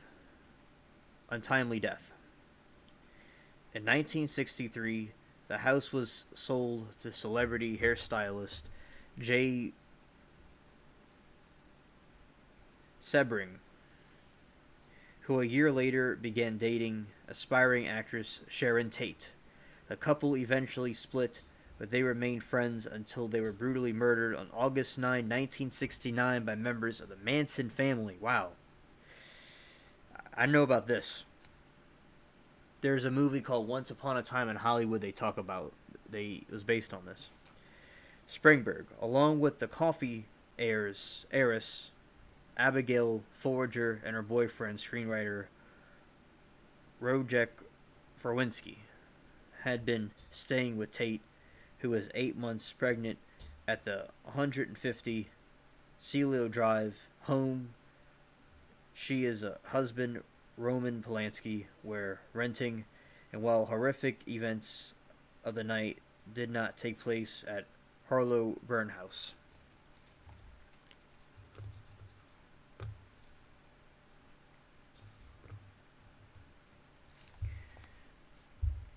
Alleged interview with Tate from years before her death suggests a chilling connection. 1970, Fate magazine published the article Sharon Tate Preview Murders, which included a 1968 interview between Tate and the journalist.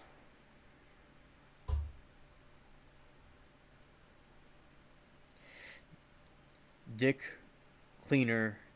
In it, Tate recalls an eerie encounter that happened while she was staying at Spearbring's house. According to the story, Tate woke up the middle of the night and saw a man in her room who resembled Byrne. Frightened, she ran out of the room and down the stairs, where she saw a figure tied to the staircase with his or her throat slashed. The article speculates the dream was actually a pre-motion to the predicting her and Spearbring's fate. So she had a dream that she was going to be killed like that. Wow. Through Tate's loved ones deny she ever had any such premonition. The article has led many to believe that perhaps the ghost of Byrne returned to the home to warn Tate, although current owner who bought the house from Sebring's parents in 1970 said he and his wife had never heard of the paranormal experiences while living there, the creepy coincidences impossible to ignore, in addition to unexpected deaths of Byrne and Sebring, their partners Harlow and Tate, two actresses who captivated Hollywood, both died at 26.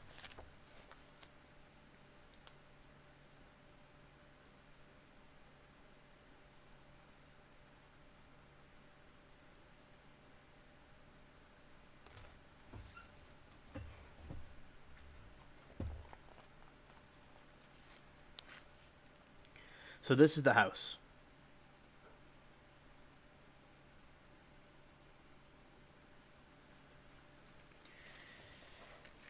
Yeah, so that's the story about, that house.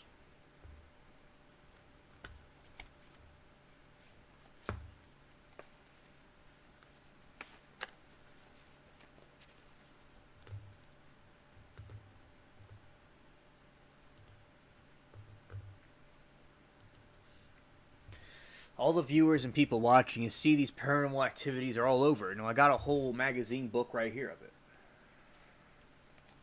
And I got this one specifically to show you all these stories.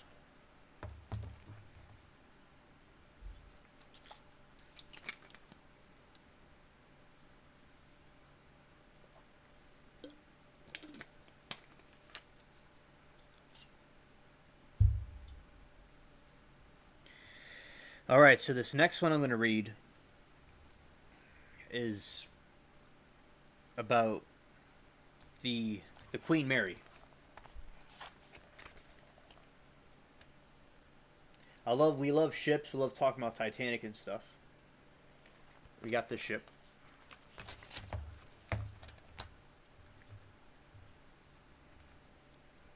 The RMS Queen Mary. The retired British ocean liner was both bigger and faster than the Titanic and even more luxurious, with 12 decks featuring an Art Deco design and intricate woodwork polished a high gleam.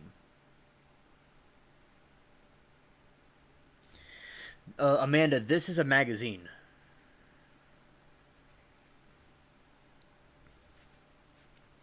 It was good. It was with good reason that she was preferred mode of transportation, royalty and celebrities crossing the Atlantic. The Queen Mary embarked on her maiden voyage in May 1936, steaming from Southampton, England to New York. In a little more than 5 days, 2 years later, she set a record for the fastest Atlantic crossing, which in 1952. And this is another view of it. I'm gonna get this to work. Okay. There we go.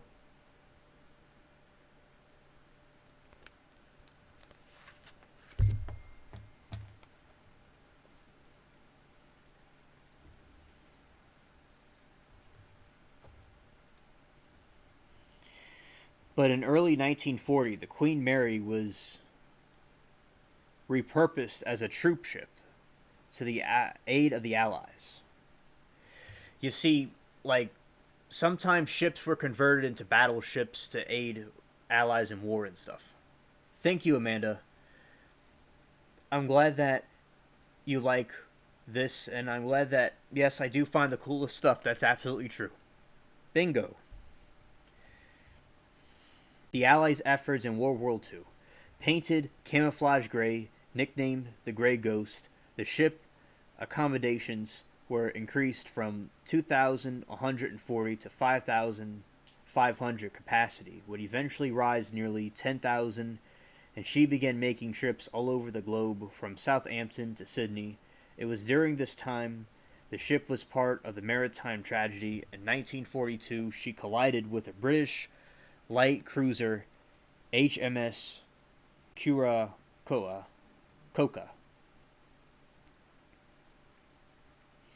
cutting in smaller ship in the two and resulting in the deaths of more than 300 Curacoa's crew. In 1947, the Queen Mary returned to civilization service as a luxury liner for about 20 years, until the rise of the popularity of the jet travel carried on in something of her former glory. She was retired in 1962. And I'm pressing things on the keyboard I shouldn't be pressing. Okay. You know what, keyboard? I think we could go over here for a little bit, okay? Been very good for most of the night, but we're going to stay here. Okay, get some junk off here. Alright, come on.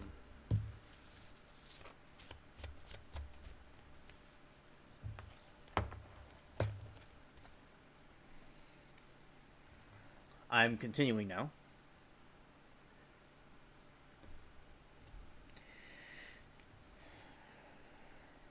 And retired. Okay, so 1947, the Queen Mary retired to civilian service as a luxury liner for 20 years, and until the rise of popularity of jet travel carried on something of her former glory. She was retired in 1967, permanently moored into the city of Long Beach, California. The city converted the ship into a floating hotel and opened it up as a tourist attraction in 1971. I knew it was a hotel because it was always stationed there.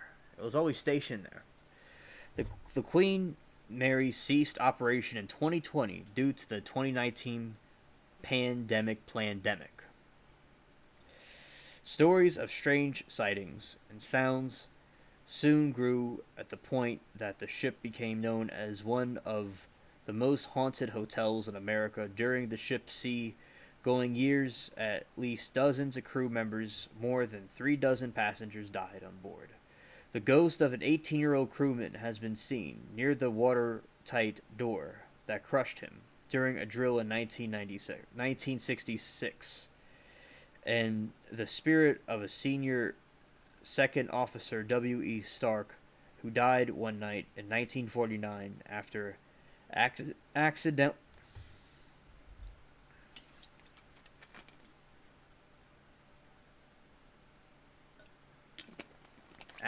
drinking acid instead of gin. Wow. Has been spotted wandering the ship's corridors in the region of the Queen Mary. In the bow, where she collided with the Coracoca's crashing. And grinding noises have been reported. So those are ghost sightings of the Queen Mary. Shout out to Queen Mary. The real Queen Mary up in heaven. And this Queen Mary ship that she's named after.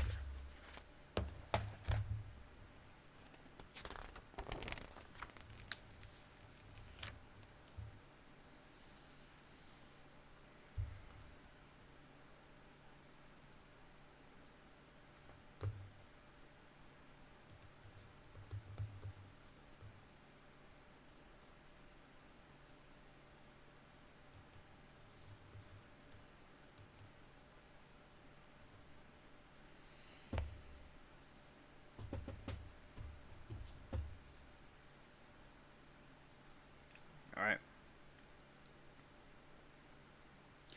Now we're going to talk about the Hotel Chelsea.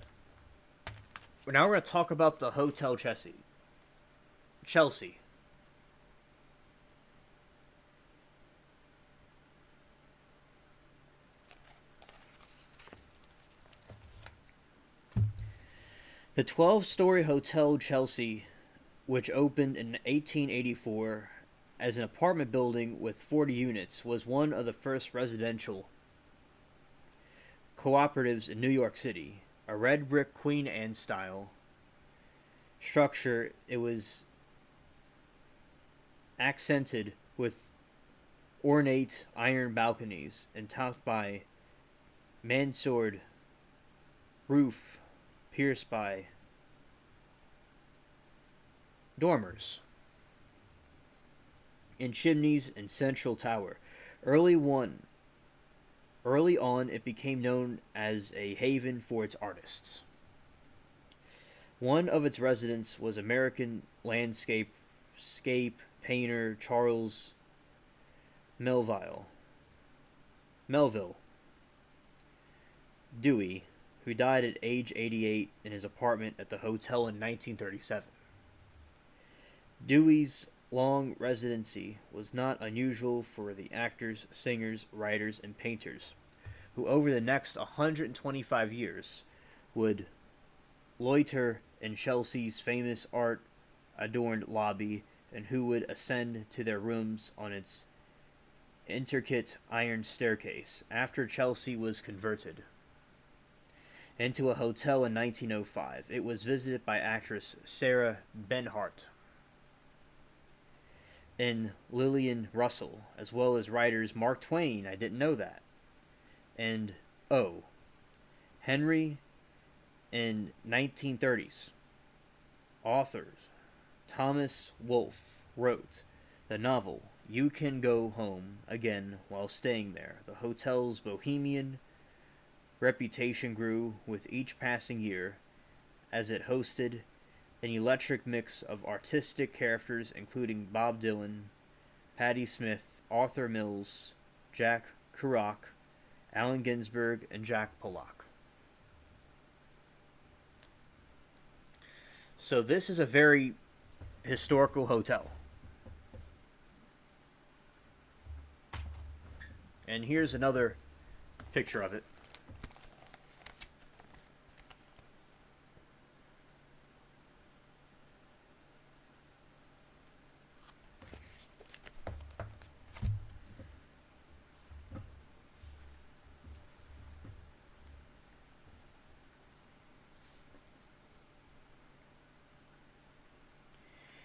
And Annie Warhol,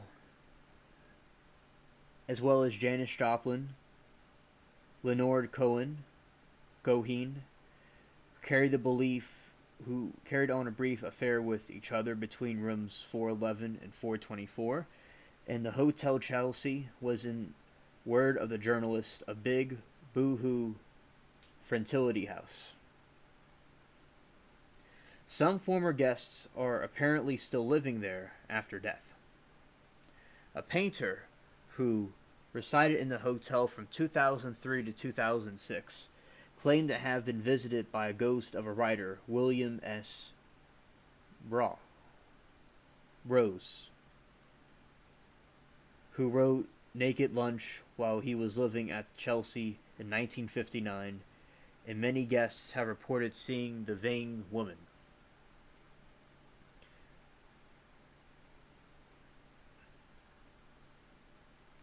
A Victoria-era spirit who checks her reflection in a fifth-floor mirror. The hotel also has tragedy in its past. Most famously, Nancy Spungen was stabbed to death on October 12, 1978. In a room 100, which she had been sharing with her boyfriend, Sex Pistols bassist Sid Vicious. A knife Spungen had given Vicious had been plunged in her abdomen. Police arrested Vicious for the murder, but he died of heroin overdose before the case went to trial. She is said to still be haunting the area.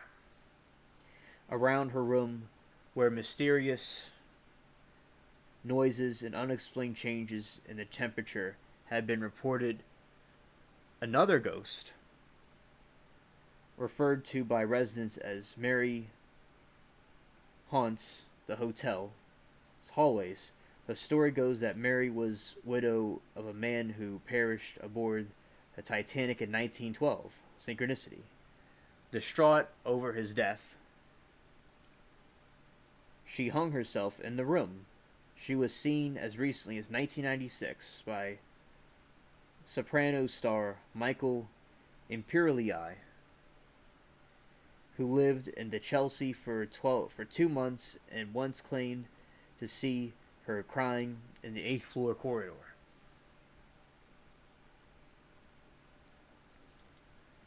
Would I stay in a haunted hotel? I have stayed in a haunted hotel before, the Monteleon. Would I do it again? I think that it would be interesting to experience that. It would be.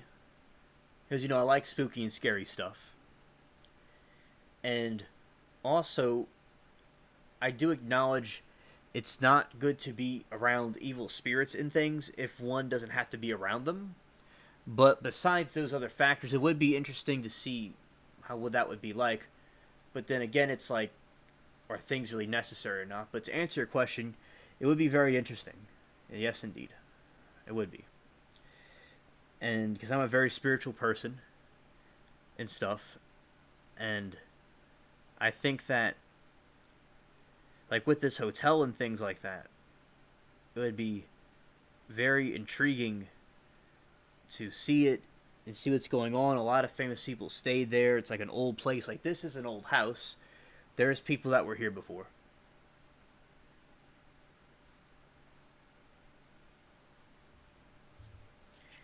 And Amanda, would you stay at a haunted hotel?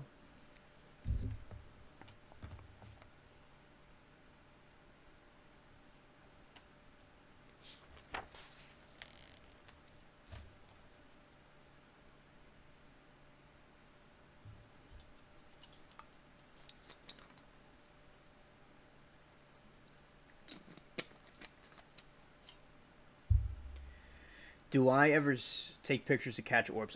Actually, I've taken a video of some blue flying orb I saw out there somewhere. Like that way. I've done that before. But yeah, I do try to catch videos of things, weird things that I find and stuff. Yes. I also, do I ever taking pictures and trying to catch orbs? Yes, I do. Yes, I do. And I've caught some strange things on camera. Yeah, one time, there was this video of when I was taking a video of a giant spider and I heard something weird on the video. I've heard some things, and so yeah, I've heard things before maybe, and I have seen the orbs. I try to take as much videos as I can when I spot things.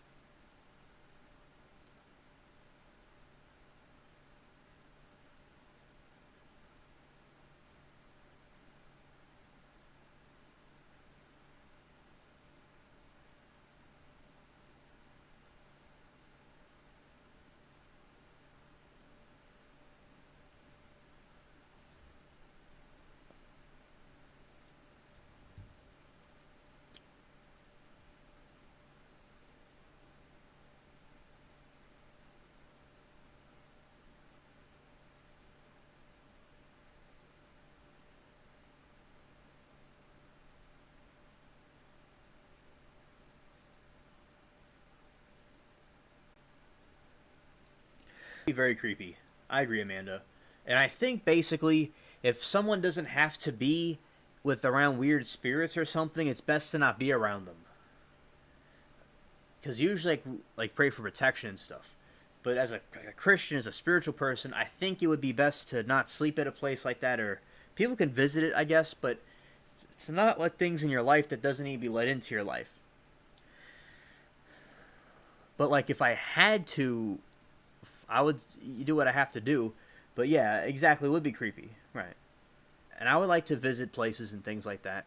But I do, as a spiritual person, I've had, nightmares of things, and God's protected me from, and seen and dealt with evil things. It's like I'd rather not be around evil things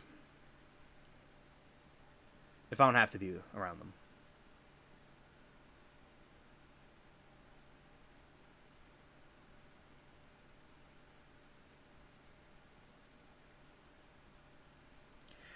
Amanda, that does sound very cool about the orbs. She says she wished she could find a photo of me when I was younger in a cemetery. Orbs were all on the tree next to me, and one orb was right by my head. It was very cool.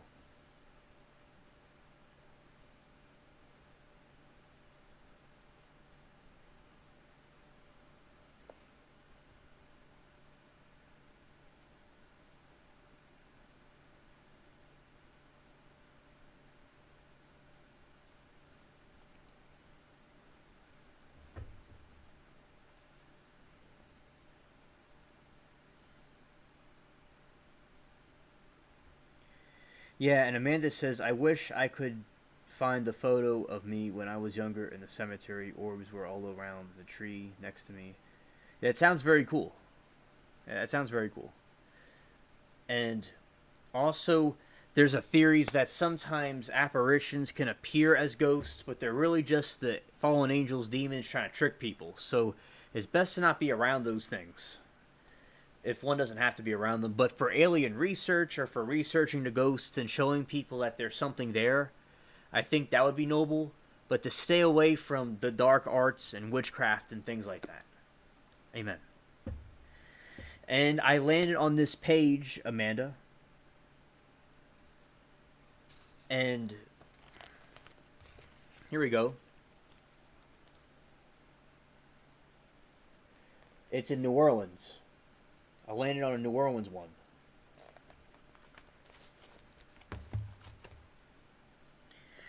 The first incarnation of the property of this French Quarter site was Thierry d'Orleans, which opened in 1815. After a fire next year completely destroyed it. A new one was built in 1817, designed by British-born architect Henry Latrobe, the designer of the United States Capitol. I did not know that. That's really cool. Who added the Orleans Ballroom. The 1,300-seat theater soon became one of the country's premier opera hubs, and together with the bathroom, served as an important forum for Creole society, as well as the setting for some of the most prestigious social events in New Orleans.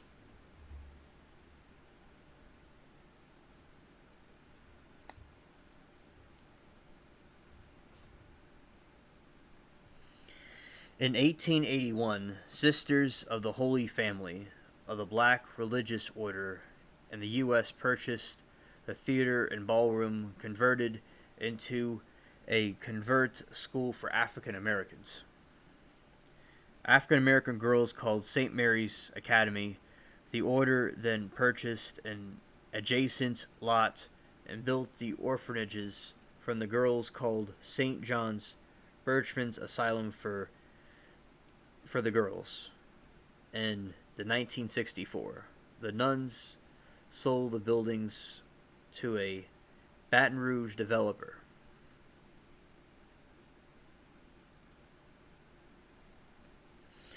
Who converted the property at the corner of Bourbon and Orleans Streets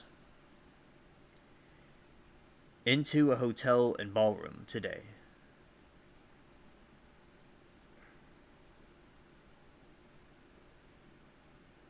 And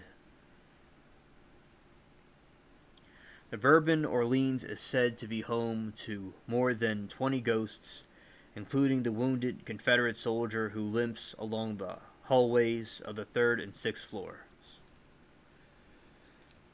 Several others are said to be the spirits of children and nuns who perished during the yellow fever epidemic of 1897. Guests have reported hearing the laughter of children in the halls and ghosts of little girl chasing after her ball. Is often seen in the 6th floor. A woman often seen dancing by herself under the chandeliers, but the hotel's most notorious spirits frequent from 644, where, according to legend, a nun committed suicide. Guests and staff have heard tortured screams coming from the room, and some patrons have reported waking up in the middle of the night to find a nun standing over their beds. So it's the Bourbon, New Orleans Hotel. And the thing was called John's Birchman's Asylum for Negro Girls. That's what the thing was called, the organization was called, in 1964. All right.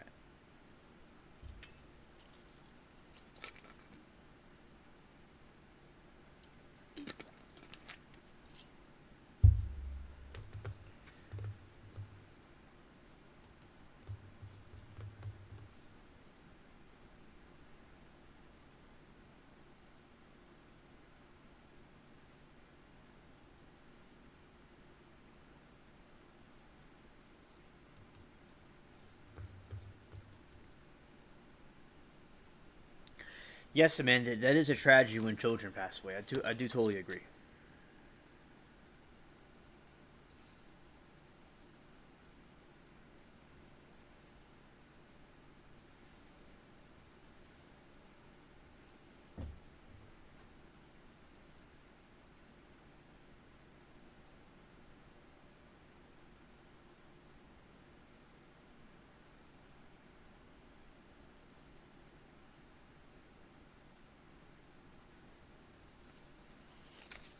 And here we got this place in Texas.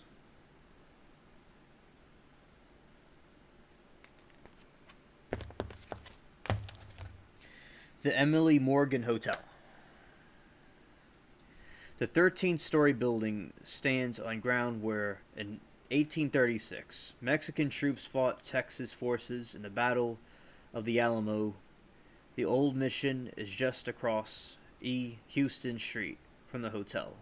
Opened in 1926 as a medical arts building, the Emily Morgan housed a hospital and officers for doctors and dentists until it was converted into an office complex in 1976. 8 years later, it underwent another renovation and transformed the space into a hotel, a neo-Gothic colossus with rising high over downtown. The structure had several distinguishing features, including a 5-story tower with observation deck, a copper roof, wooden ribs, and a lining for its upper reaches. An array of gargoyles, with each figure carved to portray a different medical ailment.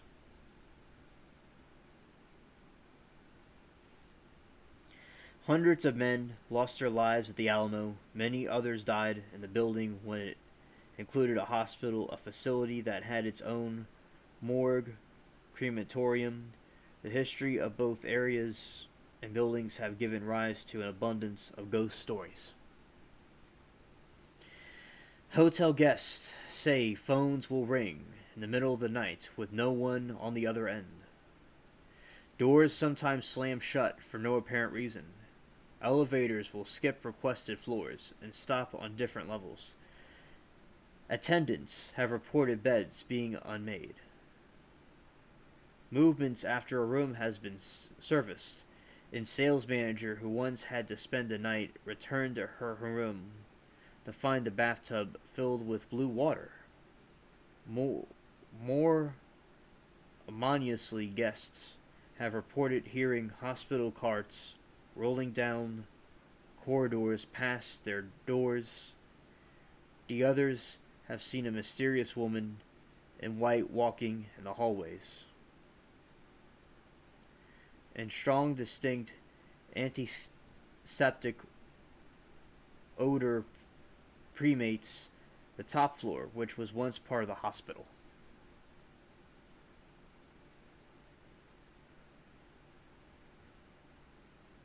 The Emily Morgan adheres to the traditional hotel superstition of not having a 13th floor. This means that the building's top level is actually the 14th, but the hotel takes superstition one step further. There is no room 1408.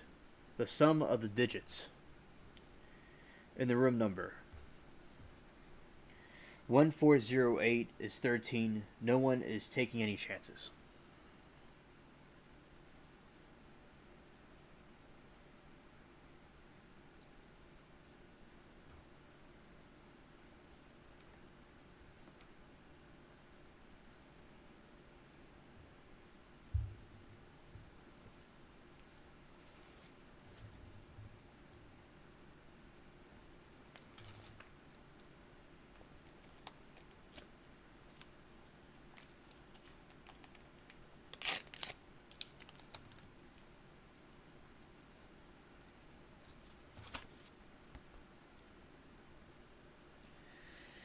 Yeah. Okay, the city in Texas.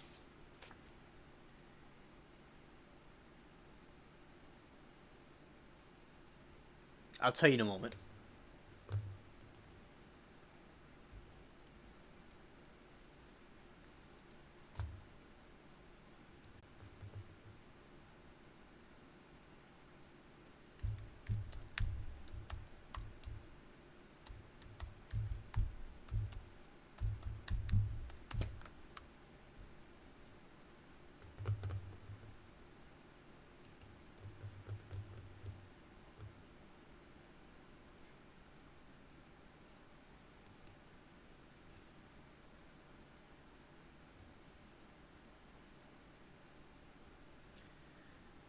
San Antonio.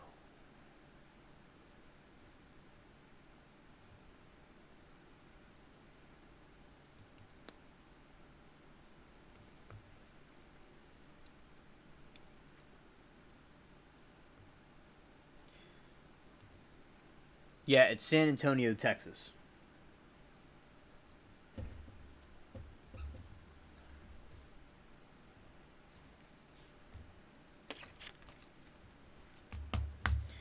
And I'm going to read more of this book tomorrow, along with my review on the Headless Horseman again.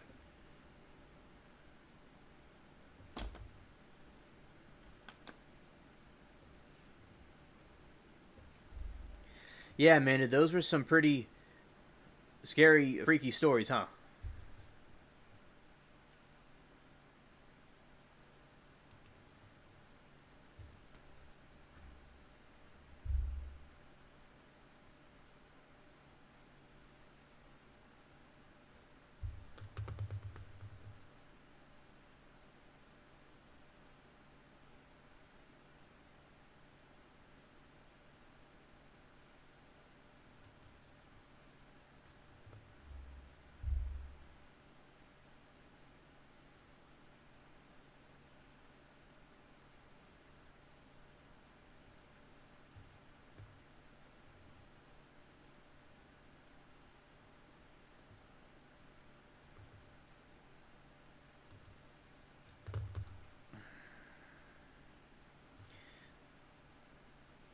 Alright, now I'm at the end of the show now.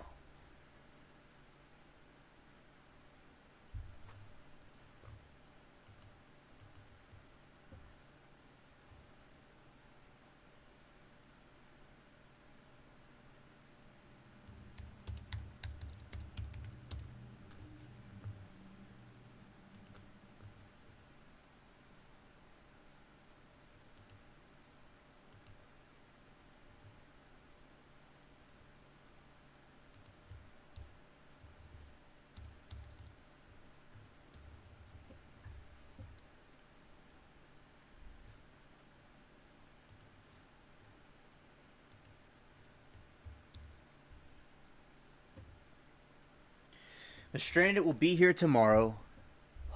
Well, and I'll see about her calling into the show. I'm sure she will.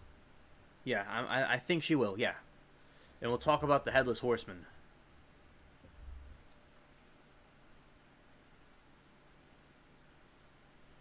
Yes, Amanda, it was nice having the stream working tonight. It was nice that the internet and everything worked. In the long run. And now, as I said, thank you, Peach, and other people that are watching and people seeing the rerun. We're at the end of the show. And now I'm going to end it. You know, we talked about Headless Horsemen and stuff, and tomorrow we'll talk about, again, along with other things. It was a good crowd. We got through. Thank God. Once again, I got through.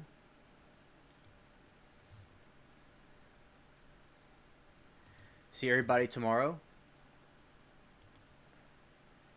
And peace. Alright.